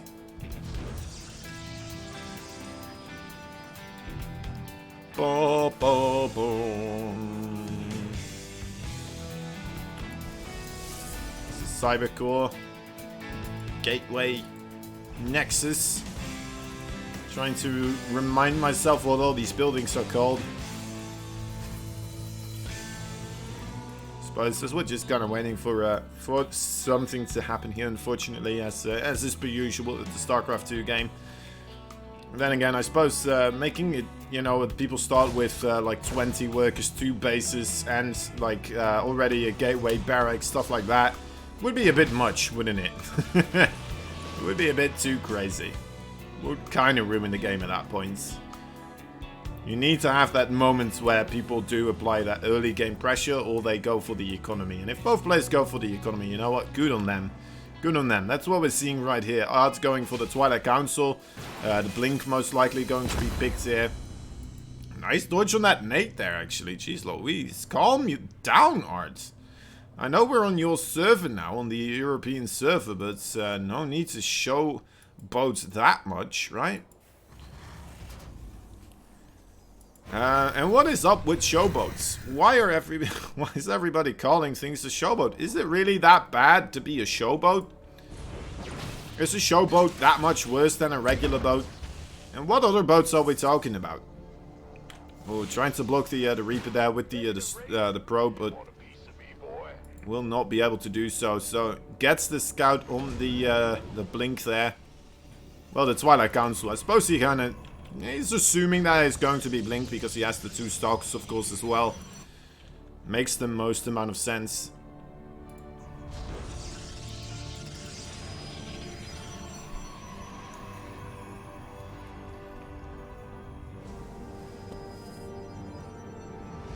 Alright. Alright. Hello. Hello. Hello, what's this? It's for Hellions. With a medevac. Oh my. Where have we seen this before? Oh, I think it was earlier today with Art versus Massa. Putting down that spotter pylon right now. Is it still going to be in time? He knows that the Hellions aren't in the medevac, right? Is this a fake? Is he sending in the fake medevac to pull all the Stalkers away to the main base and then goes into the natural base? Is that the plan? I don't think Art has spotted it. Alright, he's going in right now. And in come the Hellions. What a plan here from Vindicta, coming in hot right now with those Hellions. There he is. 8 workers. And 9. Okay, that is wonderfully done as well. Come on, you can do it. Get some more. 10 works in total. That was pretty darn cool, I have to say. And moving back now with that medevac, of course, as well at the same time. 10 workers in total. That is not too shabby. Very well played there by the blue Terran player. A magnificent little bit of brain teaser there for Arts. And you know what, that's going to stick around. If we're going to go into a game number 3 here, he's going to have to keep that in mind and be like, you know what, he could be sending an anti-medevac again. Just to kind of try to lure my Stalkers out of position. And then, like, he doesn't move as many. And then suddenly, it's completely filled up to the brim with stuff. And he loses everything because he didn't, well, he didn't send enough to defend. The brain games happening here. Art decides to get a little bit more proactive with the Blink Stalkers. Maybe pick off some stuff here. As something might be coming across the map. He's still on a solid work account though. Definitely is. Bibbs wants to know if he has an armory. He doesn't. He doesn't have an armory. Why would you... Why were you expecting an armory here, Bibbs? Or why would you want to see an armory? Or why would you enlighten me? Was it because did you think he was sending in Widow Mines instead of the Hellions? Or did you think he was going to go into a Hellbat push? He was going to go with the Hellbats? Yeah, maybe. People usually don't go Hellbats versus Protoss. Because the Hellbats, they get countered quite heavily by the Stalkers. The Stalkers can just kite them forever and ever. Alright, these Stalkers actually achieving quite a lot here. 10 worker kills in total. Also being able to pick off the missile towers getting constructed here. Vindicta though, is he going to set up a flank here? Is he going to be the brain gamer again once more here? Looking to intercept these Stalkers perhaps. Alright, they're blinking away right now. Yes, he is. That's exactly what's happening. But at the same time, a War Prism is going to come in here. Oh my dear lord, he's missing his chance to intercept right now. And Art is moving the other way. That is very unfortunate. Oh, great maneuver there, but not paying off there, unfortunately. And in comes the War Prism right now. That is also quite unfortunate. One single Marauder right here versus how many Zealots? Too many to count. That's how many Zealots. Okay, great hold position though on those SUVs. Will safeguard the siege tank here, as well as the Marauder and a couple of Marines. So let's take a look at the other side. Force Field's trying to keep everything safe here. The Disruptor shot. Oh, it hits quite nicely. But it needs to do a bit more, of course. Art needs to get more stuff going here. He sacrificed a lot in sending all those Zealots, of course, to the other side of the field. Will it still be enough for Vindicta? Is Bioforce actually looking a little bit lackluster? The Micro seems to be okay, though. Will it be enough here? Takes out the Disruptor before he takes damage. And, oh, it really isn't. GG is gold. Army Supply really showing that one. And Art is going to take the second game here. And, man. Alright, we're going to have to wait and see what happens in game number 3, guys. That is just kind of what it comes down to. Art's coming in at the exact right time, hitting with the War Prism right there. The flank around from the Bioforces, that was a stroke of genius, honestly. But just not quite working out for Vindicta in that sense, as we all would have liked to see. And the Stalkers moving the wrong way, right? If you were cheering for Vindicta there, which of course I'm not. I'm bipartial.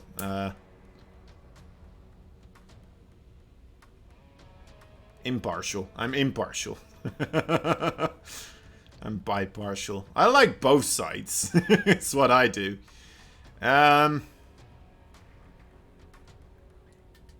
Anyway, Vindixa versus Arts gonna continue onwards with game number 3 in a while, of course, as is per usual.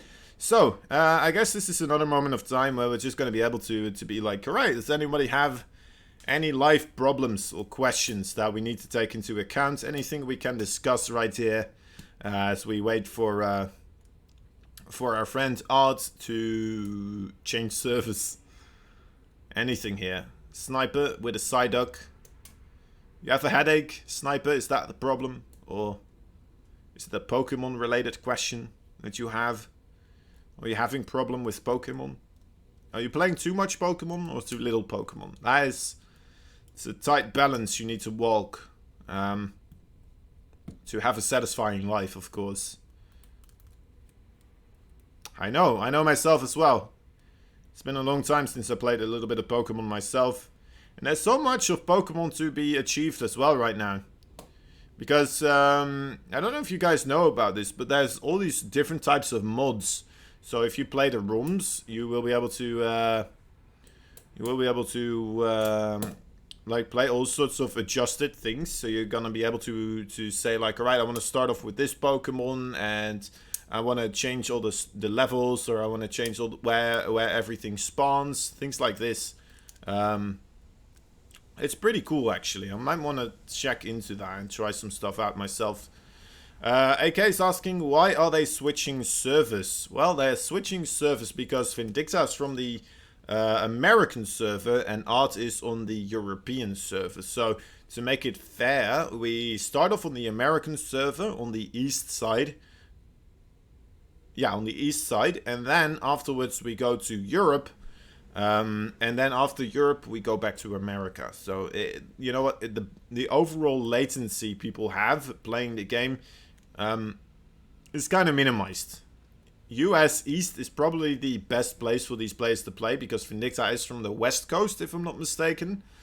But that means that, of course, on Europe, he's going to have a small disadvantage. On US East, Art is going to have a small disadvantage. Probably not as big as Vindixa to Europe, but Vindixa plays European servers continuously anyway.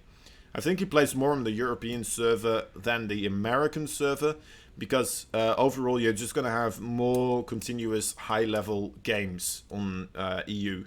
I think he also plays on the Korean server now and again recently. I'm pretty sure I've seen some of his streams going into America instead. What's this? Sniper? Sniper's playing 1v1?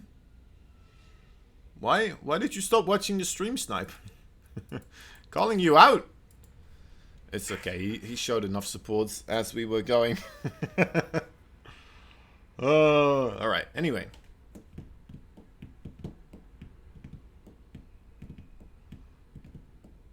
He's watching. Oh, he's still watching. He just whispered me. Sick. He's just trying to impersonate whatever the players are doing right now. Awesome. Although he plays Zerg, so it's rough. It's rough to impersonate a Terran and a Protoss. Alright, partner. Time for game number 3. Let's get it rolling, baby. Rolling. Just keep rolling. What? Keep rolling. Alright, so yeah. I'm not sure who's gonna win this one. It's Ice and Chrome. Ice and Chrome. I mean, both of these players kind of showing that they are capable of winning off of the back of harassments continuously.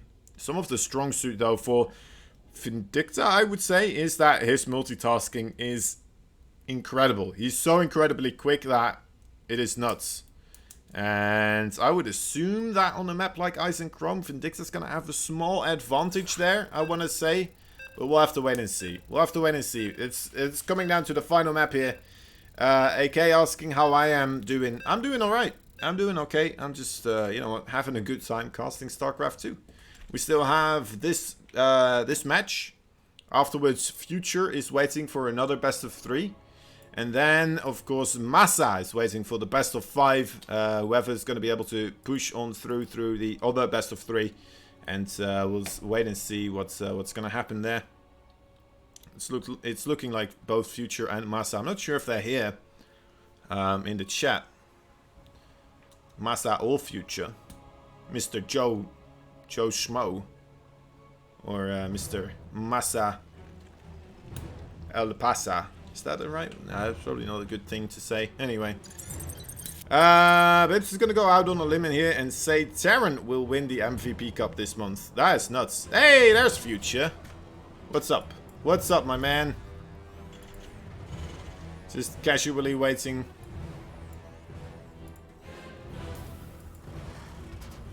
What's this? What's this? Crazy caster at it once again. In the top right side, we have ourselves a pink Polish Protoss. Fighting for survival right here. 1 game remaining for him to move on through. Trying to get a rematch with Future. He is Art.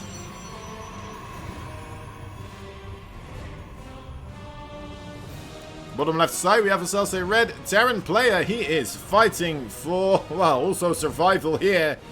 Perhaps a match with Future. Did we already have Future versus Bibbs? Or, I mean, sorry, not Bibbs. I meant not Bibbs. That's right. I meant Vindicta, of course. He is Vindicta. There you go. Already said it like 6 times now. Anyway. That's a lucky SCV movement there. Bibbs figured out how to gift subs to specific people. That is nice as well. Waiting to see who's going to be gifted subs to. Bibbs too high for MVP. That's right. Always with the edibles and the bongs and...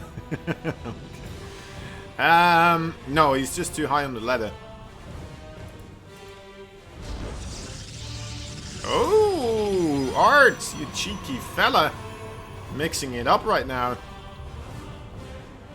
Maybe you'll do a mouse only next month. Oh, okay. That seems okay.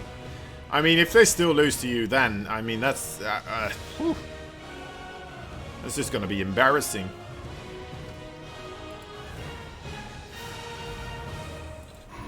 And there we have it, the Stargates. A nice mix-up here.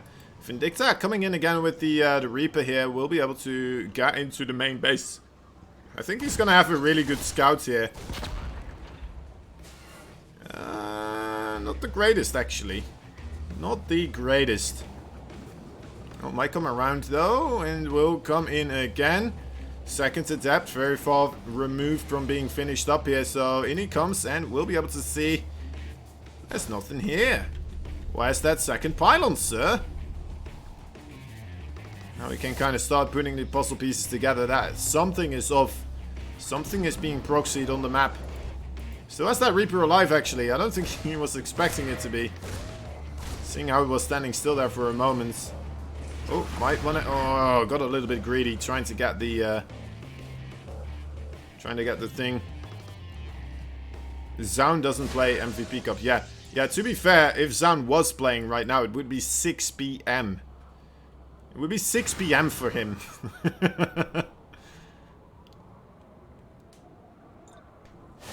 So that's why it's kind of difficult for us to get him involved. Only really special people that like to stay up incredibly late on the Korean side of things is why we don't have them right now. It's also the reason why Estrella isn't here right now, unfortunately.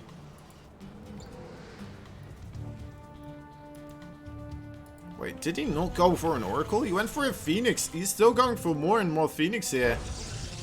I'll just completely foregoing the Oracle play. Which is what I was kind of expecting. Well, I wasn't expecting this, but I was expecting the Oracles, of course.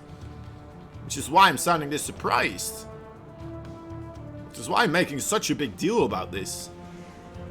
Why am I turning American?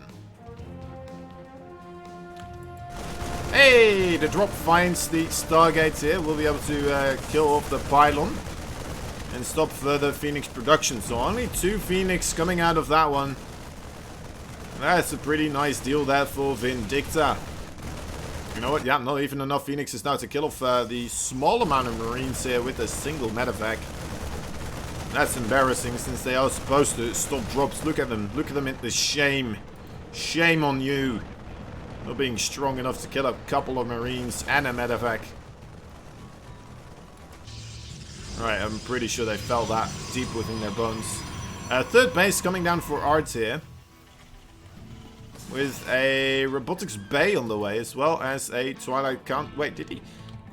Okay, yeah, I did complete. For a moment I thought it was cancelled there, but it's not the case. Oh my, the Raven is gonna fall. Wow.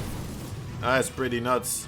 Loses a Phoenix over it though as well, but that Raven is a big deal, as we do have, of course, the Robotics Bay. I'm expecting a Colossus here, and the Raven is very, very valuable in any type of attack you do off of the 2 base, if there is a Colossus involved.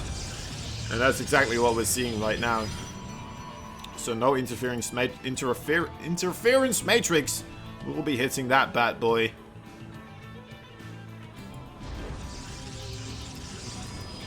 Forge coming down, another gateway. Alright, alright. Extended thermal alarms blink. And Vindicta going for the 3rd base on location here.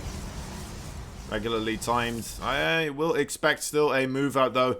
Doesn't have any siege tanks with him, just a bunch of Widow Mines. I like that. The Widow Mines, of course, do a lot better against the Stargate opening, so it makes sense that he didn't go for the siege tanks. He could have gone for like, he still could have, of course, and then maybe make a Cyclone instead at the start to kind of be safe against potentially the Stargate. But I like the Widow Mines a bit more because they're just more versatile, right? In these types of situations, they're gonna be a bit more useful as well. Oh, the Colossus though, being able to kill off 2 of them immediately. Just a single Zealot dying to 3 Widow Mines. That is not the best cost-efficient trade there. Another. Oh my God, the medevac! Drop immediately right now! Drop them here. Okay, still gets a couple out. Sorry, I got distracted by that medevac. That got all my attention right there. It looks like he did manage to kill off a Colossus though. Still doing really well with the trading here. Coming in hot with 3 Marauders. Nice spread there. And Marauders do pretty darn good against Colossi, even if there's a small amount of them. 20 probes go down in total, actually. Jeez Louise, Vindicta absolutely on fire here. That small drop still being able to pick off an enormous amount of probes, as most of those probes were from the main base as well, of course, being sent over there. The Liberator joins in the fun as well, gets a grand total of 6 more kills here. 26 workers. Vindicta absolutely on fire here right now. Sends in another Liberator right now. Where is he getting these units from? How is he doing this? I need to know right now. Well, there we go. More probes on the probe menu. 33. That's like another 7 probes. Something like that. I don't know. Maths is difficult. Anyway. What I do know is that is fantastic here for Vindicta. That is 62 works versus 46 right now. And I mean, if you ever ask for anything in a TVP, being the Terran, it's probably getting about, how many? 34 worker kills before the 9-minute mark. That's about as much as you could ask for without the Protoss immediately just tapping out, saying, GG, well played. Good luck in the rest of the tournaments, mate. Right, 3 medevacs, they do get spotted, but the army of Art is a little bit out of position here at the 3rd base. It's a long distance to walk as all of these dudes unload right now. Art is like, alright, never mind, I'm out of here, GG. Vindicta takes it, will be going forwards in the MVP Cup, so unfortunately for all of the Protoss fans, we just have 4 Terrans right now remaining, actually 3 Terrans right now remaining. GG, well played. Well done there by Vindicta. A amazingly well played series. And hats off to him. Truly well played. And I never think that whenever I see Vindicta versus Art, I'm like, alright, well, this is going to be a tough one for Vindicta. This time around, though, Vindicta slapping Art to the ground quite decisively, it looks like. And that's awesome to see. That is incredibly awesome to see. Multitasking through the roof as well, continuously being absolutely everywhere. And, I mean, well, you saw it. The amount of workers that he did manage to kill, that was gruesome. That was kind of harsh. That was more than you should ask for. But he got them anyway. He got them anyway. Very cool to see. By the way, guys, we do have the Matcherino page, of course, still remaining. If you haven't already checked it out, it would very much be appreciated. If you do manage to check it out, fill in those codes, and get the prize pool up there a little bit. There's 2 pages in total, so if you only did one of them, please do the other one as well.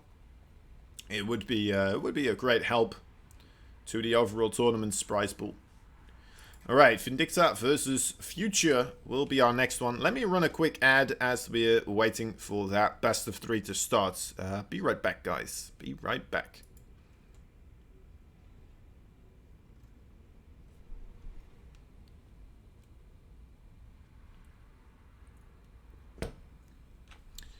Alright.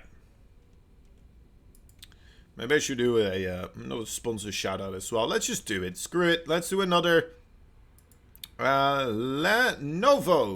I want to give them a shout out because this year they are committed, like no one else, to supporting online communities and gaming, especially event-wise. Their partnerships with brands like TSM, Apex Legends, and NRG, and of course Alpha X as well, are just the start of this commitment. They are the new Lenovo Legion gaming community, and their place supports all sorts of exclusive streams, weekly giveaways, staff access, and more. Right now, Lenovo is doing a weekly giveaway overall for their Legion gaming accessories, and every single week for a chance of prizes such as, well, Legion K200 keyboards, M500 gaming mouse, and a H300 stereo gaming headset. They're all bundled up as well, so you'll be able to get a couple of things here every time if you do manage to get a win there, if you enter in the competition. Anyway, support us by going to our event page on the Lenovo sponsor quest to get started, and keep heading back to gaming.lenovo.com for more chances to win while learning from the pros at the same time. 2 birds, 1 stone. Easy as that. Easy as that. Actually, hold up. Let me just get rid of this before we... Alright, into the game we go. Into the game we go, because there is something quite exciting happening here, guys. Let me tell you about it. In the top left side, we have ourselves a red Terran player fighting for the US of A and Mexico. He is Vindicta. He has achieved what we all were hoping for. It's the rematch right here between this bad boy, the blue Terran player. It looks like he is running out thin on patience. He is none other than Future. He's doing another 2 proxy racks. Remember Everdream. It is Everdream, right? The map that this happens on. Future did the proxy 2 racks. Vindicta went for the single gas, trying to get an expansion. This time, though, having the double gas right here will be a big boon to him. He's playing a little bit safer this way. Let's see if it will help him out here. He's gonna check for a proxy rack, but unfortunately, you know what? Thinking Future is not gonna be as brazen as he is, putting it right into his natural mineral line. Making 2 reaps at the same time. Will take him a while before he gets to scout this. Gets to see this SCV here. That's a small little sign that he should know that something is up. It's not a guarantee though that he saw that on the minimap, but it was a very short, brief moment of time. And it's very easy not to spot something like that immediately. Let's see if he will though pick up on this. Alright, the Reaper on the map. Oi, oi, oi, he's moving across here. That's a bad sign. It's going to take him a while to get back home again. Okay, the factory does complete, though. That's a big deal as well. Needs to get himself that Italian out as quickly as possible. There comes the Reaper right now. The SCV's trying to help out as well. Already losing 3 of them so far. Gets one of the Reapers. Come on. Oh, it was so close. Another Reaper comes in, though. Vindicta needs to remember as well, not just to not lose his... oh, gets one. Gets the second one almost as well. It was so close. Right, losing 3 workers here, but of course also losing a little bit of mining time. So future ahead overall a little bit here with the income grab. Let's wait and see if this will be the end of things here. Second Alien might put an end to the overall Reaper harassment. Gets another kill on that one. Gets another kill. There we go. Really picking it up. GG is called. Vindicta will not go down again to the Proxy 2 Rex. GG is called. Slayer's got the 1k bits badge. Is that even a thing? I never knew. I never knew. That's pretty darn awesome, though. Hats off to you. F in the chat. Shazam, Shazam. We need to have some matches go on like this as well, right? We need to have those proxy racks go down the drain sometimes. Why is my micro so bad? Are you future? Shazam, are you future?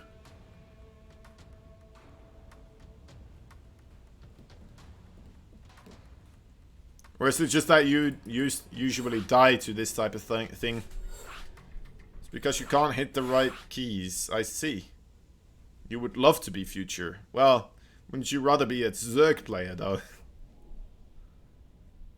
Although, to be fair, future probably still better at Zerg than us two combined, to be fair. Anyway, game number 2 coming up. Vindicta. He's on a roll. He's on a roll right now, guys. Will he be stopped? Future has another chance here. Let's see if he goes for another Proxy Rex. I mean, it is the same map, right? It worked out the previous time on this one. Let's wait and see. Will Vindicta take another chance? Or will he play it safe? And will Future go for the Proxy Rex? Or will he play it safe? In the top right side, we have ourselves the American. The American. He is Vindicta. The red Terran in the bottom left side. The blue Terran. He is the American. The future of Terran. Joe. The Royal Roader's dreams are on the edge. That's right, actually. It would be the Royal Road, wouldn't it? Man, we should have something to give Royal Roaders in the MVP Cups as well. What could we give them? I mean, a sword seems a bit much. It does seem a bit much. But maybe... what if we could give them, like, some sort of special role on Discords?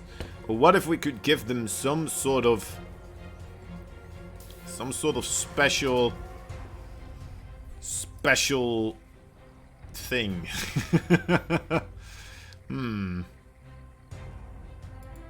Like a golden pizza. Pizza made out of pure gold. I'm sure you would be able to make that happen, Shazam.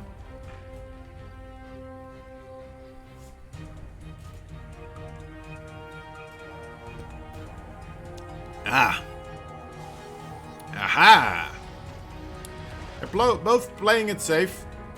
You have connections, that's right.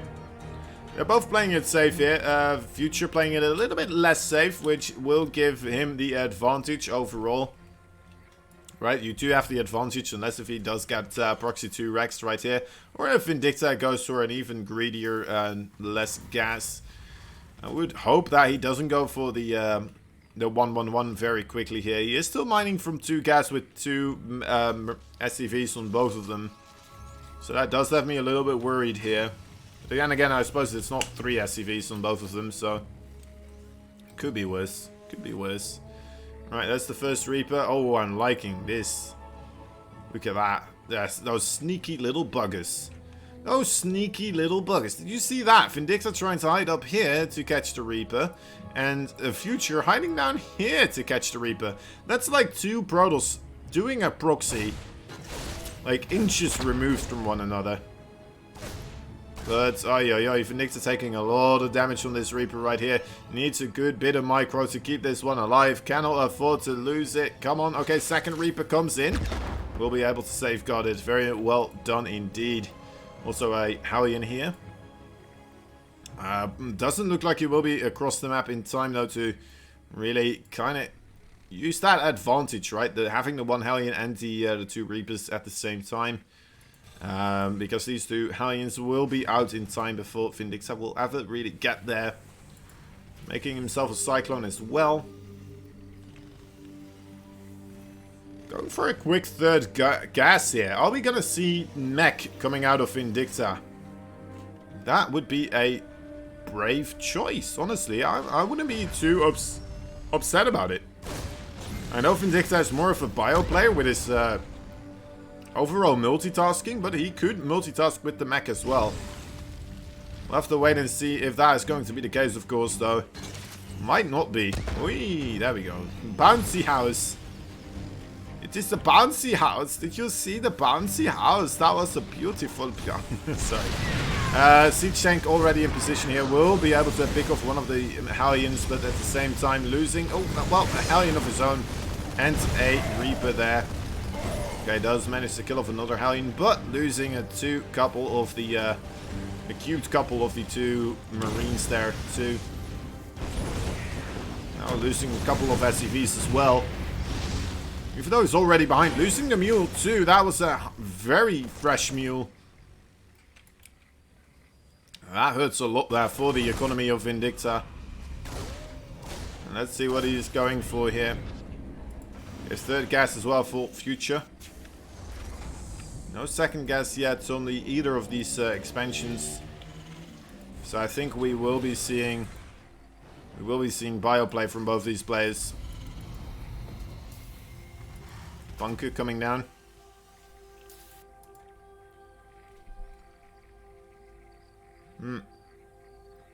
Vikings being created by Vindicta as a Liberator in position as well to try and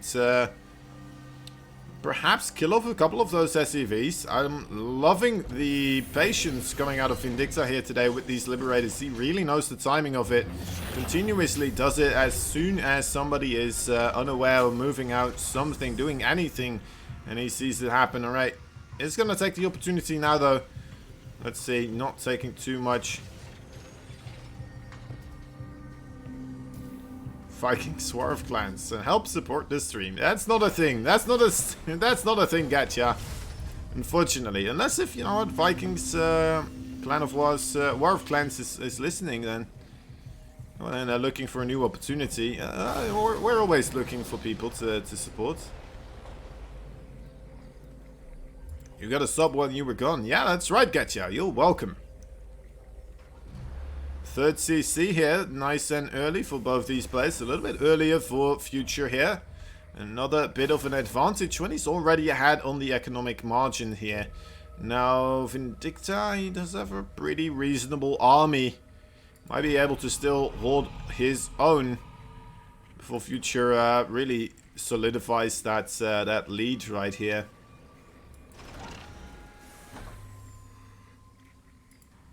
Will not be aggressive though with this. I think Vindicta, like, one good way to kind of equalize this out again would be, of course, to move across the map and siege up onto that third base, deny Future from landing that command center, and get things sorted here. Liberator did get picked off, so that will not be coming in anymore. A new Liberator is coming in though. We'll be setting up shop into the main base.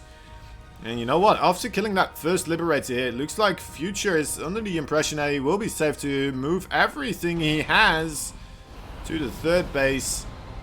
And Vindicta, there he is with that Liberator, buying a bit of time as well for him to perhaps get into a good position here. But Future's not having any of it.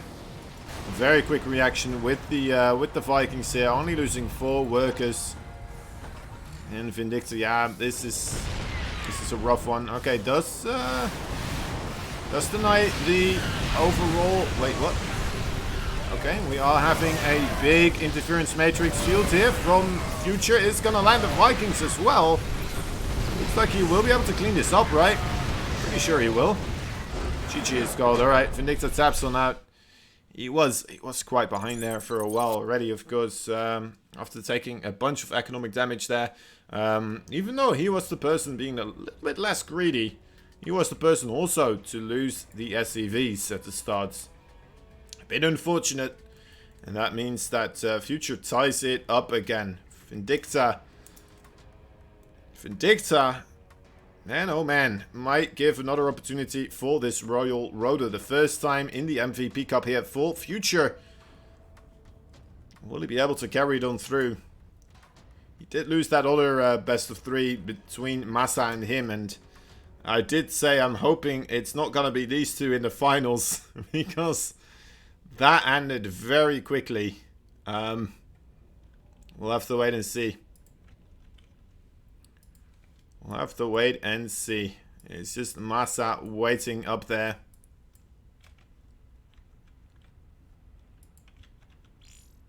There it is. There's the invite. Vindicta fighting. Sniper! What's up, my man? Thank you for another sub. Gifted to Shazam. Wait, Shazam is not a sub either? Shazam? Shazam, I think you need to explain yourself. Sniper fixing the situation though. Much appreciated, buddy. That is awesome. I need to update the overall the sub counts right here, because actually we've obtained quite a couple of them, and I failed to update it. There we go, 35 right now. Well, you see, I gotta go. Nice. All right. It's coming down again to the third match here, guys, between, well, two new players right here in the bottom left side. Wait a moment. What do you say? Read my game bugged. Okay. Alright, we're doing a re-re.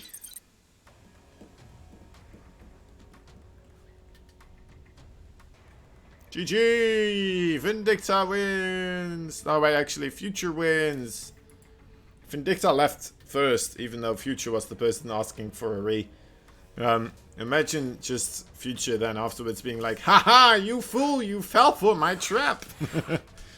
Now I am the victor. That's some real brain games right there.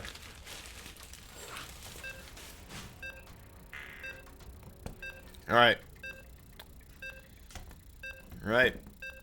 Let me get my last final brewski. Should I wait for the finals to open this one up? Best of 5. It might be Future versus Massa, so probably not gonna have the time then. It's gonna end too quick. Alright, here we go. Another attempt. The top right side, we have ourselves the red Terran player fighting for America and Mexico. He is Alpha X's Vindicta. Managing to push on through finally. His arch nemesis Art has been defeated, and by his own hands. But now he is up against a new arch nemesis in the MVP Cup. It's the blue Terran right here in the bottom left side. He's a worthy challenger. Let me tell you guys, he is none other than Joe, the future of Terran.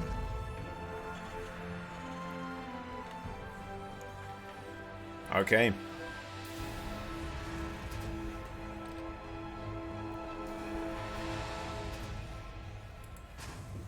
Vindicta scouting around, checking all the locations right here. It looks like he would love to go for that one refinery opening here. He's really checking everywhere he can. Alright, that might give him a little bit of a lead here. Going for the SCV scout though does of course give a bit of an advantage in the very, very early parts here. A slight economic lead for Future. As you can see, a small dip.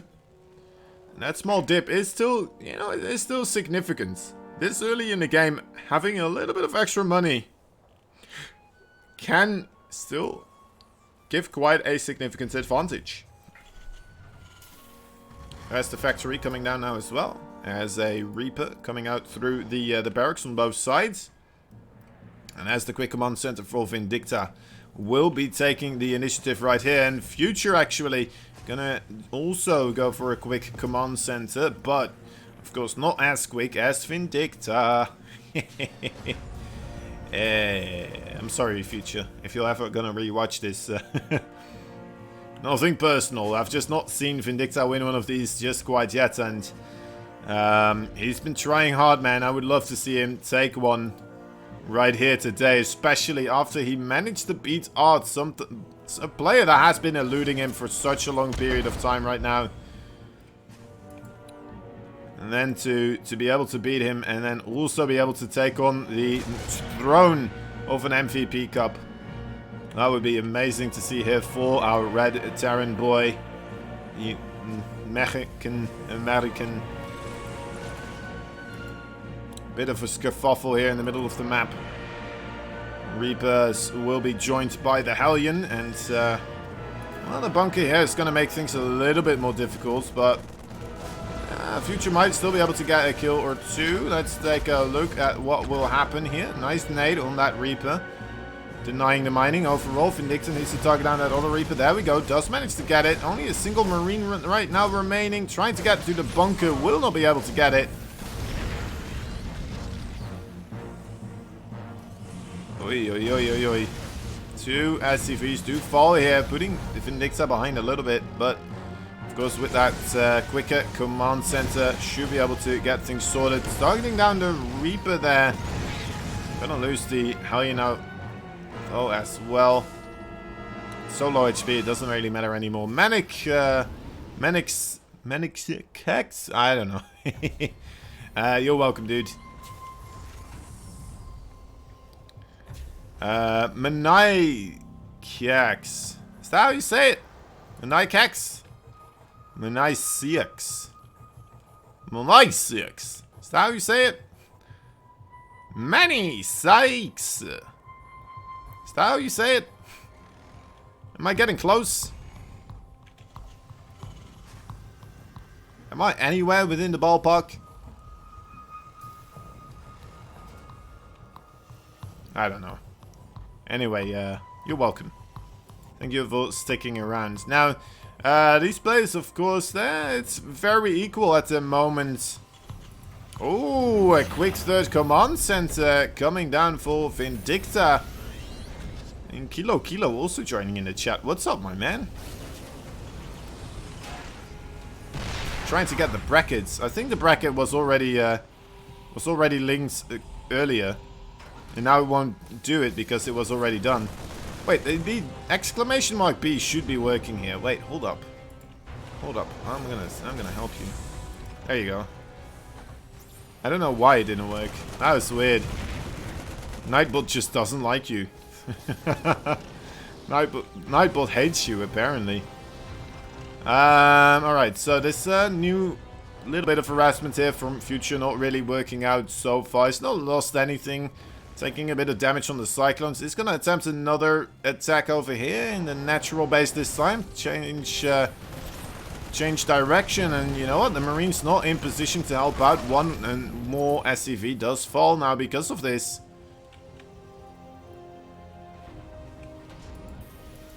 Third base for Future, rather a bit later, of course. There's the third base for Vindicta, already standing tall and proud, of course. Now being erected into a orbital.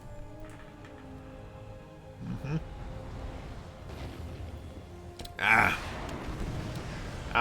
Viking. The Viking, the king of the air. Pushing back the medevac right now with the Cyclones. Finally kind of stopping this harassment here. A little bit. Still on the edge of the base of Vindicta, though. Might decide to come in at some later point again.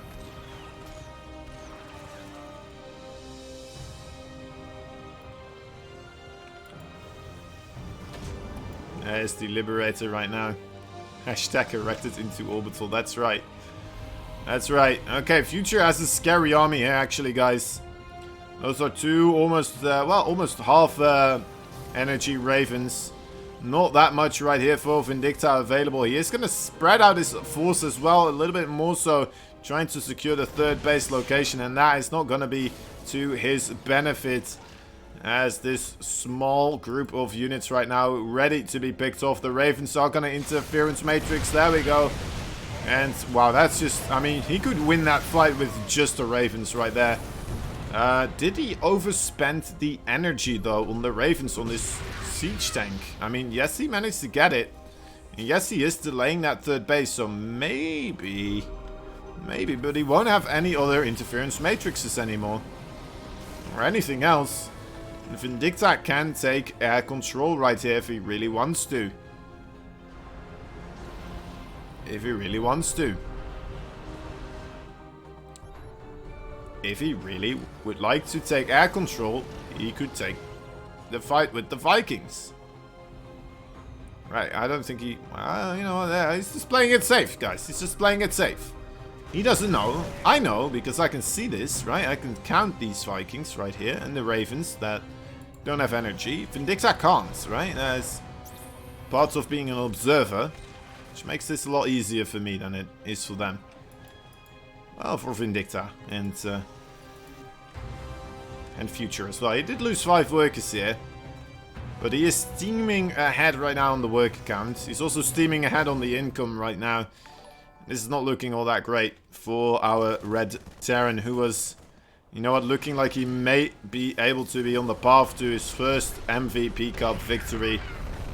Now being contained by Future, the new addition to the Alpha X roster, making life extremely difficult for this lovely American-Mexican boy. Now, a lot of the forces of Future still on the other side, of course. Massive anti-armor missile. The Marines are in a good position here. Okay, hold the phone, guys. That is a massive victory there for Vindicta. Managing to get a enormous lead in the unit's lost tab, I would imagine. Never mind. Alright, well, it's still a good fight for him. Let's see if he will be able to push his luck through. Most of the supply right now for Future is in those siege tanks still, though, and quite a lot of those Vikings. As long as Vindicta might be able to get himself into a good position here, a good siege position. She definitely has the opportunity to do so. Moving around the edge right now. Oh, don't lose the Medivacs. Great micros so far for Vindicta. Needs to stay on his toes, though. Medivac half HP there with 2 siege tanks in them. No big deal. No big deal. It's like, you know what? Let me load up more Medivacs. Screw it. Let me just go for it. Okay, yeah. Please don't. Please don't. He's moving back right now. Those Medivacs need to be careful. Future will be heading for a drop himself. Let's take a look where he is going to. Alright, just going to set up shop over here. A smart move, actually, because he will be able to get into that third base pretty much uncontested as far as it looks like. Future also trying to figure out the army movement of Vindicta here on the edges of his sensor tower. Very proactive with a couple of those Mariners. Vindicta moving back to his third base to potentially intercept this group of Marines right here. And we'll be able to intercept this in time. Not moving his SCVs as quickly as he possibly could have, but oh wow, look at that. The anticipation as well. Already sending Marines to the main base, or the reinforcements, right? Army supply terrifyingly far ahead for Future here. Kind of same goes for the income graph as well. Not terrifyingly, but still ahead here for Future. Now, this is still TVT, so a single big massive drop somewhere could still end everything, and that is the looks like what will be the attempt for Vindicta here. What's he gonna go for? There's not much remaining here for Future on this side of the map right now. Just a single siege tank. This third base could be in trouble at the same time. He is trying to push his luck on this side of the map as well. Vindicta coming in hot into the main base. That could spell trouble here. Will it be enough, though? Right on top of the production here. Not much for Future. Will lose that siege tank as well. Oh my dear God. Okay, yeah, does lose that one. And Vindicta in a much better position here, of course, though. Will still be able to keep producing units. It's going to take a lot longer for him to lose this fight over here. Future is pressed on time. Needs to keep moving forwards. Needs to get on top of Vindicta's production as well. The siege tanks for Vindicta absolutely destroying, and Vindicta takes it. There we go. GG is called. Taking it 2-1. With that big boy drop into the main base. You know what? Sometimes Doom drops just they lose you the game. And sometimes they win you the game. And in this case, Vindicta, man, oh man, what a guy.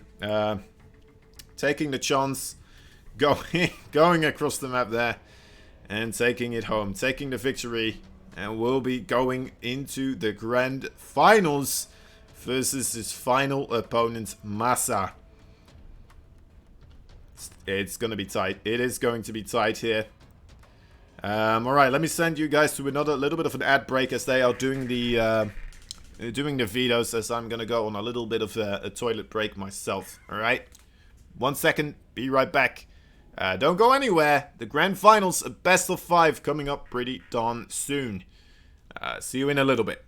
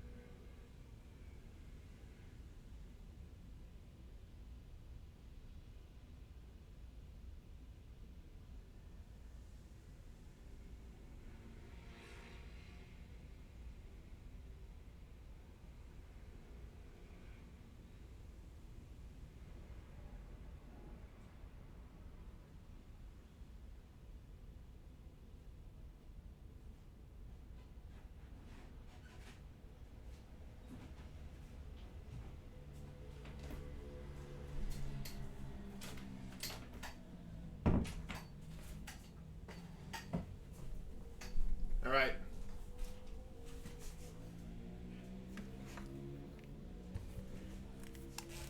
Okay. Okay.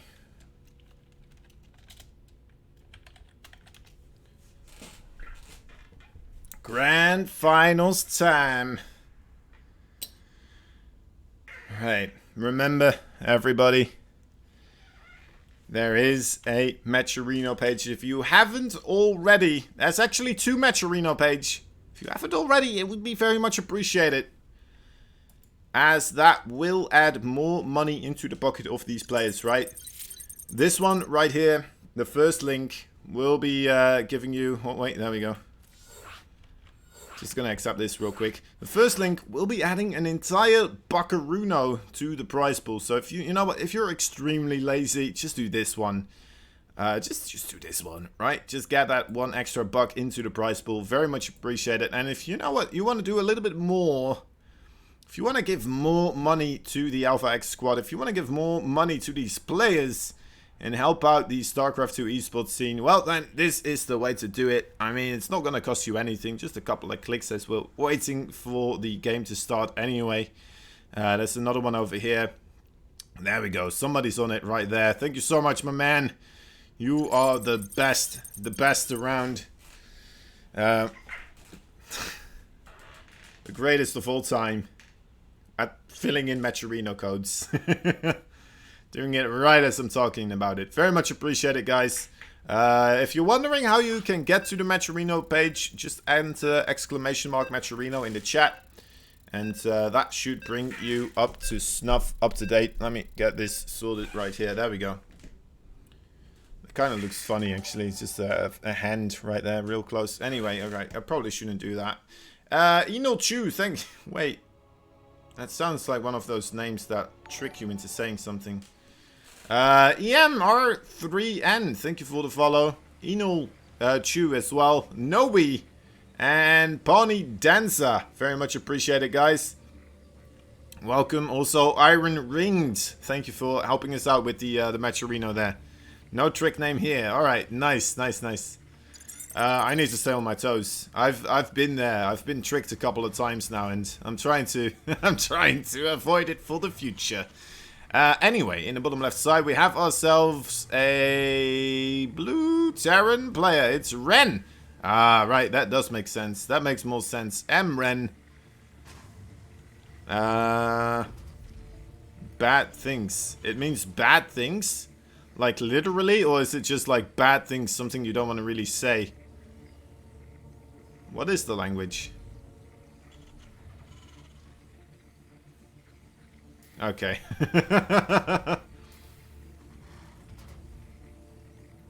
What a troll. Alright, in the bottom left side, we need to hurry this up, guys, because there is something happening on the map here.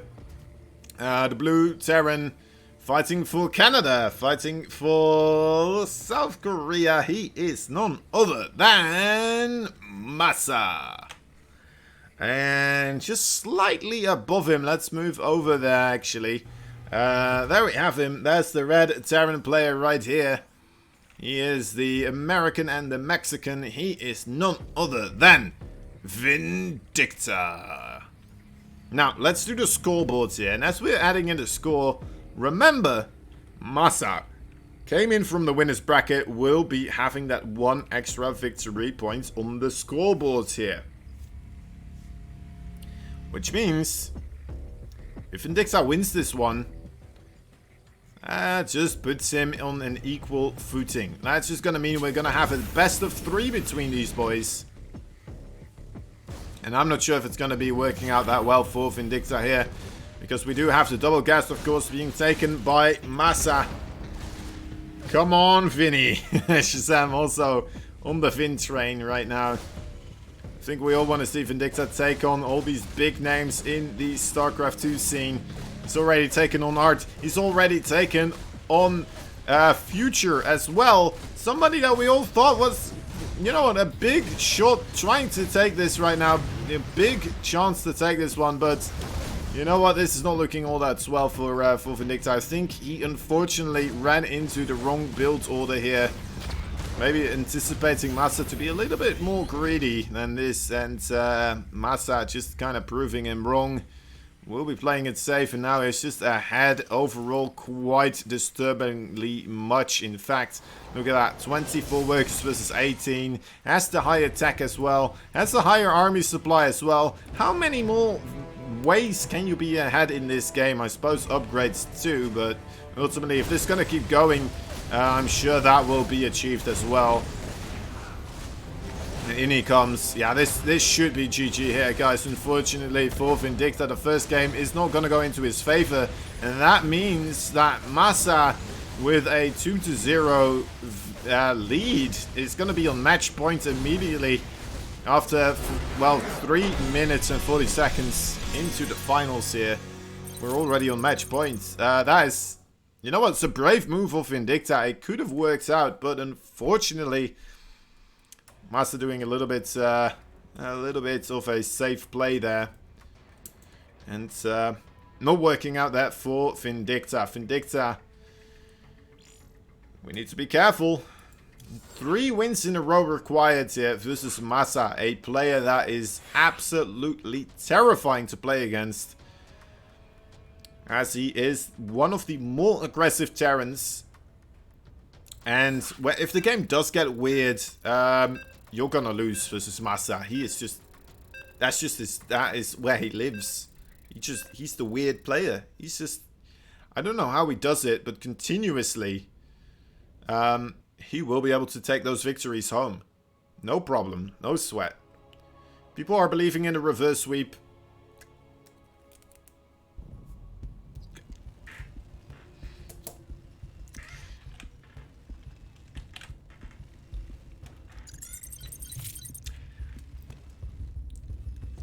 I don't know. I don't know. In the top left side, we have ourselves a... Right, hold up. I'm going to fix the scoreboards, and then I'm going to continue. A blue Terran player. He is fighting for Canada and South Korea. He is none other than Masa. Bottom right side of the map, his opponent for today needs to win 3 games in a row. Can he do it? He's been proving to be magnificent today already, getting himself into the finals. He's been fighting so hard. It would be amazing. I truly want it to be for him, but we'll have to wait and see. Anyway, he is none other than the American Mexican. He is Vindicta. Playing it safe now as well is Masa. So there's no build order advantage in this game. It's the exact same build order. One can dream, Kozan, is what Getya says, but you know what, Getya? I found the best way to make those dreams come true is that I don't believe in them. Any dream I believe in gets shit upon by faith or God or whoever is in charge of dreams coming true. So, yeah. That's a rough one. That's a rough one. Alright, Finny, my boy. Come on. There's the SCV. There's the scout coming across the map here. He's not going to see anything interesting. He's going to be like, oh, hello. Alright. And I'm out of here. That's cool. That's cool to see. Just saying hi. What's up? Still mining out of 2 with 2 SCVs from both these things. So I think he's going to go for the 1-1 here. And so is Masa actually. So, I mean, this is remarkably similar. It's almost as if they decided to tell each other, alright, we're gonna go for this build. May the best man win. Except for this tech lab right here. That is not part of the plan. I don't know what Masa is doing. Or maybe Vindicta forgot about it. That could be the case as well, of course. Anyway, definitely a slight bit of miscommunication between these two boys trying to do the exact same thing here. So there's a reactor on the way for Vindicta again. Must be some sort of miscommunication there. There is now the tech lab though for the factory. Interesting. Curious.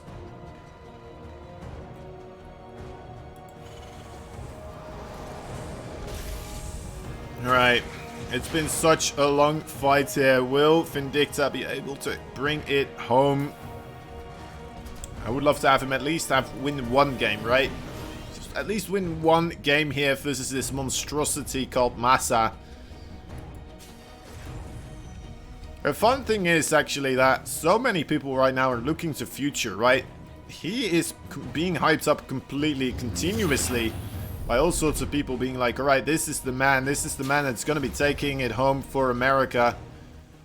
And then, you know what, he gets 3rd place because of this guy right here, Vindicta, and this other guy right here, Masa. Both of them being able to beat him in the TVP matchup. Now, TVP is a little bit of a coin toss here and there, especially in the best of 3s, right?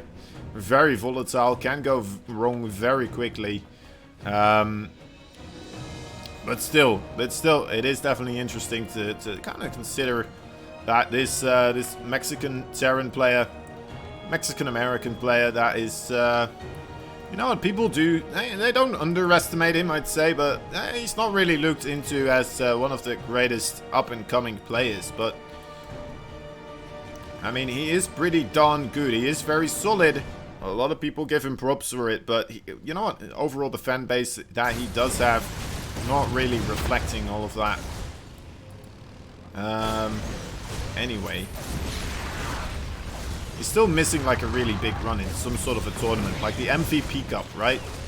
Getting the 1st place in the MVP Cup right here would be nice. He's gonna get himself another Cyclone here. You know what, overall pretty good trade there for Vindicta. And Masa. Masa is a player that, you know what, I don't think people underestimate Masa overall. Everybody knows that he's a very scary player. But he's a player that doesn't really play that much. I don't know how much he's playing right now at this moment in time.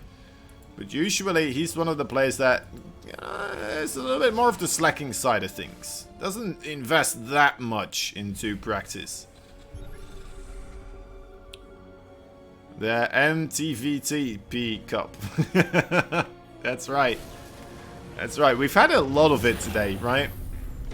If I'd known we'd be ending up with so many great Terran players in the later stages of this MVP Cup, I would have tried to avoid them a little bit more so in the early parts of the of the tournament. Anyway, regardless, let's wait and see where these two will be able to bring it to. Terran Patch Kappa. Well, we are a Terran team as well, to be fair. And our best Protoss, they are right now in the Korean, South Korea. Except for Art. Art is still here, but man, oh man, Vindicta having an amazing series against him. Somehow managing to take him down. It's not something that happens a lot. Ooh, needs to interference matrix this. Probably, okay, no, just barely manages to stay alive there. The scan for Massa as well, a little bit too late. Not being able to hit that, or keep that lock-on still going. And Massa's going to go for the mech play. In case you didn't really notice, I didn't mention it. But hey, there it is, so... Now you know, there's no excuse for you not knowing anymore. And Vindicta going for the bioplate.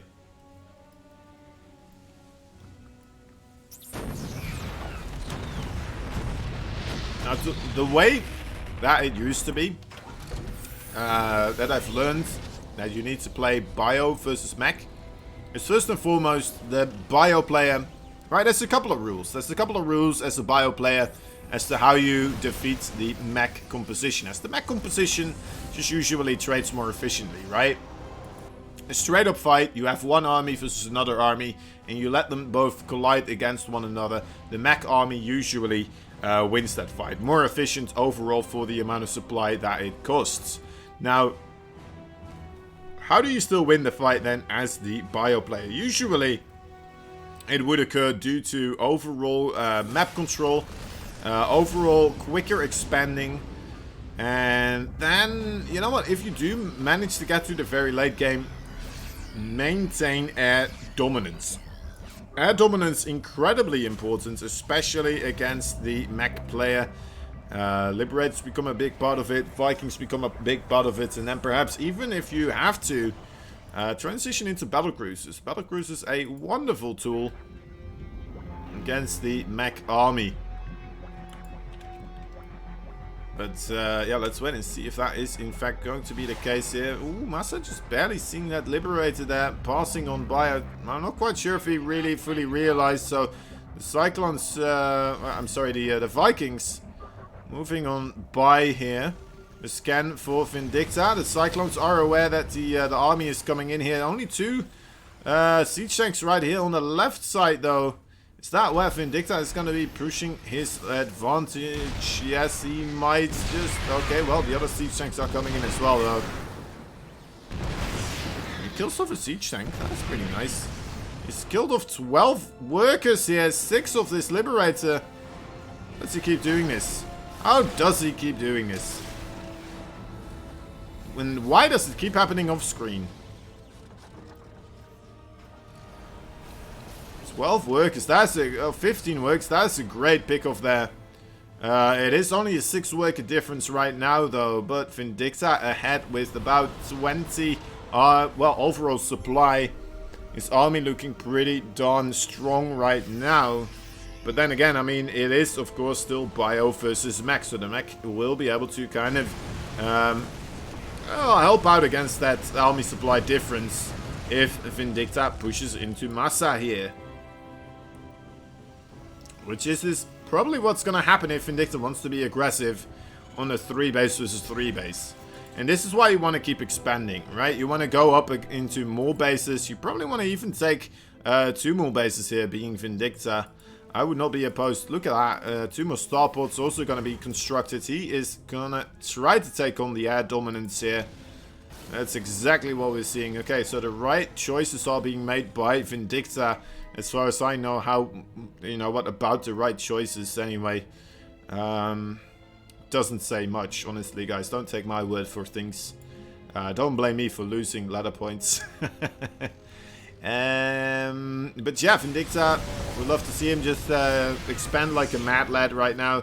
He is spread out like this, which is a lovely thing to do as well. He needs to be aware if Massa is moving out, he needs to continuously keep harassing the moving out of those siege tanks, right? Every time they're unsieged, Massa might be in a good, might be in a horrible position, and Vindicta could take a good trade. Just like this. There you go. You see, he sees a single siege tank right here. Picks it off and moves back out of there again. It's going to be able to heal up. A great trade overall. And there we see the overall units lost tab starting to tick up into Vindicta's favor. Also, there we go. 2 more bases going to get constructed here. Now this map, Death Aura, it does facilitate a pretty reasonable defensive position for all bases here, right? It's not that far away.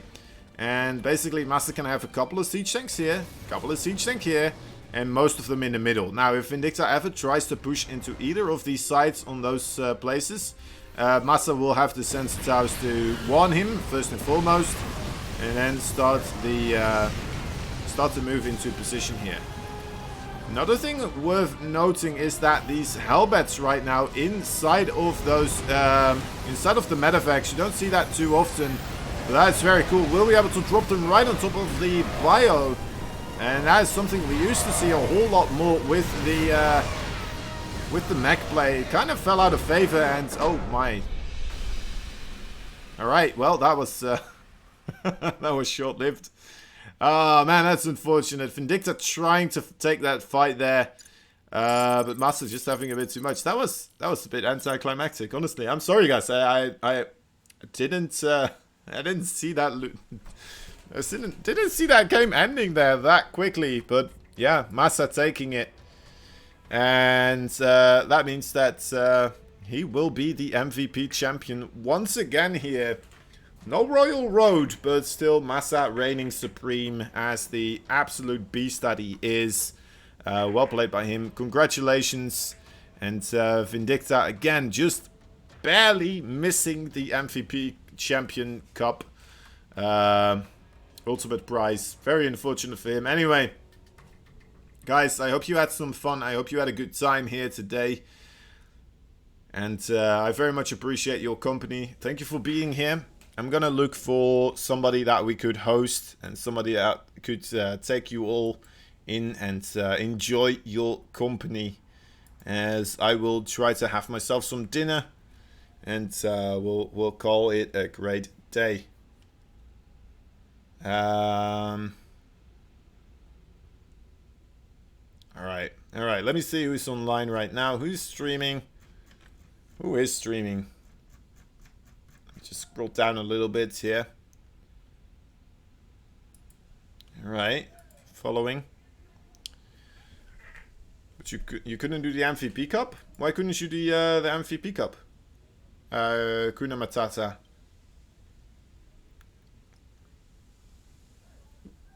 Why was that not a thing you could do?